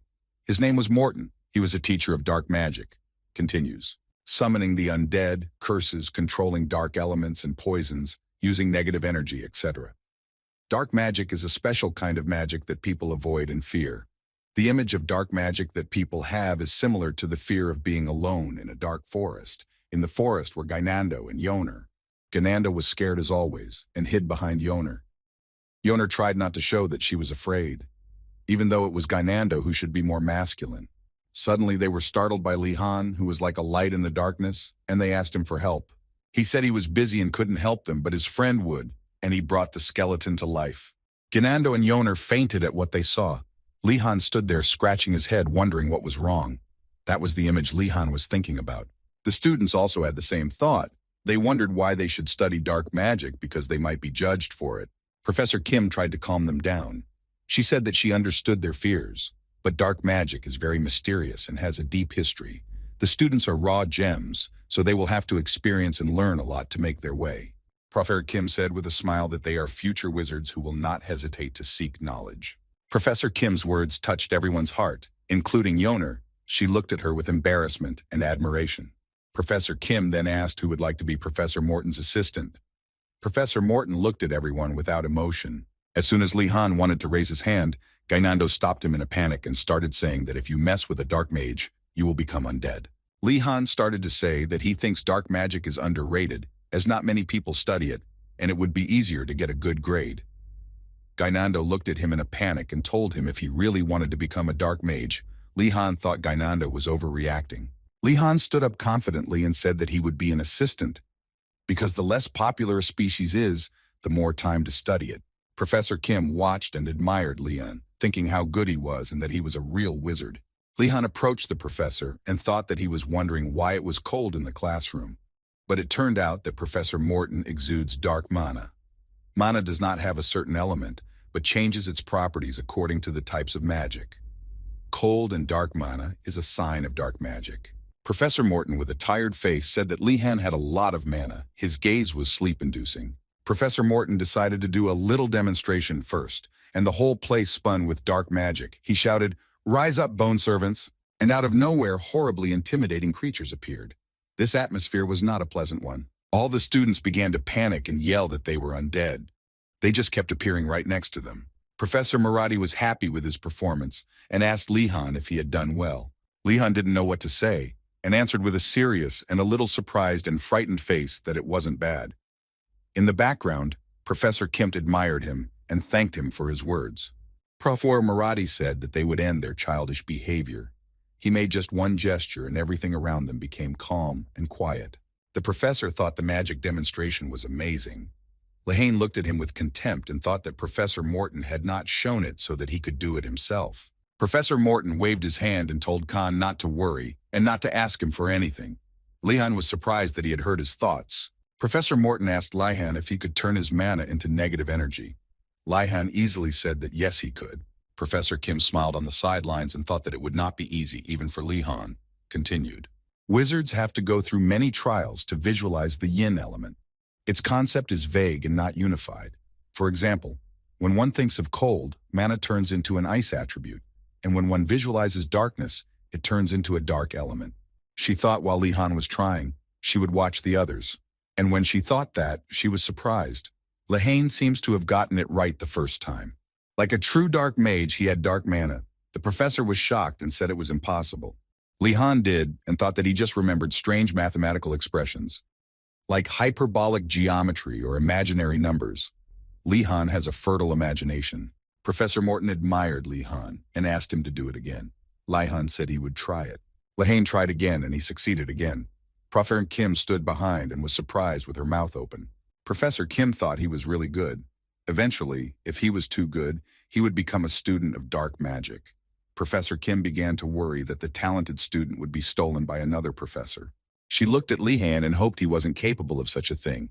Professor Morton and Lihan found each other completely idyllic. Lehane asked when he should start. The professor looked at Lihan with red eyes and thought it was time to start. He was clearly letting the professor know that he wanted to see what else Lihan was capable of. Lihan looked intensely at Professor Morton and thought he was going crazy with his eyes. The professor did not take his eyes off him. Professor Kim decided to stop it because the large flow of mana was already affecting the students. Lihan looked at her with a serious look, but Professor Morton didn't want to listen to her and asked if she wanted to see what else Lihan could do. Professor Kim said with a nervous smile that they could check it out next time. Professor Morton got a little frustrated. Lihan stood up and asked him what he should do next. Professor Morton told him to wave his wand and say the word paralysis. Lihan looked at him confused and wondered what the strange spell was. Paralysis is a curse of a lower rank. For example, a seizure can cause a weak paralysis. It's basic dark magic. Lihan looked at the students, wondering who he could use it on. The students tried not to look at him, so he wouldn't want to use it on them. This curse was different from the others in that it had to be used on someone. Suddenly, the professor pointed his finger at himself and told him to use it on him. He stood there looking at him with a grim look. The students and Lihan were a little shocked by what they heard. He didn't believe that the professor would want them to practice on him. Lihan asked him with a sad look if everything would be all right.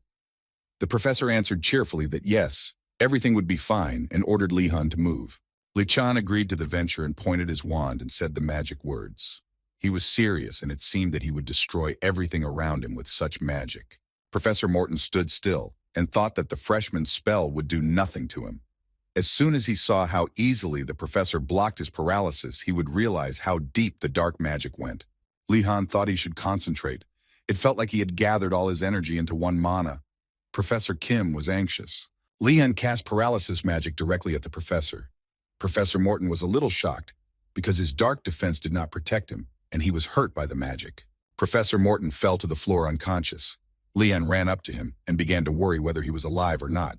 Panic started in his mind. He felt himself as a murderer of professors. But the professor stood up and said with a smile that here was a low-rank paralysis looking in. Lihan looked at him with a surprised look and relief that it was all over. Professor Morton turned to him and said with a smile that it was great. Lihan didn't expect him to praise him for that. It was strange to Professor Kim that the professor had taken such a large amount of mana without protection and nothing had happened to him. He might be a professor, but it was impossible to take such an attack without defense. She looked at him with a sad look. She turned to Professor Morton to see if he was hurt. He looked at her silently and said, "Of course not."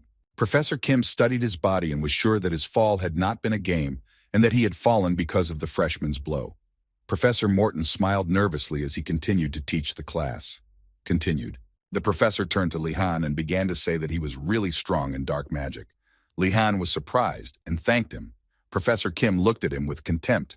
The professor said again that Li Han was really talented, but Li Han couldn't understand why he repeated it twice. Li Han thought he had done so badly. Professor Kim began to continue her class, saying that dark magic was much more diverse than they all thought. Behind her stood a tired professor with a serious face, and Li Han thought that if he had done it right from the beginning, he wouldn't have been a first year. The students listened attentively to Professor Kim. She said that it wasn't that hard to learn low-rank spells, and they could be effective. Professor Morton was sending Lion to go. She said with a confident face and a smile that the best way to understand how to use a certain kind of magic is to learn it. Professor Kim looked puzzled and pulled out a dish and voiced that a mass teleportation was about to take place.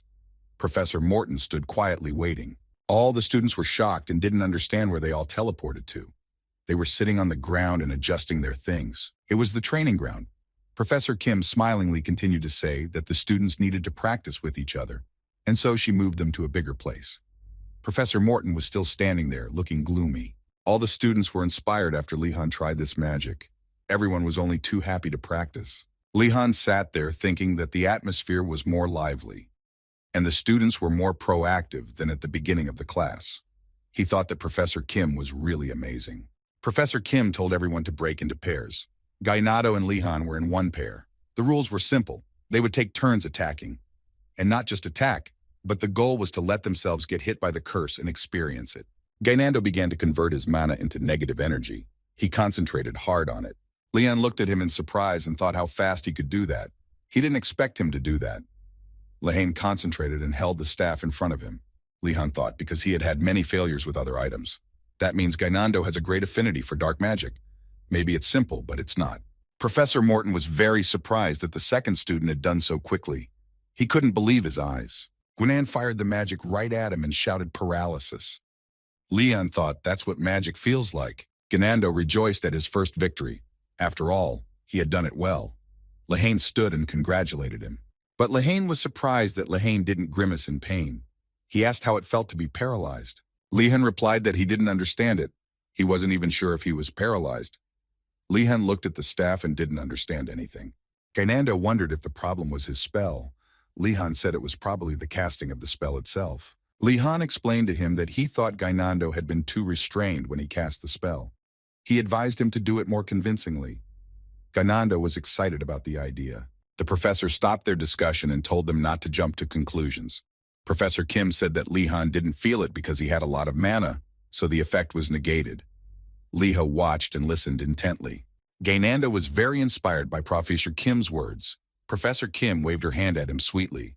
Gainando looked at the stick and thought that he just didn't have any talent in dark magic. It was Lehan's turn to attack Gainando. Gainando stood and was ready to strike. Professor Morton was very surprised at Lehan's movements. Even though it was a low-level curse, he still couldn't believe that Lehan could do such a thing. After all, this spell had only just begun to be learned today. Gainando fell down. Everyone thought Lehan had hurt him. Lehan stood there and asked if he couldn't just stand still. Gainando was outraged and shouted that he did it instinctively, like an actor. Professor Morton was very surprised at this, how instinctive it was. He had a look of utter amazement on his face. The professor looked at Gainando and thought that he was not only fast at transforming elements, but he could also accurately detect the negative element of mana. The professor thought he was a genius that only came once every 10 years. He imagined him to be the king of dark magic. Continued. All the students were throwing curses at each other and had a great time. Everyone was smiling and they were enjoying this class. Professor Kim started to say that she was glad that everyone was enjoying it and said to applaud Professor Morton who helped teach the class. Professor Morton also stood firm. When the professor asked if everyone was interested in magic, a couple of students stood up and said not at all. Professor Morton began to speak with a slightly confused look. He is sure that now students have seen all the charms of dark magic, and it seems that there are students who show some interest in this magic. All the students wondered who it was. None of them were interested. Ganando smiled and said that the professor was so funny who would care about black magic. The professor said he was especially interested in Ganando. Ganando was very surprised at what he heard, and could not believe it. Gainando hysterically asked why and what he had done. The students clapped him on the back and sarcastically said good luck to him. And the professor took an interest in Lehan. Lehan was not surprised, but thought that thanks to this subject he could get good grades. Gainando was grabbed by the students and started threatening him that because of him, Lehan would be taken away too. Choking him, Gainando screamed in panic. Gainando was angry and promised that he would take everyone with him. Professor Kim bade Professor Morton a noble farewell. At this time, the Wizard's Workshop is a kind of research lab, a place where students study topics in which the professor is interested without interruption. It may seem strange, but it is. Lehan thought all worlds had such hell. But now it was different. They were only first-year students and they were only in counseling. Gainando stood in fear as always.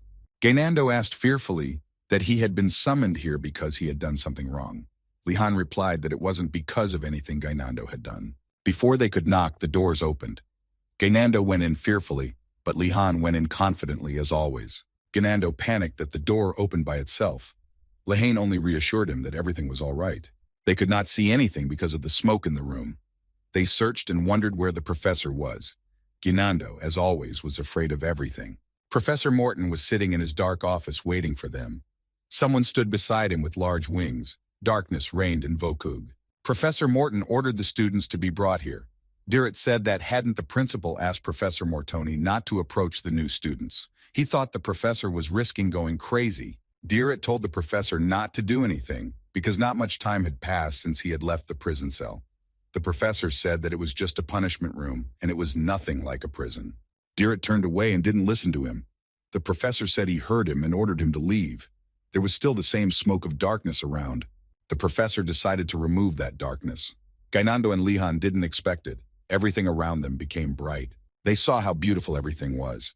Lehan said he didn't think the inside of the place was better than the outside. The furniture was made of bone. For dark mages who can control summoned skeletons, bone furniture is the most sought after. The professor sat and smiled sweetly as he greeted them.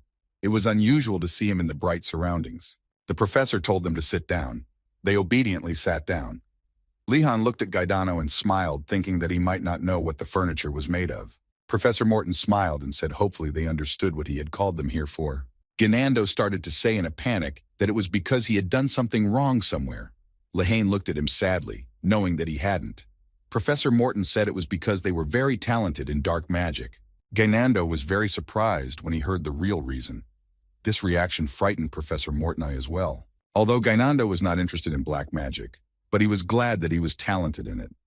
He arrogantly folded his hands in front of him. Lehan looked at him with a question mark on his face and didn't understand why he was acting so abruptly. Continued. The professor gave them some candy and continued the conversation.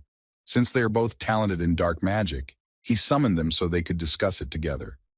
Dark magic is much more attractive than they think. Gainando held the candy in his hands and listened intently with a surprised look on his professor's face. Lehan wasn't surprised at anything since he heard it from every professor. After talking to Professor Mortoni, Gainando would come out and sing a song, happy that he was so talented. Lehan looked at him and wondered why he was so happy, and besides, they had another problem. The professor gave them bones wrapped in ribbon. The professor said he wanted them to keep it in their rooms. Lehan was disgusted at the thought of it, that it was a gift, as if it were a date present and unexpected. Gainando asked Lehan not to say anything to Yoner. He said it with a very serious face. Lehan looked at him with a question mark and wondered why he didn't want to tell her. The next day came. It was fencing class. Everyone was practicing running around. It was very hard on the students. This training was to improve their bodies. After all, channeling mana through the whole body also requires good physical fitness. In between jogging, Lehan had a question. He said that he had to go to the mountains. Would the professor give him any advice? The professor stopped and seriously told him to give it up. He said it in all seriousness. Lehan was surprised and asked if it was so dangerous. He kept running. The professor went on to say that there were not only many dangerous monsters in the mountains of this school, but there were other dangers that even the professors didn't know about. Lehan looked at him in surprise. The professor said again, but more seriously, that it was not wise to go to such a place. The only people who would go there knowing about it are fools. Lehan replied that he was not going there of his own free will, but because it was another professor's homework. The professor smiled when he heard that it was the professor's homework. He replied that he thought that in that case, everything could be possible. The professor stopped and said that Lehan didn't look tired at all, and that he had learned how to circulate mana. Li-Han said that it was not so. He was trying to discharge his mana. The professor wondered about Li-Han's method. He had heard that he was doing something like that in the battle. It would be normal if he fainted due to a complete loss of mana, since it was the same as burning his energy. But since he had an infinite amount of mana, there must be a method that would only work for him. The professor told Li-Chan that he wouldn't ask him not to use this method. However, in this class, the professor wanted him to focus on mana circulation. Li-Han replied that he understood and thought that there was something dangerous that he didn't realize. The professor said that if Li-Han had so much mana, it would take more effort to complete the circulation cycle. Li-Han was very surprised by this. He stood there with a surprised face. There were tired students lying around. The professor said with a smile that he would improve his training. And with the same smile, he told him to run a few more laps. Li-Han was very upset and killed. He wondered why these professors were like that. Continued. The professor also said that he would accompany them as they gathered ingredients. Li-Han was very surprised. As evening came, Yona read the note left by Professor Urgulm. It said, he had some business to attend to, so he would be away. They could take anything they wanted, but not too much. Yona smiled and told Li-Chan that was why he had called her. There were many alchemical elements in this house. Li-Han said that was true. He opened the chest that Radford had stolen and said that he also wanted to check how to use these potions. He looked at Yona and said that he wasn't as good at alchemy as her. Yona smiled and said that she was curious about these potions too. Yonette noticed that there were vegetables growing in the garden and asked if he had grown them too. Li-Han said yes, but he thought it would take a long time. At least that's what he was told. Yona looked at him with a surprised look. Li-Han was surprised to see that his plants had matured so quickly. He looked at the watering can and thought that Professor Choi Dora had added a growth gas pedal to it. Yonera wondered if she really could have done that. They picked up a lot of tools and food and headed back with satisfied faces. The next day, Li-Han and Yoner sat in the room and looked at the potions. There were books scattered around. They investigated the potions all night long. The grape wine of the Western Empire is excellent. The potion of Calciacanthus, drinking it, would make a person sing more beautifully than a mermaid.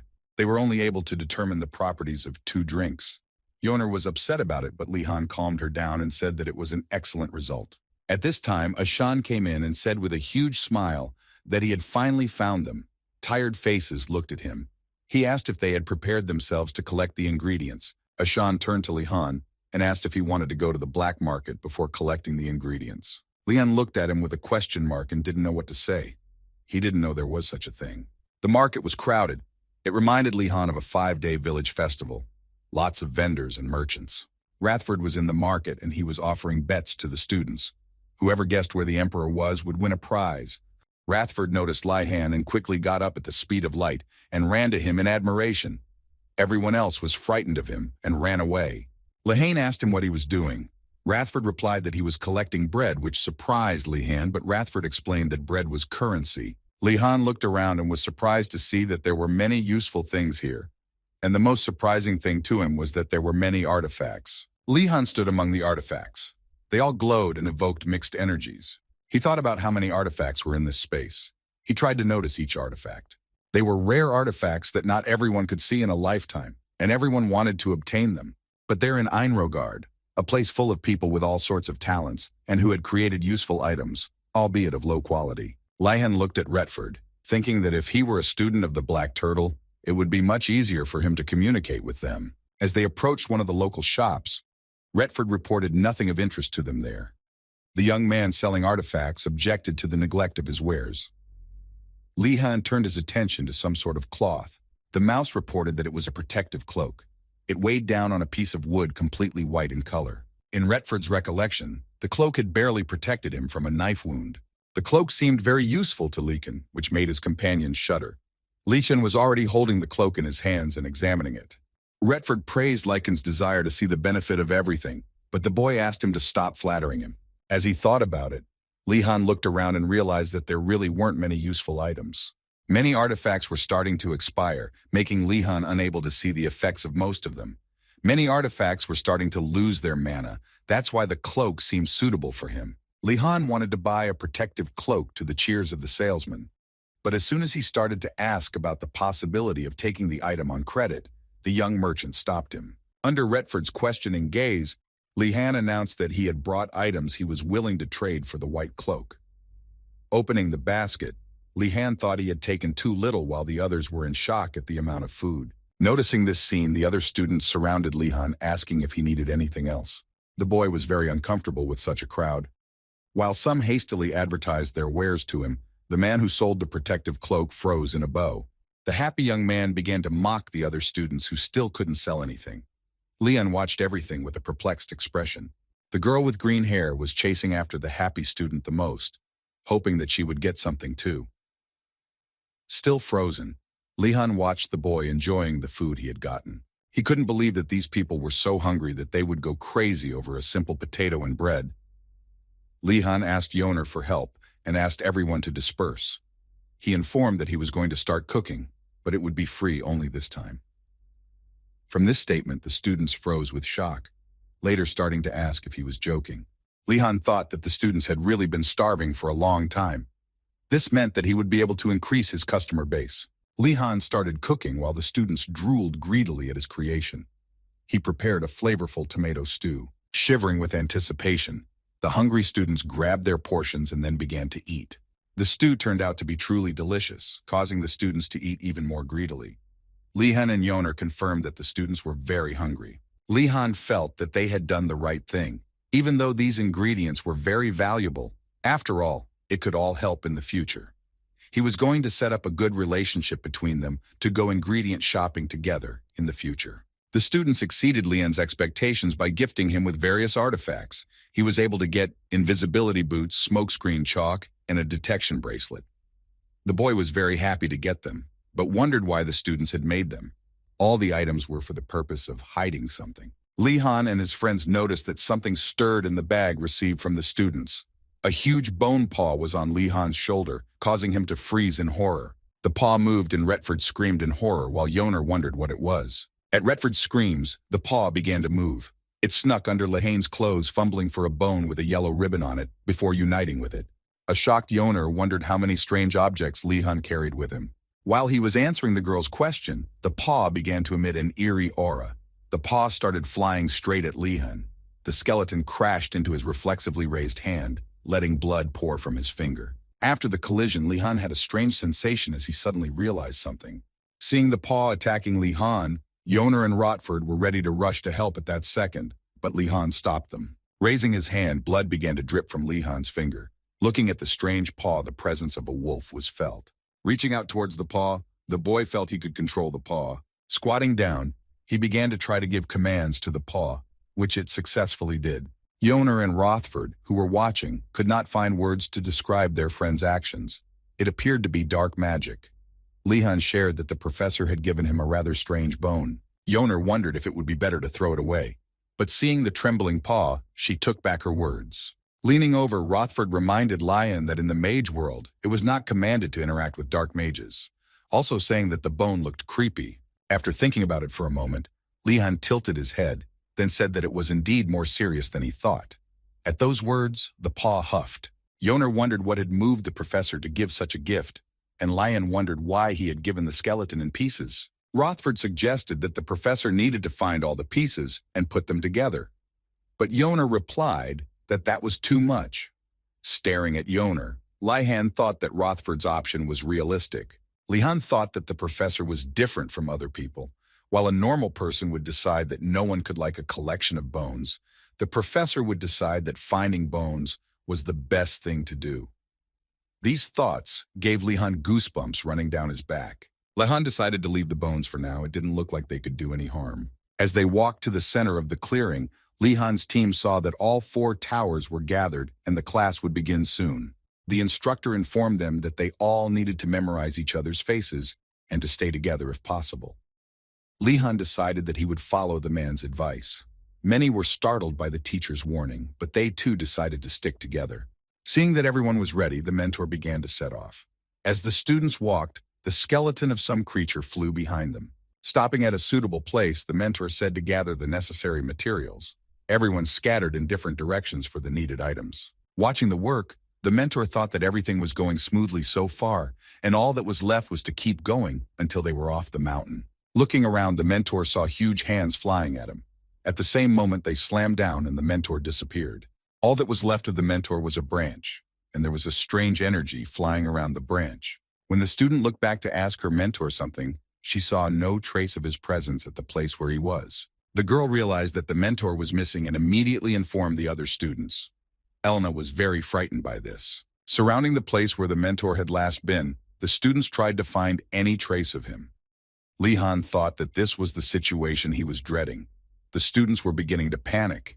Lihan decided to take matters into his own hands, so he told them to stop making a fuss.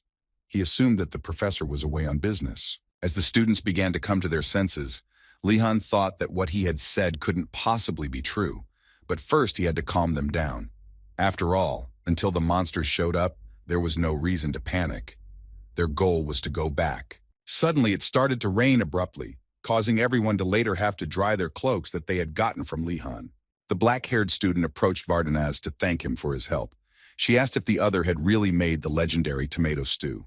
Lihan didn't know how to choose the right words, because the stew was quite ordinary. The girl came back saying that the princess wanted to thank Lihan for his help. He agreed to help and asked if she could make a fire. The princess with long hair immediately started the fire after the black-haired man's words. At the same time, the fire was lit. Seeing how the princess used magic, Lihan was surprised, for she was using spirits. The other students couldn't believe their eyes either, because they still hadn't studied it. Lihan thought that the reaction would have been different if skeletons were there. Sitting around the fire, they thought it wasn't so bad. It continued to rain outside. An eerie light lit up deep in the forest. As Yoner sat there, she noticed an approaching hesitation, which she shared with Lihan. He felt as if he had been electrocuted. Lihan jumped up sharply and shouted for everyone to be ready, for the unknown creature was approaching. What they saw stunned them all. A huge golem was approaching them with a brightly colored core on its head. All students were waiting for the same fate. Suddenly, a young man near the princess shouted for everyone to stop moving. According to him, all the golems were moving according to the rules, and as long as they didn't break them, everything should be fine. Golems are artificial monsters created by mages, as opposed to monsters in the wild. They are creatures created by forming certain materials and then injecting a core into them. The problem will arise if the core is destroyed or combined with another object. In that case, the golem would not obey orders. Lihan thought it was good that even a broken golem obeyed the rules, but the rule could contain different information. The huge golem suddenly started swinging at the students, and the neighborhood was filled with screaming. Continued. The huge golem drew a line in front of him. It let him know not to go beyond that line. At least that's what Yoner thought, that there was no need to cross the line. Nilia was surprised. Lihan wondered what would happen if he crossed the line. He was about to do so. Ashan tried to stop him. Lihan stopped and told Ashan that he would not do it himself and took out a bone hand. He held it and looked at it silently. Everyone was horrified when they saw it. They didn't understand what Vardanaz had in his hand. Lihan started to explain that it was a summoned monster that he had summoned himself. He ordered the bone hand to cross the monster's line. The hand hurried to fulfill its master's task. The bony hand looked small against the golem and did not inspire any confidence that it would do anything against this huge monster. The golem crushed it with one hand. It lay all broken from the blow and a hole was formed. Everyone panicked and thought they were finished. Lihan was very surprised and upset, but suddenly the bone hand shone with a violet aura that looked like dark magic. It seemed like something was about to happen. She recovered and ran to Lihan. Lihan sat down and waited for her, praised her for doing a good job, and called her to him. The girl with black hair and elf ears looked at Lihan and wondered how a summoned monster could recover so quickly. Summoning a monster requires a lot of mana and time. The students began to quarrel. Nilia approached Lihan and asked him to intervene in their conversation. Lihan sat there thinking about something. Nilia noticed this and started to panic, and she shouted what he was thinking. Lihan looked at her at the same moment. He apologized to her, and it seems that there is still hope in this situation. Hearing this, many students rejoiced and admired Lihan. Nilia stood there in complete shock. Lihan became serious and said that he thought it was a trap of crazy professors. Meanwhile, the swordsmanship professor was being held hostage by a skeleton, screaming to be released. It was really the professors, the principal and Professor Urgulmum, were calming him down. They asked to listen to them and hope for understanding. The headmaster said that when they have such a strong swordsman as this professor around them, the students lose the opportunity to develop on their own. The fencing professor was very surprised at what he heard. He hoped that he was not seriously telling him. The fencing professor changed his facial expression and asked what they would do if things didn't go as they thought. The headmaster and Professor Urgulmum looked at each other with a question mark. as if they hadn't thought it through. And with a nervous smile, they replied to the fencing professor that the students would have to deal with this situation on their own. The fencing professor thought they hadn't thought it through. He looked at them nervously. The director was assuring the professor that he would soon realize what a joy it was to watch human development. The fencing professor nervously asked the director to shut up. The fencing professor started to warm up because his bones were stiff during the initiation.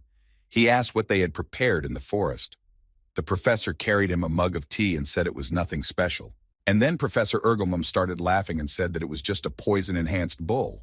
It was more violent than a normal bull, but that shouldn't be a big problem. At this time, Lihan and the students were thinking how to get rid of the huge golem. But the students were sad because they were not as brave as Lihan. Lihan looked at them and thought that it was too much to ask. He told them to keep their noses up. Lihan said it was a teacher's trap, so there was a way out. The students cheered up at his words. They began to discuss their plans. Nilia turned to Lihan and asked him what he thought about it, but she saw that Vordanaz had disappeared. When they heard that Vordanaz was missing, they all panicked and didn't know what to do. The fire was burning brightly. Yoner noticed something and pointed her finger. She was shocked. You could see on her face that she was surprised by something. Vordanaz was already standing behind the monster. He had a serious face and was in deep thought. Ashan started to shout in panic that Lihan should get away from the monster as it was dangerous. Yoner stood in shock and didn't know what to say. Vordanaz looked at the golem monster and thought why he didn't notice it. The monster stood still. Lihan turned back to the students and answered their question by saying that he was using invisibility magic. While the other students were confused, Lihan decided to do a simple experiment. He wanted to see how the golem would react when it was invisible. Another thing Lihan noticed was that when he crossed the line, the golem didn't pay attention to him at all. The students admired Lihan even more. Lihan said it wasn't him, it was an artifact, but they started to think that he was creating the artifacts. Lihan replied that it was not true and that the artifact had been given to him by the Church of Freising. They began to move away from him with excitement. Yoner interrupted their conversation and said that it would be very difficult for them to use the artifact from the Church of Freising. Ashan started asking Lihan to go and ask the professors for help. Lihan wasn't sure if it was a good idea, and it was unlikely that they would help them. Lihan took his staff and shouted that they would solve the problem differently. He also raised an iron ball into the air. He thought that if it was a test, it should be one that a freshman could handle. He went forward and shouted that let's try to attack the golem. The battle began. The students admired Lihan and shouted that he had hit the target. They all started to cheer him on. Yoner saw something again and was surprised by it. It was obvious from her face that something was wrong. Lihan stood there desperately shocked and thought that why he had broken the connection with the ball at the moment of the hit, he couldn't use it. Lihan put his hand to his forehead and began to think that golems are monsters that move with mana flowing from the core. So it was natural that measures were taken to protect the core. Lihan thought that if the iron ball didn't work, he would think of something else. He took his staff and waved it imperiously. At the same time, the professors were in the warm room. The swordsmanship professor thought in suspense and hoped that the students were all right. The principal smilingly reassured the professor. The professor looked at him with an embittered face. The principal said it was much worse in his time. The principal said that in any case, this year there are talented students, and he is sure that everything will be fine. Professor Ergelmum was putting tea on the table. The principal kept reassuring that Vordanaz was also with them. Ergelmum offered tea to the fencing professor. The swordsmanship professor and the alchemy professor were very surprised when the headmaster said that Lihan had learned magic from his own book, and not only from him. Professor Vegrek also gave individual lessons. The principal began to tell us that Professor Wegrek did teach the magic of the 3 rings. The number of rings determines the complexity of magic. The number of processes required to cast a spell is fixed. The first ring is for elemental magic, the second for form support, the third for controlling that magic. To become a magician of the 3rd circle, you must perform these elements simultaneously. Lehigh stood and did water magic. Lihan thought that even those crazy professors knew the logical meaning of magic. He was sure there was a way to do it. Yoner asked with a questioning face why Lihan was spinning the water balloon. Lehane spun it unknowingly, as he had done it many times before. Then he got the idea that if he spins the water balloon even faster, it will have more punching power. Like a bullet, continued. Lihan was very happy that he had succeeded in this magic. He looked like a true water lord. Yoner shouted that she didn't know what kind of magic it was, but why it was so powerful, and wasn't it too big? Lihan was standing and there was a huge cloud of water above him. The students were standing there wondering what kind of magic he had. They were discussing that Lihan was doing well without them. They thought to move away as it was dangerous. Ashan started shouting for them not to panic. He assured them that Lihan would be able to control such a spell. Nilia held Ashan and said with certainty that she was sure of it. Lihan was surprised at their confidence because he was not as sure as they were. For him, it was a great pressure from them. Since the old days, young mages had said that magic was a formula in a separate world, so if someone used it as he pleased, he might incur the wrath of magic. What Lihan used is a higher level of magic, something we teach to advanced students. Lihan has so much mana that he doesn't need these formulas. When he used mana to keep it spinning, the size of the water balloon couldn't handle the amount of mana. It couldn't keep its shape. He started to increase the size, and as the size increased, the rotational force decreased, so he used more mana. Lihan replied that everything was fine, and he could control this huge ball. Ashan and Nilia were happy to hear this because they believed in him. Lihan closed his eyes and sadly thought that it would not last long, because this was putting a lot of pressure on his mind. He decided to deal with it as soon as possible. Lihan stood and diligently pointed the staff at the orb, spinning it faster. The orb flew at the golem monster. It flew towards his shoulder. Lihan thought it would be difficult to create another one. Pieces of rock flew from the water ball's impact. Everything shone brightly in a flash of light. Lihan stood there with a surprised look on his face as he didn't expect it to be like this. The students stood with their mouths open and were very surprised at what was happening. They couldn't believe their eyes. The monster shattered into pieces. Lihan stood still and looked at it. The students began to look at the wreckage and thought, what happened? Could the monster have been blown to pieces if the water only scratched it? After thinking about it, they began to admire Vardanaz even more. They shouted joyfully throughout the forest. Nilia pointed proudly at Lihan and said she had confidence in him. Lihan stood there bewildered and unable to understand what was going on around him. He looked silently at his staff and thought. He wondered if the water balloon was so powerful or if the golem was so weak. Lihan breathed out a sigh of relief and thought that Professor Velati's lessons had been useful after all. But then an unknown pain twisted Lihan, causing him to sit up, and Ashan ran to him, asking if he was all right. Several hours passed. Lihan sat there wondering why Professor Ingerdell had not returned. A bony hand hid sharply under Lihan's clothes. Lihan wondered why she was acting so strangely. Suddenly he heard something and became alert.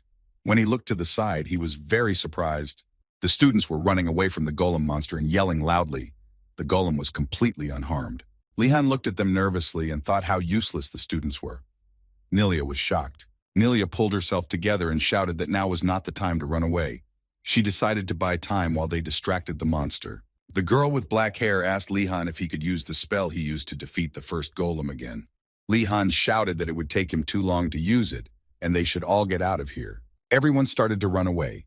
Lihan began to work his magic. The golem was close. Lihan took out some chalk that he didn't really want to use at the moment and threw it at the huge monster, shouting for it to fly at him. It was a distraction. As soon as the monster was distracted, Lihan drew his sword and headed towards it with great speed. He decided to blind the monster and aim for its feet. Sparks flew in different directions. Lihan was serious in why he decided to aim at the leg, because it would be hard for the golem to keep its balance with its weight. Continued. Just as Lakin was about to hit his arm, something flew at him. He didn't realize what it was and put his hands up. It was the boy from the White Tiger Tower. Lihan asked him how long he would stay in his arms. The boy cried out in fright. The boy got off his arms and asked Lihan if he was Varanaz. Lehane looked at him with a question mark, wondering how he knew, because he was invisible. The boy said he could have thought so because Lehane was the only person who could do that, and he pointed his finger at the monster, and he thanked Lehane for his help. But the golem attacked them sharply. Lihan quickly pushed the boy away. Everything around them flew. Lehane asked him with a harsh tone how he had gotten here. It was hard to get in front of a golem unnoticed. The boy said he'd gotten through with the help of a dirt-dissolving potion Siana had prepared. Lihan didn't think such a potion existed.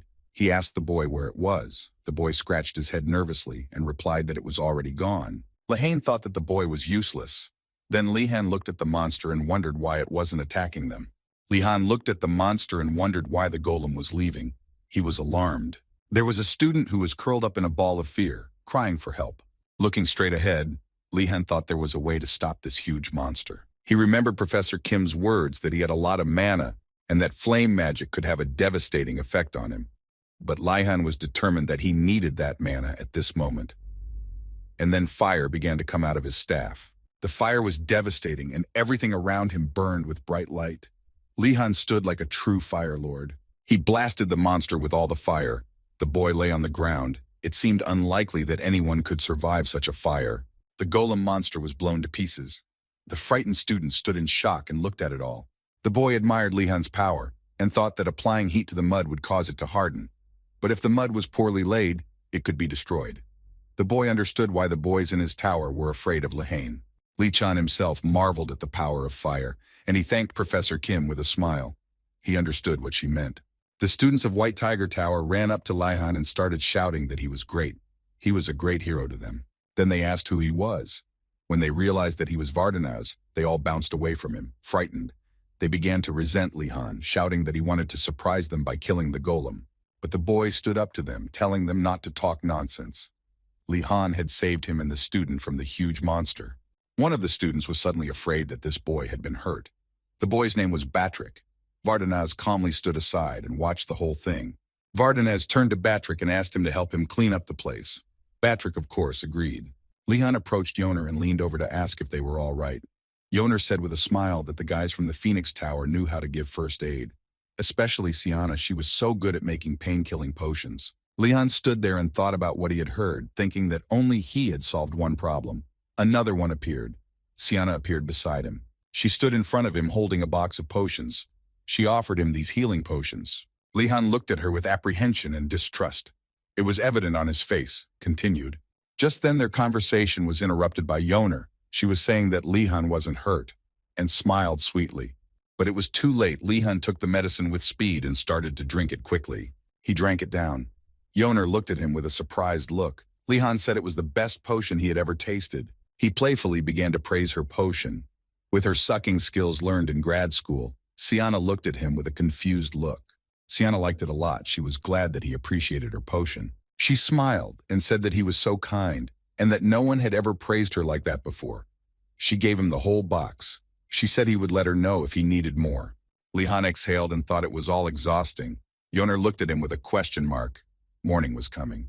Meanwhile, Sian was telling her friend that Lion was very polite and must be from a very noble family. He looked at this and thought that he had earned the favor not only of Sian, but of all phoenixes.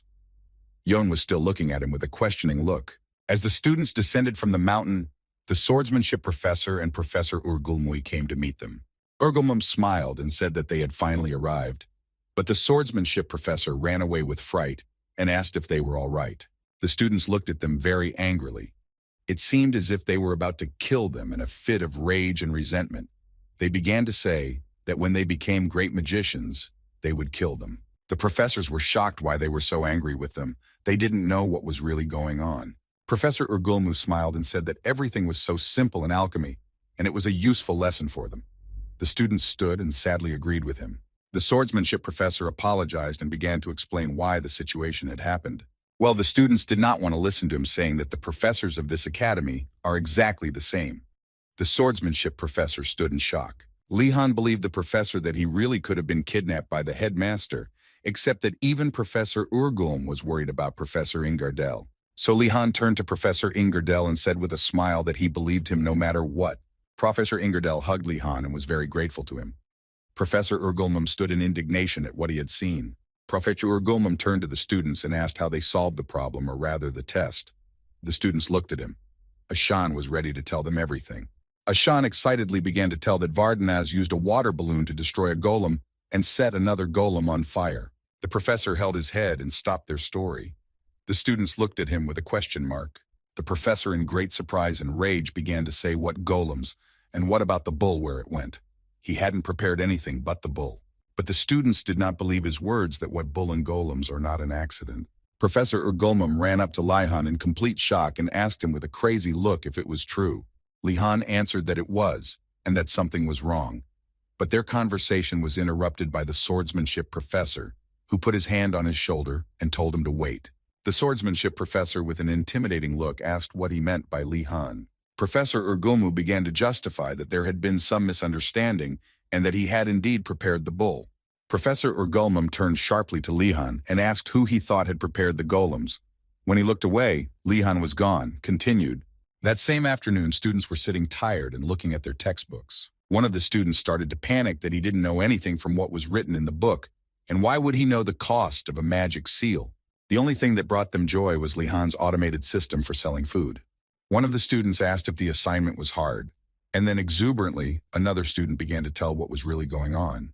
The blue-haired student was holding a candy bar and looking indignantly at that student. The female student in front of that person was saying that she felt sorry for that student, so let's leave him in the flow. Lihan looked at them with a smile and thought that they all thought that they would not experience what they had experienced. Yoner interrupted his thoughts and said that Lihan should get his thoughts together. Lihan paid attention to her and agreed. They were preparing their homework. Everyone was concentrating hard on this difficult task. Many failed in this assignment, all leading to collapse. Many stinky substances were flying around the room. Lihan thought that something seemed strange. Alchemy is very precise, so even a small discrepancy can lead to failure. But no one succeeded. Lihan knew it was complicated, but it seemed as if the instructions were wrong. Yoner noticed that Lihan had stopped and asked him if everything was all right. Lihan looked at her and with a serious tone replied that he had a thought. That Professor Ergulmum had given them the wrong instruction on purpose. All the students were shocked by what they heard. Yoner couldn't understand why. Many students of the Blue Dragon Tower threw themselves into a great panic. They felt uncomfortable from what they had heard. Yoner and Lihan felt that this was not the time to be angry. They had to complete the assignment even if they wanted to get back at the professor. Yoner replied that one of those ingredients was not suitable for the recipe. Lihan thought that it must be a trap and that they should consider all possibilities. He stood scratching his chin. Yoner hesitated. She said that there were not enough ingredients for all the possible ways to make the potion. They both looked at the ingredients that were on the table. Yoner said that it would take some time, but he thought that they would solve the problem if they consulted other textbooks.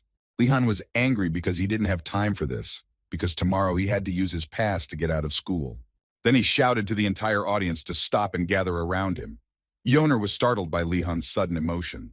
All the students stopped and looked at him with a question mark, not understanding what he wanted from them. And then Lihan began to say calmly that they had fallen for Professor Ergulmum's trick again, and that they should figure it out together. Everyone stood around and thought about it.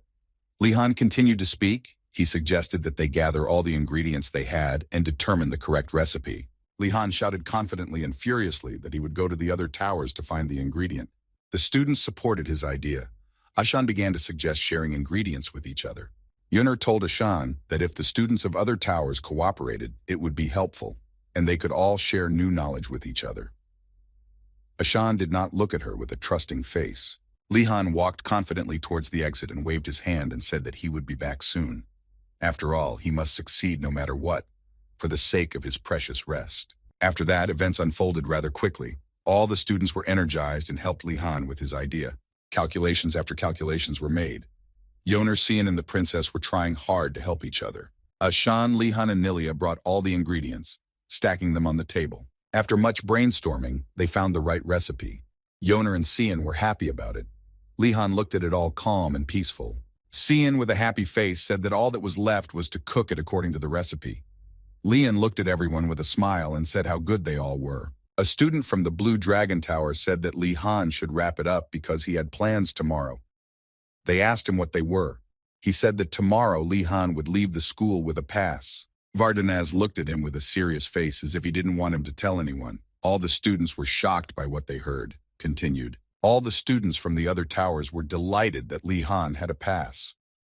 Lihan stood and looked at them silently. Everyone asked him what he was going to bring from there. Everyone wanted to order something from him. Nilia thought of a sturdy outfit, as she would be comfortable exploring the environment. Ashan kept saying that he wanted books and stationery, pens, and so on. His students looked at him, not understanding why he wanted these things. Ashan, with a serious face, said that the library was a mess, and it would take a long time to find the information they needed. So it would be easier to order from Lihan. The students still didn't agree with him. Gainando also thought not about textbooks, but about books that carry an entertaining program of boredom. These are novels and various magazines. Cards and chess are also interesting. He went to Gainando after negative emotions because the students thought that it was not useful. Gainando, with an indignant face, said that they are useful for him and said why the lights can say what they need, but he cannot. Just as Gainando decided to ask Lihan what he thought. Lehane was gone. Everyone stood around wondering where he disappeared to. Late that night, Lehane went to bed. He was glad to be in bed because tomorrow he would have a busy day. But Li Han couldn't sleep because he was very nervous. He was sure he would encounter traps on this trip, like a limit on the number of items or a limit on weight and size. He also wondered how far or close the village was, how many days he would need. He wondered if he was dealing with the headmaster, he would need to learn speed magic. Suddenly, the headmaster's book fell out of the shelf and rushed towards Li Han. Li Han looked at it in surprise. The book fell on the floor and started to open the pages. Symbols came out of it and headed towards Li Han.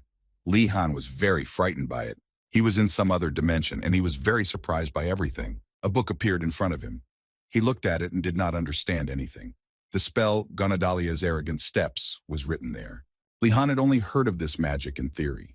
He smiled softly and wondered if the book had recommended it to him because it had hurt his thoughts. He said he didn't have time for it now because he had to leave early tomorrow and asked to be sent back. The book looked at him with a bad aura. Li Han looked at it with contempt and wondered why it reminded him of the character of the headmaster. He thought that he had no choice then. He decided to learn this magic as soon as possible by picking up the staff. The next morning, Li Han went to the academy exit with his backpack. The headmaster was already there. Li Han had not slept well at all and was yawning.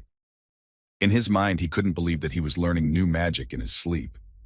In this world, there were all sorts of learning methods. The headmaster congratulated Li Han for going outside. Li Han looked at him with a seriously tired look. The headmaster said that this was a reward for his high achievement. Li Han lowered his head and thanked the principal. The headmaster began to explain the rules that Li Han must return through the main gate before the sun reaches its highest point tomorrow. If he fails to do so, a pursuit team will be sent after him. The headmaster pointed his finger at Li Han and said that he could take whatever he could carry, but he could not use the carriages, horses, etc. Lehane stood there and looked at him as if he expected that. Lehane went towards the exit and said that he would do his best. There were new adventures ahead of him. Li Han looked up and thought that the rules were not as strict as he had thought. After all, he was sure and ready that there would be restrictions on the weight of objects. But it was important and wonderful for him that he had finally left the walls of the academy. He looked forward with a smile. He came to the village of Phylon. Lian stood talking to one of the market vendors and was surprised that the nobles in the neighborhood had been displaced by the academy. It would take several days to get to the nearest mansion by horseback. The vendor laughed happily and said that was the case. Li Han was disappointed, continued.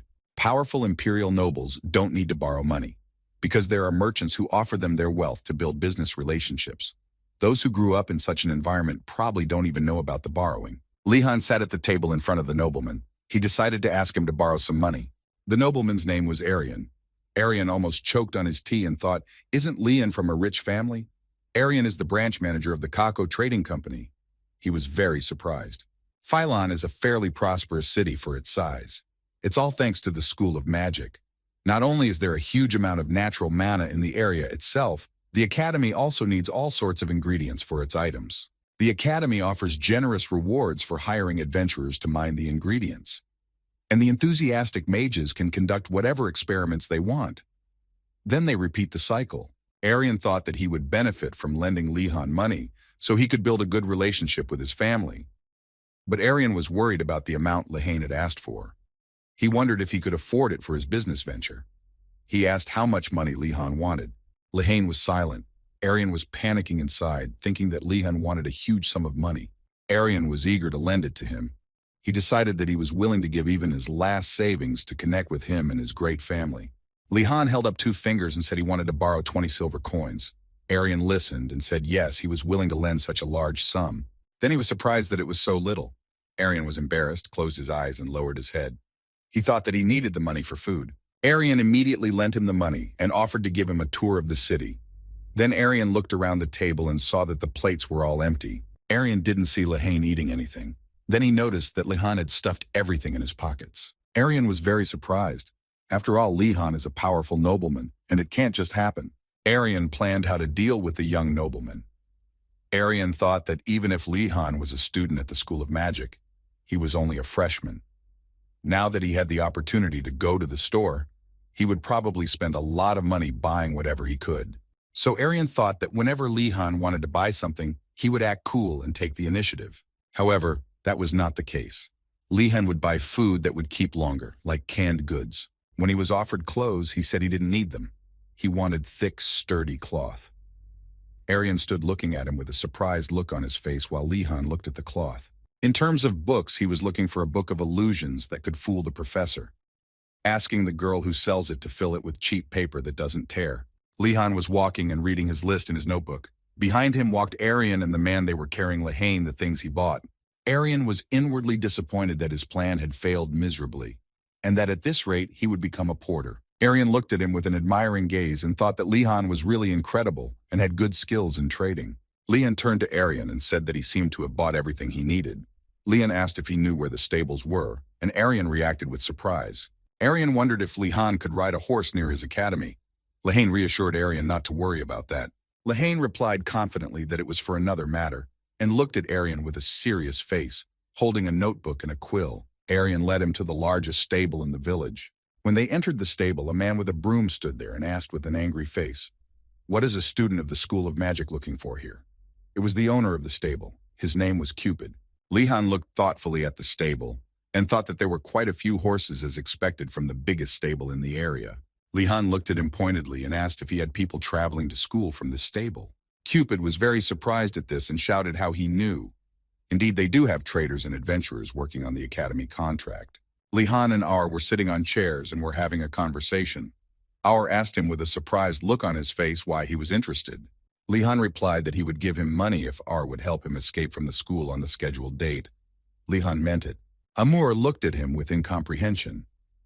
He said that Lihan looked like a freshman, but was so bold in his plans.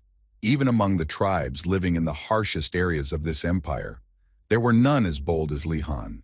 Aur only wanted to help him because of that. Lihan was very happy about the decision, but Cupid said it was not that simple. Lihan sat looking at him with a tense face. He did not know what could influence this plan to fail. Continued. Aur told him that in the past, he had helped clients get into the academy school, but they were heavily guarded. Lihan was saddened by what he heard and hung his head sadly. Aur said, "That doesn't mean the situation is hopeless." Aur put his hand on Lihan's shoulder and said that everything would work out if he could find an animal at the academy that could fly. Lihan looked at him with an inspiring look. Lihan asked with a surprised look on his face what Aur, the owner of the stables, meant. Aur replied that he had found out about it completely by accident. The academy was strict about letting outsiders leave the school grounds, but they were more discreet about people from the academy. Aur pointed his finger at himself and said that if Lihan went with him, he could disguise him as a messenger or a professor. Lihan looked at him with a questioning face and thought that was all well and good, but where would he get a flying animal? He wondered if he could steal one. Aur gave Lihan some corn tea. Aur said that it would not be easy, and asked if Lihan had made up his mind to do it. Lehane looked at the mug of tea. There was his reflection. He was troubled by many things, but he had no other options. Lehane drank the rest of his tea and said that he would leave the whole plan to Cupid. Cupid told him his plan that he would go to the academy every other Saturday at midnight. Lihan should prepare a flying animal and wait in the stable at the top of the academy tower. They would fly off together when Lihan was ready. Evening was coming. Vardanaz ran, chased by Arian, shouting that none of the stores would help him. Lihan shouted firmly that he had to go anyway. He offered to wait for Arian at the entrance to the city if things were too heavy. Arian was surprised and scratched his head, thinking that he still didn't understand Lihan. Why would a student of a magic academy go to that store? Lihan entered the store and asked if it was the workshop of the illusion mage Valdoran. He looked and looked at the girl. A mysterious girl with red eyes and a hood on her head looked at him silently and piercingly. She replied that this was absolutely true and motioned for Lacan to sit down at the table. Lehane sat down silently. She asked him what had brought him here and touched the magic ball. Lihan began to tell her thoughtfully. There was panic inside the girl as to why a student from the Magic Academy had come to her. She looked at him with a question mark and thought that she was a three-stake mage, and compared to the students from Einregard, she looked like a sophomore or freshman. Why would he come to her when there are great archimages at the academy? Lihan started to say that there was a tower he wanted to go to, but it was protected by a magic spell. It was more like illusion magic, so he turned to her. She was surprised to realize that he was talking about the tower of the Academy of Magic. She thought he looked like a freshman. Not only was he able to leave the academy, but he was looking for ways to get through the defenses. She admired him and thought that he would become a great mage, because all mages have the same way of thinking. The girl began to say that there are many spells that can block intruders. There are so many that even an expert doesn't know them all. Experienced mages as well as experienced burglars can learn the structure of a defense spell, and even more talented mages can use it for backscattering. The girl raised her hand and said that it requires a lot of experience and knowledge. Even if she taught Lihan this method, it would still be difficult to do it correctly. Lihan lowered his head and thought that he knew it wouldn't be easy. After all, he was always ready for anything. He asked with great curiosity if there was a trick to it, if it could break the spell itself or something like that. The girl replied with a smile and a chuckle, and said what a joker Lihan was. She couldn't believe that an academy student, especially a freshman, would think such a thing. The girl changed her facial expression and folded her hands on the table, and seriously replied that it was impossible. Even if Lihan understands the structure, such defense spells are hard to break. It would take an incredible amount of mana. It would take a force capable of shaking the foundation of the structure itself. When Lihan heard that infinite mana was needed, he got the idea. He jumped up and asked the girl to tell him as much as possible. She looked at him with a questioning look. Continued. The girl lowered her head and said she couldn't tell him. Because if something went wrong, Lihan's life would be in danger. Lihan was still standing. Lihan began to assure the girl that he would try not to be reckless. Please teach me. Lihan offered to pay for the counseling. He threw a lot of money on the table. The magician girl looked at it. Naturally, she liked the amount she threw her teeth, and fear agreed. She took the ball and began to say that first of all he needs a huge amount of mana, and it's better to use a magic ring and mana crystals. The girl asked if Lihan was taught how to create rings. Lihan hesitantly replied that he was learning now. He sat and listened to her intently. The girl kept looking into the orb. She pointed in the orb to where Lihan would have to be to control such a huge amount of mana. It wouldn't be very easy, and that Lihan would have to direct it to the right place at once. Lihan watched her finger carefully and listened to what the mage girl was saying. He was concentrating. The girl had said that the mana should be as powerful as the tide breaking the dam. Lihan folded his arms crosswise and thought that even though it had been explained to him, he still didn't understand what it was like. The girl asked if it was difficult. Lihan smiled and looked at the mage girl straight on. He said that he didn't think it would be that hard. While Lihan sat there thinking about something, the mage girl thought that she expected Lihan to not listen even after the warning. If he was accepted into the academy, then he was outstanding where he used to live. However, the world doesn't care whether you're a genius or not. Arrogance is dangerous for a young and talented person. The girl waved her hand sharply and the moonstone powder flew over Lihan. Her facial expression changed and she began to cast an overbearing spell, that she was demanding the moon and calling upon the water. It was the magic of the three rings. Lunarian's lunar labyrinth. Lihan flew away from her at a great distance even though he was sitting together. He was surprised that the distance between them had grown so great. But then he noticed he was sitting still and couldn't understand how it had happened. He still had the feeling that she was far away from him. Could it be magic? Lihan also felt something strange under his feet, as if he could slip. The girl sweetly asked Lihan not to move even though her appearance was the same as before. She thought that even though she had prepared this illusion against ambushes, it might be a good warning. Lihan asked that he would fall into the maze as soon as he lost his footing. The girl was surprised by his question and thought that he had a great ability for a first-year student. There must be a reason why Lihan was so confident. Still sitting in their seats, the girl asked that even though it was low-level magic, it must be intimidating. Is Lihan still willing to continue? He hesitated. Lihan was very surprised that the mage girl was teaching him in a friendly and unhurried manner. She was superior to the professors at the academy. After being beaten by Professor Velati, it's also touching to be taught differently. She wondered why he was looking at her like that. He stood up and said he would try to do what the girl had taught him. He took out his staff and stood confidently in place. The process of magic began. This magic is not like the flow of a river. It is like the tide breaking the dam. Everything around shone. The magician girl was very surprised by all this. She stood there in great shock. She didn't expect this from Lihan.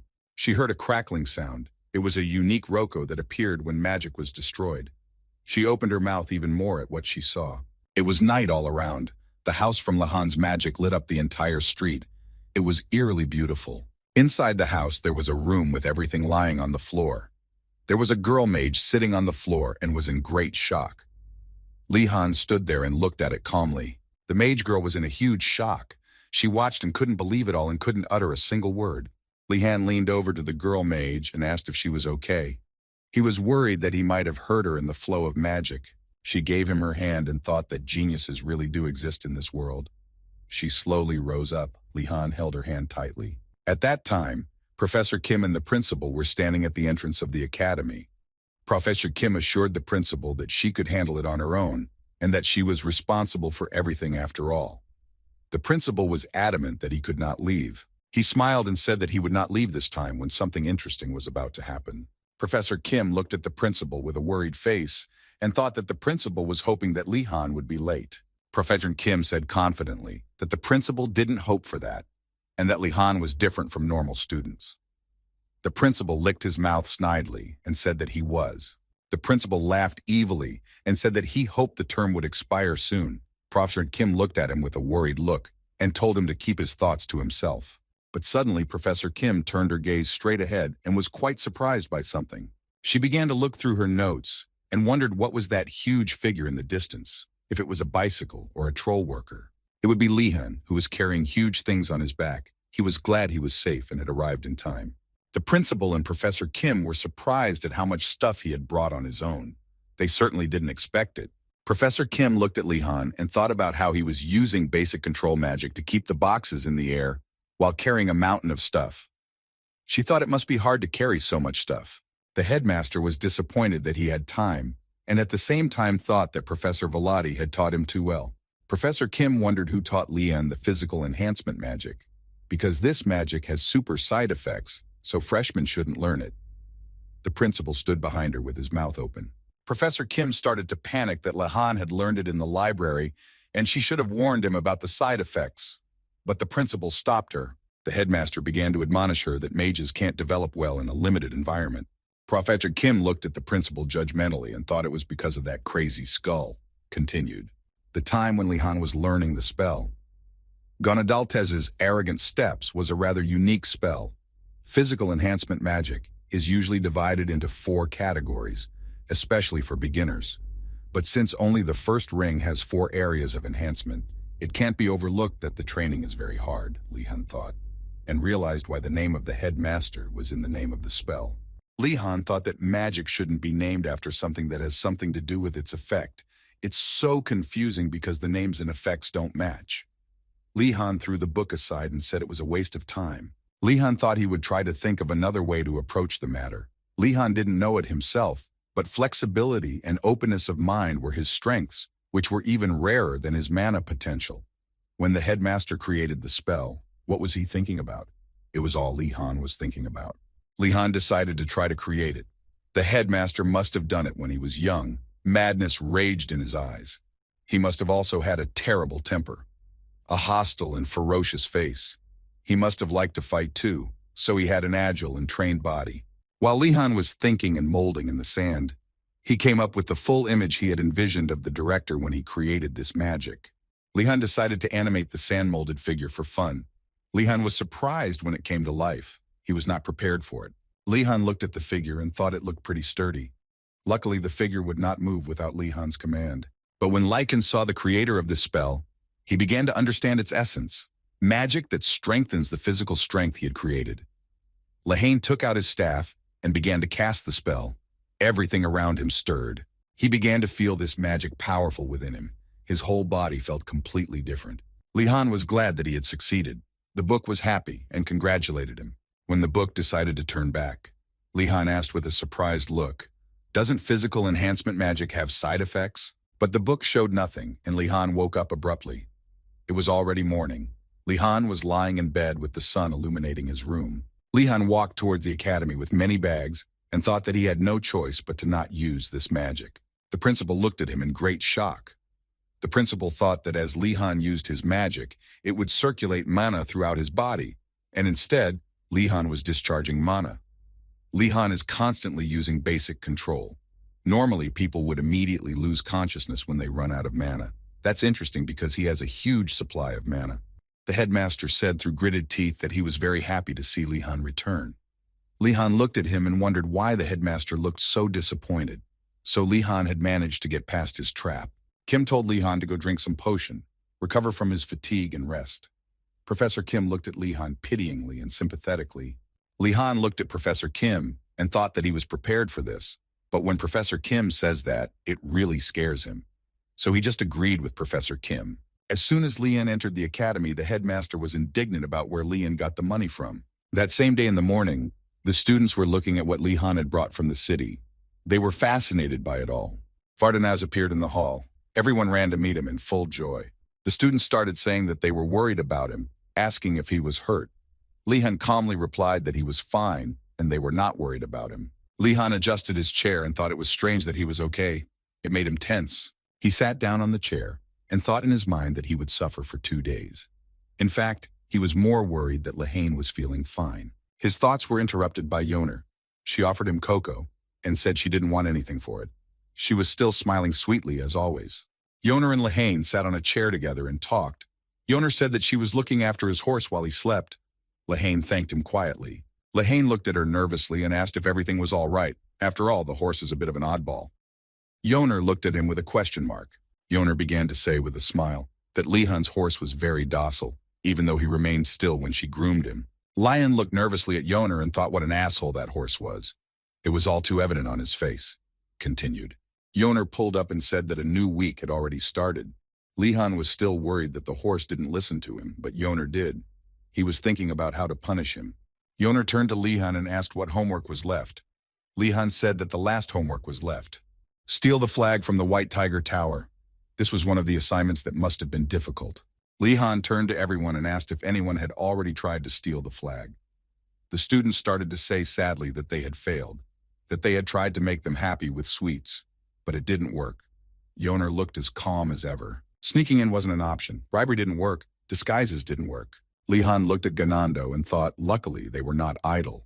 Ganando was looking somewhere thoughtful. Lehan asked with a calm face if they couldn't work together at times like this and just exchange flags. But the students reacted angrily to his question. What kind of nonsense is Ganando talking? Has he forgotten how they bullied Lehan? Lehane began to calm the students by blocking Ganando with his hand. Lehane said that the only way to do it was expected to be an ambush, and Lehan had an idea. All the students were inspired by Lehan's idea and said they were counting on him. But Ganando was still thinking and thought that the easiest thing to do was to exchange flags because these tigers were trustworthy. Lehan knew that Ganando rarely spoke his mind, so he decided to ask him why he thought that. Ganando looked at him as if he had not expected such a question. Ganando answered cheerfully and sweetly that the white tigers were good to him and that they shared milk and bread with him. Lehan was very surprised by this answer. He thought that in such a place they gave him bread and milk. He thought that it was definitely a trap of the students of the White Tiger Tower. Lehan looked at him with a disappointed face and thought that they were bribing Ganando, but only Ganando didn't realize it. Ganando went on happily telling all the advantages. But then Lehan changed his mind again. He had a new plan. Lehan put his hand on Ganando's shoulder and stopped him. He whispered something in his ear. Ganando was overjoyed at what he heard, and he replied in a confused and enthusiastic manner that he knew Lehan would only understand him. Lehan looked at him and smiled slyly. It was obvious that he had a new plan in his head. Meanwhile, the students of White Tiger Tower had drawn a flag and thought that they should just exchange it with the yellow ones. Giselle looked at the drawn flag and thought that it really looked plausible. Giving the rabbit meat to the Turtle Tower was worth it. At this time, a student from the White Tiger Tower was running and shouting that the yellow one from the Blue Dragon Tower had fallen for his trick. Marathi looked at him silently, and that they would meet tomorrow at noon in front of the academy. But Marathi stood pensive, and a student noticed him and asked him if something was wrong. Marathi replied that he didn't know if he could trust that yellow guy. Marathi thought it was strange that they had agreed to the deal as soon as they listened to him. Didn't Vardanaz just agree to his proposal? Marathi was angry why the students of White Tiger Tower were so naive. He looked at them arrogantly. Marathi thought that even if we fail, we won't lose anything. After all, it's a false flag. Meanwhile, Yoner, Lehan, and Ratforth were sitting in ambush near the White Tiger Tower. Rathford was glad to have been called to help. He was enthusiastic. Lehane replied that they needed the eye of a professional thief. Yoner panicked, and Lehane looked at her and asked what was wrong. She replied that she should have called Nilia too.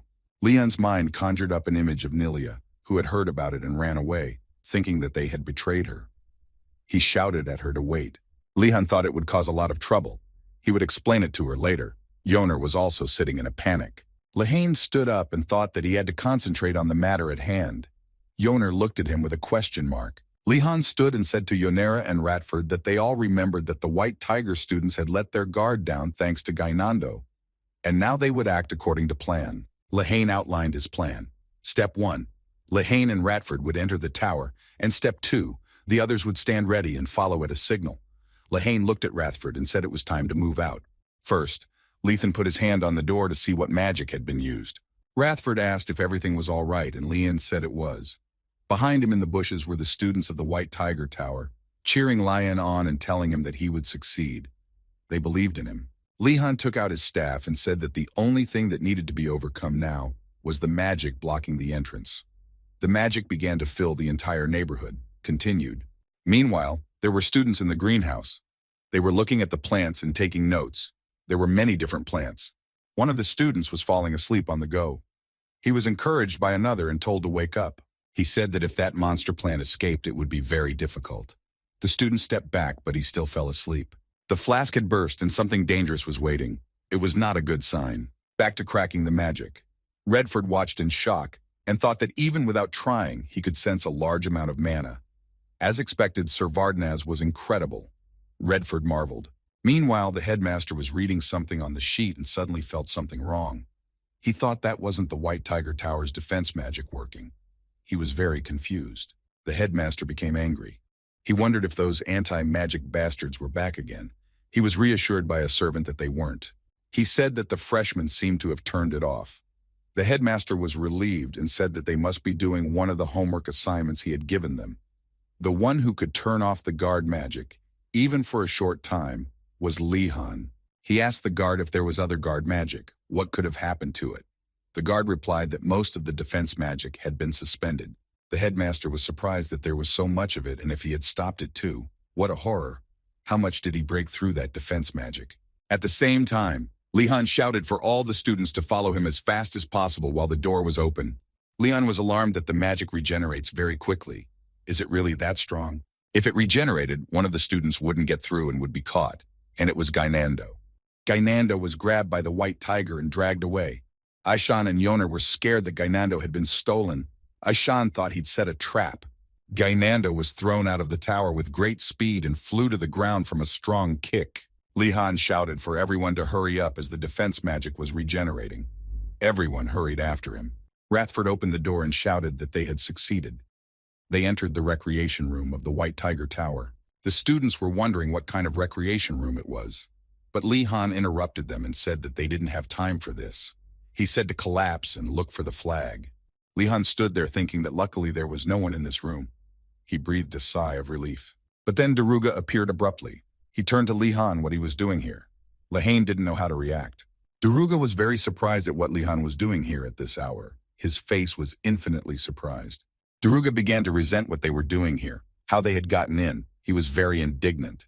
Lihan shouted for Daruga to stop a little because something was behind him. An iron ball flew at Daruga and he fell unconscious on the floor. The iron ball was lying beside him. Behind Lihan, a student was shouting with joy and anger that they had behaved so arrogantly with Vardnaz. Lihan looked at this and didn't know what to do. Yoner began to reassure Lihan that they really had to do it. It would be better for everyone. Daruga would be in trouble if he got involved.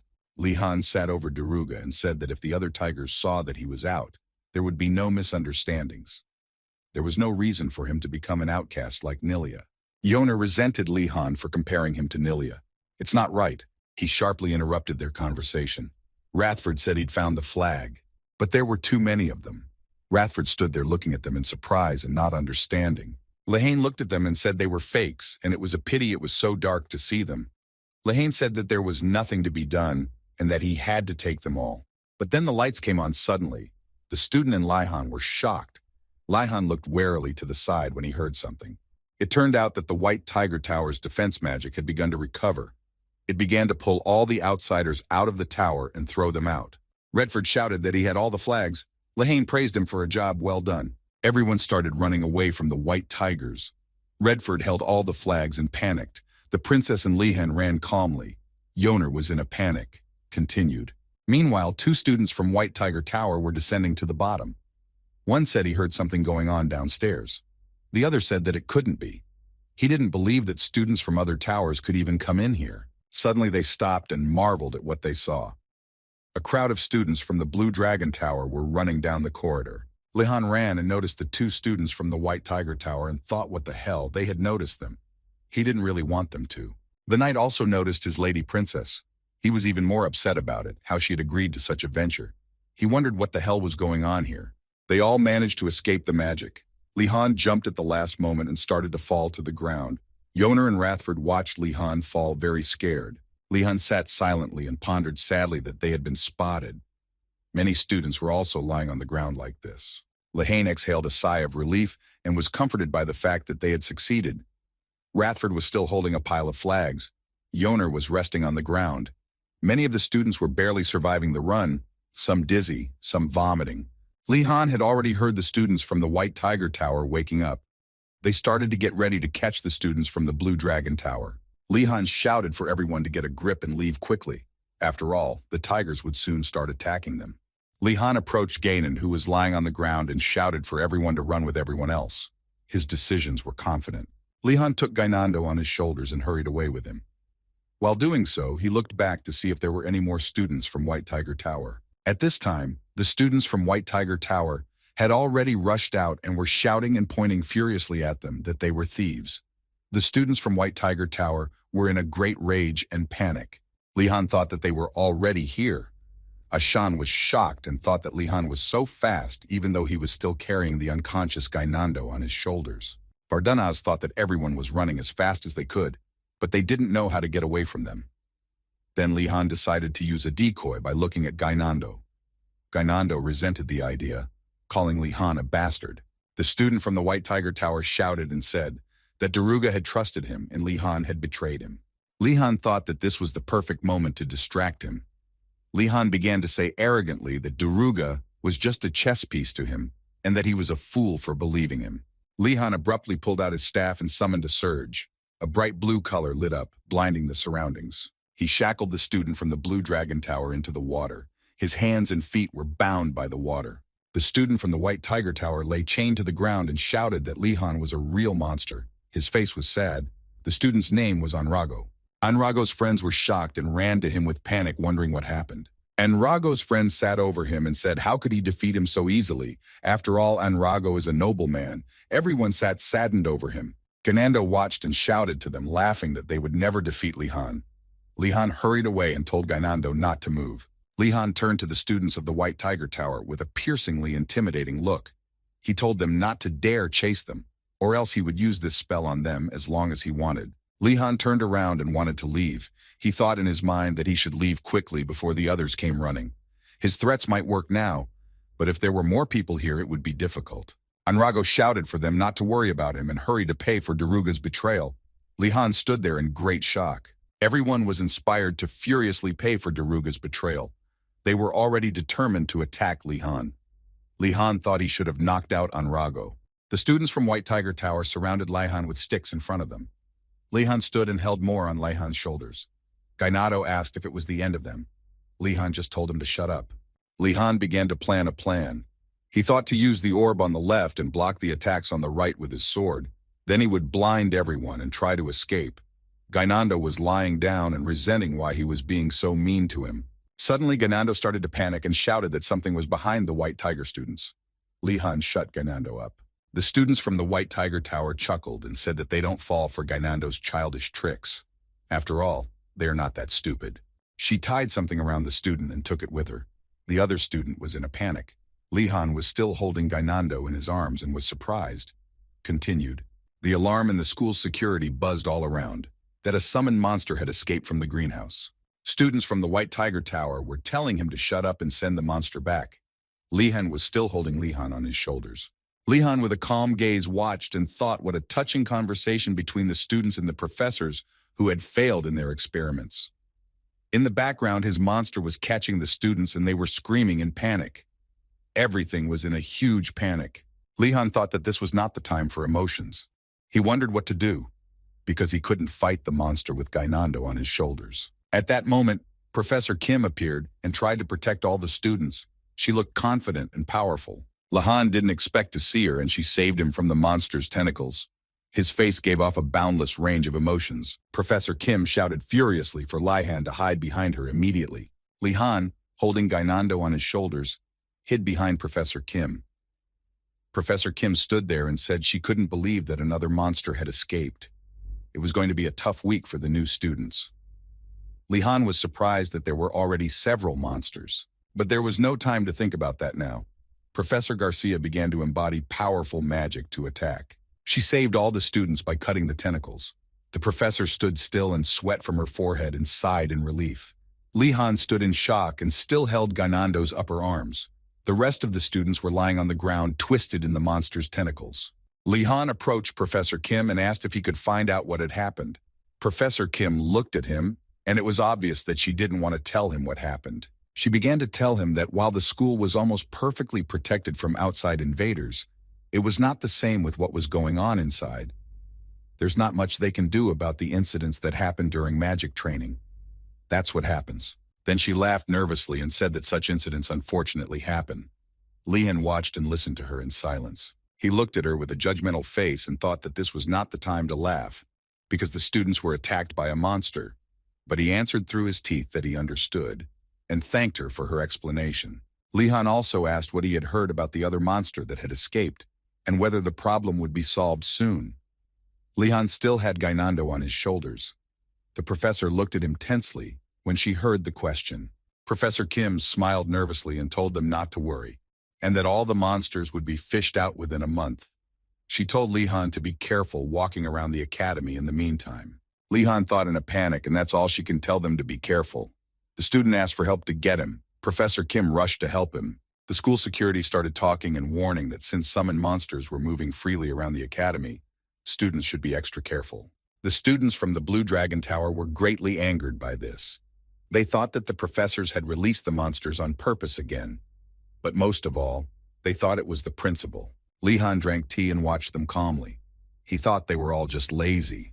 After all, there are many mages in this academy, and he was sure that they could defeat even a dragon if they used all the professors.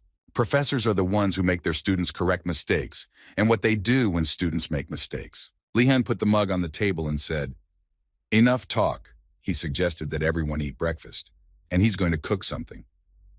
The students immediately became silent and surprised. Lihan started cooking while Yoner was counting in the bookkeeping room as usual. Lihan picked up the ladle and said that they must all be tired after last night's heavy meal. Lihan was saying all this seriously. All the students abruptly started admiring Lihan and saying that he was the best. They wanted to hug him at this moment and give him all the love. Ashan, Lihan, Ganando, Yoner were sitting on the chairs and eating delicious food. They were discussing about the stormy night. Yoner smiled sweetly and said that she enjoyed eating together, and it would be nice if their lives continued like this. As they ate, the only thing that spoiled their appetite was the voice of a guard reminding them to be careful. Yoner asked Lehane if he thought the morning classes would go well. Lehane remembered what morning classes were, and then he remembered that they still had classes to attend. He replied with a smile that everything would be fine. Fencing class. All the students looked resentfully furious at Lihan. He was embarrassed. Lihan was abruptly approached from behind by Daruga and said angrily that they needed to talk. Lihan looked at him calmly, continued. Daruga replied with a serious face that if Lihan was trying to take care of him, there was no need for him to do so. Last night, Daruga woke up from a stroke and sat there thinking. Students from the White Tiger Tower ran up to him and asked him if he was all right. Daruga asked the student what had happened. The student said that the dragon bastards had broken into their tower. They started to resent Vardanas for using Daruga, and they felt sorry for Daruga. They invited Daruga to join them. Daruga sat there in great shock that it had come to this. After all, he realized that Lihan had done it on purpose. In the present, Daruga tells Lihan that if he can't approach him because he's afraid of what others will think, then they can't be friends, and that he shouldn't dishonor his honor like that. Lichan stood there smiling, and in his mind he was thinking how touching it all was. Although it was not honorable to steal the flag and cut it down, it was better to keep silent in such situations. Their conversation was interrupted by the students from White Tiger Tower shouting furiously. They were saying that Daruga was being tricked again. Daruga and Lihan looked at them calmly. They stood in front of Daruga and protected him from communicating with Lihan. Lihan stood and thought that means it was better for him. Daruga stood there and didn't understand anything. Their furious squabbling was interrupted by the professor. He was walking as confidently as ever, looking ahead. The professor said that when he woke up, he saw monsters roaming around. He thought it was ridiculous. But since the students had to continue their studies, he had thought long and hard about how to capitalize on it.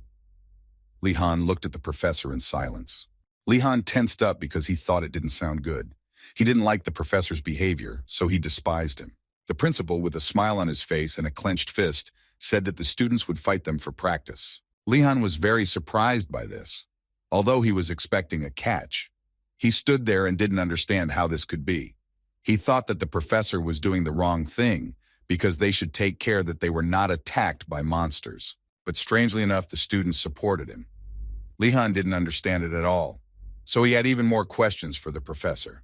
The professor smiled and said that he was going to change his mind if anyone objected. But as expected, talented swordsmen think differently. That pleased him.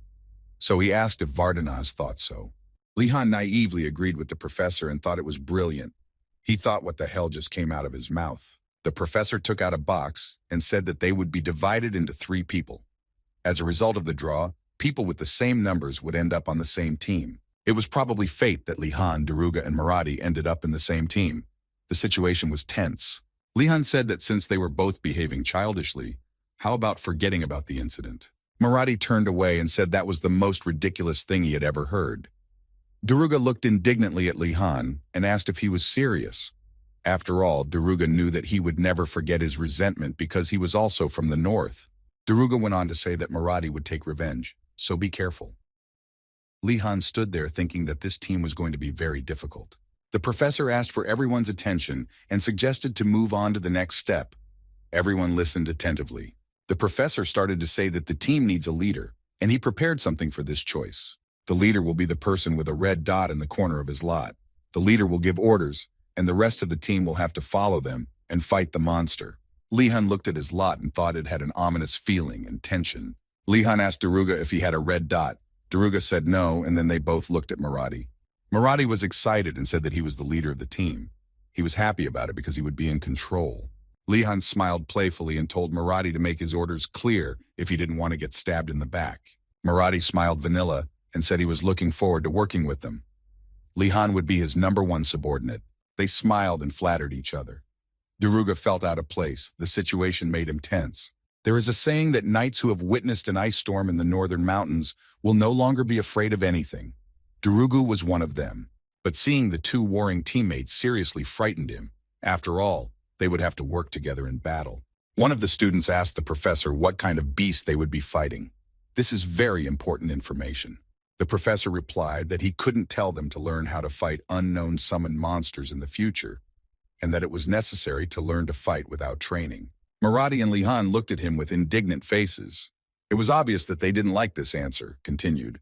Li-han thought it was just more of the professor's nonsense. He started to say that in that case they needed something to destroy the unknown monster. But the students from the White Tiger Tower admired the professor and thought he was incredible. Li-han didn't understand that at all. Li-han stood there thinking that this was not a school of magic. Marathi held his head and thought what idiots they all were. When Li-han heard Marathi say that, he looked at him. Marathi angrily said, "Why is he looking at him?" Li-han replied with a smile that he just thought he had finally found someone who thought like him. Marathi immediately objected and told him not to be such a fool, that the only thing they had to do was follow his orders. Li-han replied that he would obey as long as they didn't cause any problems, as he wouldn't start fights for no reason. Daruga just tensed silently at them. Marathi looked at Li-han indignantly and said, "Why did he put them to sleep and turn them in to the headmaster?" Li-han replied by pointing out that they were on different teams then. Marathi was very angry at what he heard. Daruga said that Li-han should keep quiet. Li-han replied that he was trying to clear up the misunderstanding. Daruga put his hand on his shoulder and said that there are misunderstandings that cannot be resolved, and that Li-han has a talent for pissing people off. The professor said that the monster would be waiting for them inside. Lehane opened the door and the room was dark. The 3 of them stood there wondering why it was so dark. Li-han thought that the professor had set it up so that they could fight the monster in the dark. Lehane used light magic and lit up the whole room with his wand. Marathi thought that Li-han was really talented, which pissed him off even more. He looked at him with an angry face. Suddenly, all 3 of them were very surprised by what they saw. There was something in front of them, but we don't know what it was yet. In front of them was a huge BWK with icy hooves and huge horns. Its eyes glowed bright white. It had ice on its back. Li-han sensed that the bull had the energy of a magical strengthening potion. Maybe it was Professor Ergolmum's bull. Li-Han decided to pull himself together and thought about what to do next. Li-Han sensed two kinds of energy from the bull: strengthening potion energy and spirit energy. Daruga asked what they should do then. Marathi resented them for wasting time on such nonsense as discussions. Li-Han said it would be difficult to deal with the bull with simple attacks. Marathi asked who could give items mana. Li-Han raised his hand and said he could do it. Daruga was happy that Li-Han could do it, and so could Daruga. Marathi also replied that of course he could do it too. But then he was surprised that Li-Han could do it too, even though he was not from a knight family. Marathi said that to face a bull head-on was to be in the most convenient place for its attack. He asked Daruga to ask who would be in the center, but Daruga was very surprised because Li-Han was standing next to him. Li-Han replied that of course the captain was in the center and asked Daruga to pass these words on. Daruga looked at him and thought that Li-Han was also in the center. Daruga was disappointed in them. He didn't realize they were still such children, so he suggested they decide on rock, paper, scissors. In the end, Li-Han stood in the center. He was centered. The strategy is simple. They split up and approach from three sides until the bull reacts. After he reacts, the apprentice he will run to will focus on running away while the other two attack. The only problem is to avoid the bull. The most tired person in this hunt will be the bait. The one who attacks is much easier. That's what Lehane thought as he watched the bull. The bull spotted Lehane. Li-Han stood firm and thought that he would not give up. It's going to be a lot harder than he thinks. Li-Han decided that instead of approaching him, he would use splash magic. Everything glowed the color of water. Daruga marveled at Li-Han. He told him it was amazing. But then Daruga noticed why the water balloons were moving in the same direction. The bull was heading towards Marathi with great speed and fury. Marathi stood at the ready, all around shining with powerful energy. This was because Li-Han must have directed the bull at Marathi on purpose. Li-Han was serious and focused on it. Marathi looked at him with a special fury. He thought he was an asshole. You could see from his gaze that he was angry, continued. A while ago. Giselle thought about it while he was assigning duties. After all, Marathi wanted to drive the bull to Vardanaz. But people with a similar type of thinking will always exist. Li-Han must have been thinking what Marathi was thinking. Marathi decided he'd never give in to him in a fight, so he ran around Lehane so that the bull would head in that direction. As Marathi ran around Li-Han, he smiled evilly. Lehane stood still and did not move. Li-Han decided to use invisibility magic. Marathi was very surprised. He thought how he disappeared. But the bull was already there. Marathi pointed his sword at his throat. Marathi stood like a true knight. Marathi looked at the sword and was disappointed that the cut was not that deep. You could see the frustration on his face. A bull's wounds healed quickly, especially from any kind of cut of any depth. Marathi thought that nothing could be done but fight. So he pointed his sword at the bull. The bull was moving towards him at a very fast speed. Just as the bull was about to attack, it slammed into the wall and passed out. Marathi stood there bewildered, not understanding what had happened. Daruga didn't promise either. Li-Han appeared in front of them with a broken sword, which was unexpected even more for everyone. Li-Han looked at his sword sadly or without emotion at all. The sword vaporized. Li-Han stood there thinking that since it was only a wooden sword filled with mana, it would have broken anyway.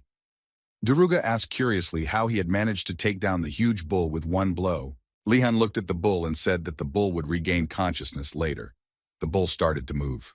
Li-Han ran to the entrance and shouted to Daruga that he should use this chance to get out of this room. Daruga nervously replied that was fine, but he was too afraid to look back because he could feel the negative energy. Marathi looked at them with an angry face. He couldn't believe that Li-Han had used him again. He would never forgive it. While running, Daruga asked Li-Han if he was all right. Li-Han calmly replied that he was fine. In any case, after the lesson was over, they would never be in the same group again. Meanwhile, the other students of White Tiger Tower were also running away from the monsters at a very fast speed. The doors were opened wide open. The students were very scared. Daruga and Li-Han sat quietly on the floor and watched the other students silently. The students were out of breath and tired. Li-Han was only worried that this was the last group, so the class was over. His face was sadly serious. The professor smilingly called everyone to his room. Li-Han thought that something was wrong again, that there was a catch somewhere. After all, in their group were all those who knew how to fill the object with mana, but how did everyone else defeat the bull? The professor praised everyone because they only had to get out, but one group decided not to stop there and tame the bull. Everyone was shocked, including Li-Han. Li-Han was upset because all they had to do was to get out of there. If you think about it, he didn't tell them to fight him. The professor asked the students how they felt about the monster. Many answered that it was stronger and faster, which made them surprised. They thought they couldn't make a single attack. Daruga said, why did they even go through all this? Lihan stood in confusion and despair. There was indignation on his face. The professor stood and said that everyone realized that there was nothing to be afraid of. To get rid of fear, you have to look it in the face. It's the same with fencing. If you realize you can't win, you have to find a way to escape. He was glad they'd had this experience today, so he decided to keep the same groups for the semester as they were now. Daruga didn't like the idea, as he realized that it wouldn't lead to anything. Lihan and Marathi were also not happy about it. They were definitely not happy about this information, as they were enemies. In the Tower of the Horned Beast, the alchemy teacher's classroom, Yoner and Nilia sat together and talked. Yoner was glad that the preparations for the lesson had been completed. Yoner looked at Lihan in surprise and asked why you were treated like a prisoner. Two students stood beside Lihan and held his hands tightly. Lihan replied that she had misunderstood. They had just agreed to protect him after the lesson was over. The students angrily said that everyone should assume that any place outside the Blue Dragon Tower was a battlefield, and that they must protect Lihan at all costs. Lihan stood there in complete shock. After all, there are monsters and those tiger bastards roaming around. Yoner replied confidently that even if they all attacked him, Lihan would defeat them.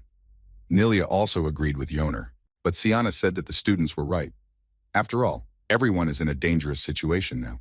She held the potion boxes in her hands. Lihan immediately began to say that she was a consummate genius, a master alchemist of the Order of Flemish, a master of alchemy of Siana, and that it had been a long time since they'd seen each other.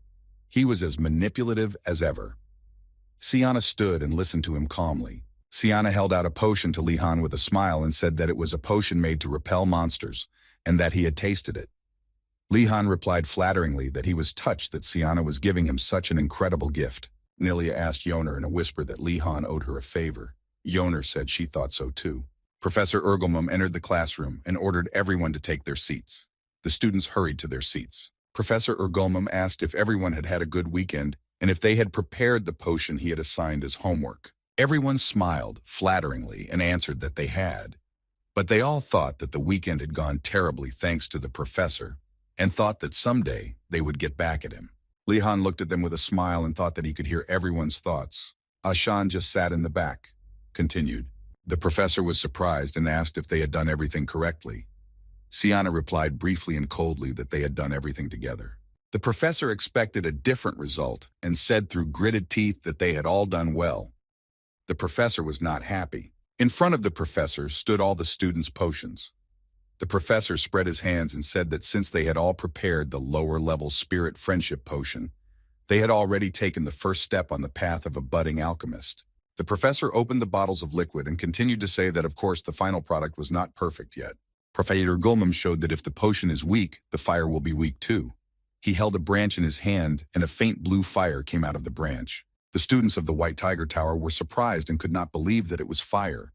They were fascinated by the whole thing. Professor Ergelmum decided to test the next potion, and suddenly the flame shone with a very bright color. The professor was very surprised. He asked who made it, and on the bottle was written Lihan. The professor looked at Luhan and thought it was him again. Luhan didn't understand why Professor Ergelmum was looking at him like that. The professor started to put out the flames and said that although there were some well-made potions here, it was too early to rejoice. He seriously started to say that now we should talk about serious things. The professor said that today they were practicing on a real spirit. It was a spirit that looked like a rabbit. The professor went on to say that to become a real alchemist, they needed to focus on increasing the potion's effectiveness, and the easiest way to achieve this spirit. Lihan was surprised that the spirit looked like this. It was sitting there staring at him silently. Lihan looked at the bone and thought, that's why dark magic is so unpopular. Spirits like the one the professor had shown him looked so much cuter. Everyone thought he was cute. But the professor said Mr. Rabbit is an ice spirit he uses a lot. Don't underestimate him because he's cute. He's strong enough to crush all of you on his own. It will be too hard for them to make contact now, so start slowly approaching the lower-level spirits. Lihan and Yoner listened to him attentively. It will be hard to make friends with the higher spirits in the beginning. You have to gain trust gradually. The professor went on to say that the stronger the energy of the spirits, the easier it is to enter their world. What the professor is doing now is to strengthen this very energy. First, you need to focus on getting closer to the spirits, and the only way to do that is to show them your sincerity. The professor said the spirits would understand if you approached them with evil intentions. Li Han thought it was the most useful lesson he'd ever learned. The professor said to drink the potion that was on the table. Li Han was surprised by these words. Everyone immediately started drinking the potion. Li Han looked at the liquid in the flask with disbelief. Professor Ergolmum smiled evilly and said with a sinister laugh, "Happy journey." They had entered another world. Li Han stood there and thought that it felt like the headmaster's black book. He thought it must be like that. Li Han smiled as he thought that he had entered the territory of the spirits of fire and ice, both not so bad.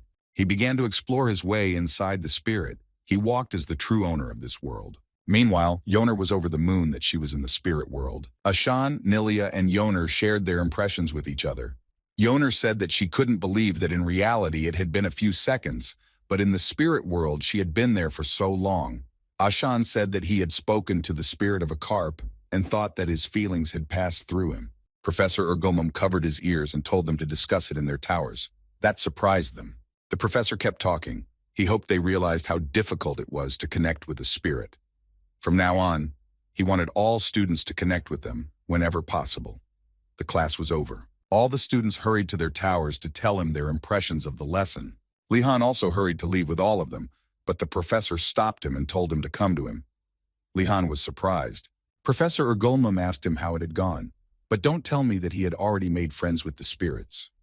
Li Han stood silent. Li Han replied that it had gone terribly. His face was indignant. The professor began to rejoice and said that this was what a novice alchemist should be like. You can't get it all right at once. And then he asked what happened. The spirit didn't listen to him. Li Han replied that when the spirits saw him, they all scattered. He must have been very disappointed. He met quite a few spirits, but they all had the same reaction. The professor was surprised that they all ran away from him. Come to think of it, the professor remembered something. He began to tell a story that who first entered the spirit world after becoming an archmage, it was easy for him to get there because of his power. But the spirits didn't like him because the powerful aura they felt from his soul frightened them. Li Han then asked what was wrong with him. The professor replied that maybe the problem was that he had too much mana. Once Li Han was upset, the professor said that there was a solution to the archimage's problem of befriending the spirits. The professor was eager to find out what he had done. He used magic to forcibly capture the spirits. Li Han listened attentively to the professor. The only thing that confused Li Han was that he had forcibly captured all the spirits. It didn't look good, continued. Li Han asked the professor if the spirits were not stronger in their own world. The professor, but there's a little problem, he said he had to try harder. The process can be fascinating. Li Han got nervous. How could he say something like that? We would have to steal more food from his hut. Li Han walked and told his information. Siana said that a similar thing had happened in her church. Li Han asked if it could be avoided. The church used potions like the ones they used in class today. They can be used to communicate with spirits. Many people marveled at her answer. They didn't know it was possible. Li Han was also pleased with her answer. Siana replied that the Church of Freising specializes in spirits and uses a secret potion recipe. She had even helped them create it. Siana said that if she could get the ingredients, she would make it for them. She could make it for anyone who wanted it. Everyone was interested in it all. Siana wrote down on a piece of paper and said that if, however, it would require a lot of ingredients. When Li Han saw the list of ingredients, he thought it was too much. Yoner was also surprised. Li Han asked Xian where to get them. Xian replied with a smile that there was one option. It's Professor Ergom's laboratory. It's somewhere in the upper floors of the building. All the ingredients should be there. And if they had the determination, she would accompany them to steal them secretly. Li Han was surprised by what he heard. All the students began to admire Siana. Li Han wondered if a priestess could be involved in all this. Li Han stopped Xian and said that he was grateful for her offer, but that it was not too dangerous. Xian replied loudly that the academy encouraged such methods. It was a lesson the professor was trying to teach them. Li Han watched and thought that he didn't know how she came to that conclusion, but he couldn't disagree with her. Xian shone like a white dandelion. Li Han continued to think that the offer was tempting. If they could get the ingredients, they could use them for other things in the future. Li Han fell into his thoughts, but then Nilia touched him and asked him what was wrong. He thought he was so inconspicuous, and he looked at her in silence. She looked at him fiercely and asked him to take her with him. It was impossible to dodge that look. No matter how much things change, there are things that remain the same. Li Chan was struck in the back by an iron ball. It was Professor Velati's lesson. Professor Velati held the ball and told Li Han that he couldn't concentrate. Li Han apologized and wondered how the hell he was supposed to react if he kept speeding up. Professor Velati was surprised and thoughtful. His face betrayed no emotion. Li Han wasn't the only one who felt confused by the professor. The professor was also puzzled. The professor was wondering why he was having such a hard time. The fact that the professor can break through the student's defense is obvious. But Professor Velati didn't even think about that. Instead, he thought long and hard and came to a different conclusion. The professor realized why it was so hard for Li Han to concentrate. He asked Li Han if he was trying to spin the ball like when he defeated the golem. Li Han thought he was talking nonsense. It was just too damn hard. His face showed arrogance. For the first time, Professor Velati put himself in the student's shoes. Even if the professor was told not to do it, he would still do it. Those who are unable to take a step when the path lies right in front of them cannot become mages. Li Han held the staff in front of him and asked the professor why he would do that. Professor Velati approached Li Han and said that Li Han's impatience was welcome. What should a professor do to stop a student from following a treacherous path? He decided to make Li Han concentrate. Li Han wasn't thrilled with the professor's idea. He was even afraid of his words. The professor stood still.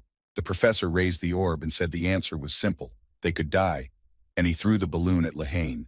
But the ball flew past him, or Lehane dodged it. It only hit his shoulder, tearing his jacket. Lehane was very surprised. Lehane thought he'd barely dodged it, but only by luck. But a second iron ball came after the first one. Lehane was very surprised and frightened. Lehane sharply used his staff and cast magic on the iron ball. Everything around him glowed. The professor was shocked. Lehane was all sweaty and disheveled. He wondered what the heck. Is the professor going to go on like this? The orb is heavier now. He's seriously trying to kill his student. Continued. Leon got angry and started to think. Since it's Professor Velati, it must be so. And since it's come to this, Lekin decided to kill the professor. I mean, he'd thought of it before. Professor Velati kept shooting iron balls at him. There was no emotion on his face. Lehan tried to dodge the professor's attacks, but it was impossible to kill the professor. It was better to find a way to stop him first. That's what Lehan thought. Lehan decided to use splash magic again. A water storm swirled around him. Professor Velati was surprised that Lehan was trying to increase the number of orbs. While it seemed reasonable, it would be harder for him to control them. Lehan performed the new water shield magic again, covering him around it. Water shield is the second ring spell. It wasn't particularly complex on its own, but it made a strong impression on Velati. After all, Vardanaz had never studied it. It was a sign of his hidden talents. Prof. Velati thought that this fragile shield could easily be broken through. He fired another ball at Lehan. Lehan held the shield with all his might. Numerous attacks flew at him. The professor realized that since Lehan couldn't move his shield, he could focus solely on strengthening it. Lehan shouted sharply that it was his turn. He fired an iron ball back at him. Velati stood there with a serious face. His gaze was calm and cold. Professor Velati calmly dodged Lehan's attack.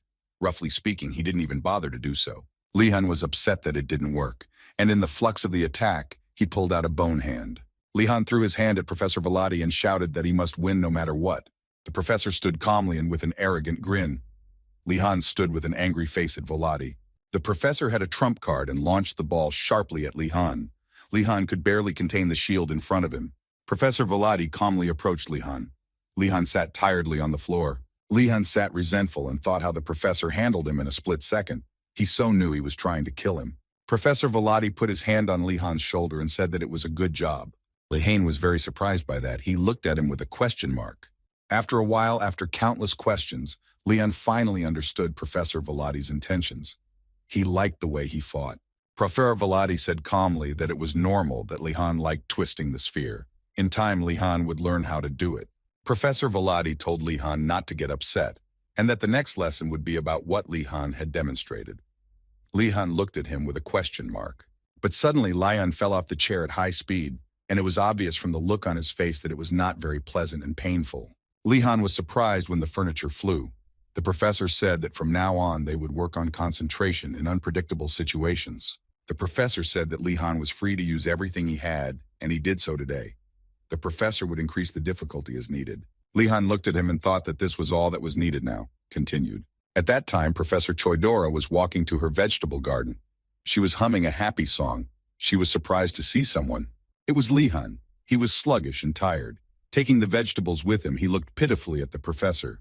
Professor Choidora asked hysterically what had happened to Li Han. Li Han barely answered that he was fine. Choidora asked why he was doing this.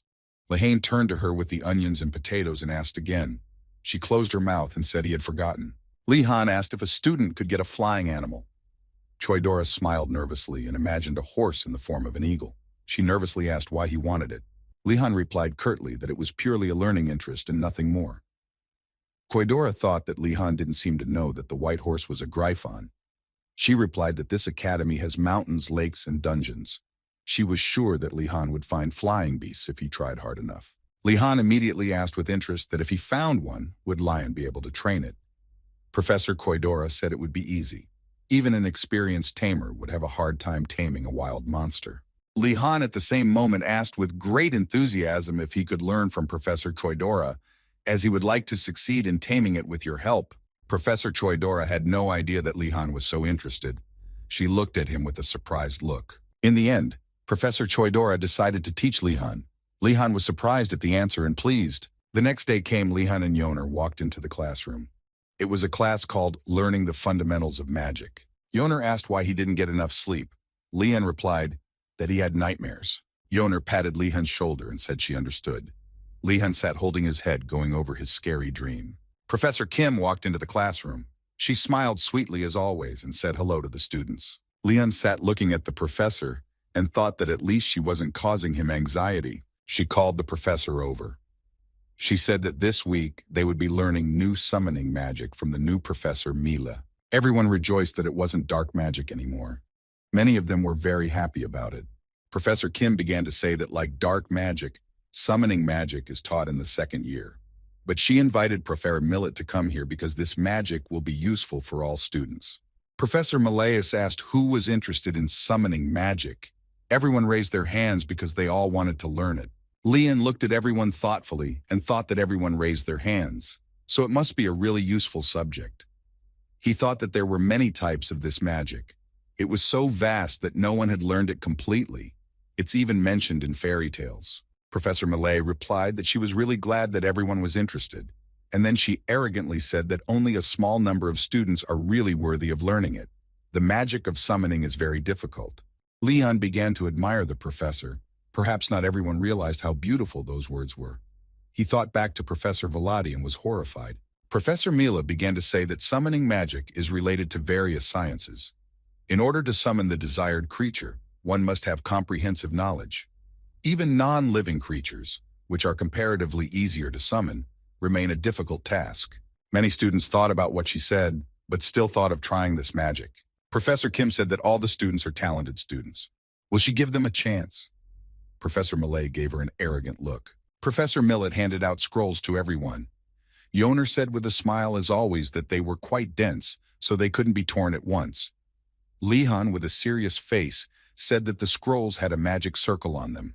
Professor Mila said she was sure they were all taking a class in Fundamentals of Imperial Geometry and Arithmetic. Everyone said they were. Lihan thought that with that one sentence, she had plunged the class into darkness. Because many students don't really like working with numbers. She saw their reaction and said that in that case, the students had no chance to use summoning magic. The professor told everyone to draw a magic circle in their heads. Lihan looked at the sheet and thought, magic circles are a type of circuit. Just as electricity flows through electrical circuits, so mana flows in a magic circle. The higher the level of magic, the more complex and intricate it will be. The magic circle is what helps make it happen, strengthening, reducing, bypassing, and so on. Lehane realized that's how mana circulates. Lihan thought of a quill, and then the professor showed the feather that the magic circle calls for the feather. He was very surprised. Continued. Everyone started to call for the feather. Many did not understand what was written on the scroll, but no one succeeded. Many scrolls began to explode. The students did not expect that if you mess with scrolls for a long time, they also disappear, and the second one would appear. Everyone noticed that the princess was able to summon something like a feather. She was concentrating on it. Professor Kim thought that something similar wasn't enough. The reason why summoning magic is so difficult is because of the details. Summoning something similar is no different from failing. If it's not perfect, it's meaningless. Also, summoned creatures have a chance to attack the mage who summoned it. Gainando, meanwhile, shouted at Ashan that how dare he attack him with a feather. Ashan shouted that it was a misunderstanding, that it was moving on its own. Gainando turned to Li Han and began to complain that it was an attempt on the prince's life. Li Han calmly read the scroll and told Gainando to calm down. Arian, a student from the White Tiger Tower, looked at Li Han with a wry smile and was pleased that even he had not yet summoned the quill. Even when he had done it perfectly, Arian decided to brag to Li Han directly, but Li Han ignored it. Naturally, Arian was furious. Yoner looked at Arian indignantly. Li Han decided to summon the feather, but he was surprised. He thought he had failed. Li Han fell out of his chair. Yoner looked at him worriedly. Arian covered his head with his hands in panic, wondering what had exploded so loudly. Li Han lay looking at his feather. It was perfect. But suddenly a large number of feathers flew all over the classroom. All the students were shocked. Arian looked at Li Han with his mouth open and couldn't believe that Li Han had summoned all those feathers. Lehane sat quietly on the floor. Li Han looked at the feather and thought it was a good shape, but he shouldn't have done that. As expected, it was quite difficult to control a large amount of magic. Li Han looked at the scroll and thought he could bet that the scroll was corrupted, continued.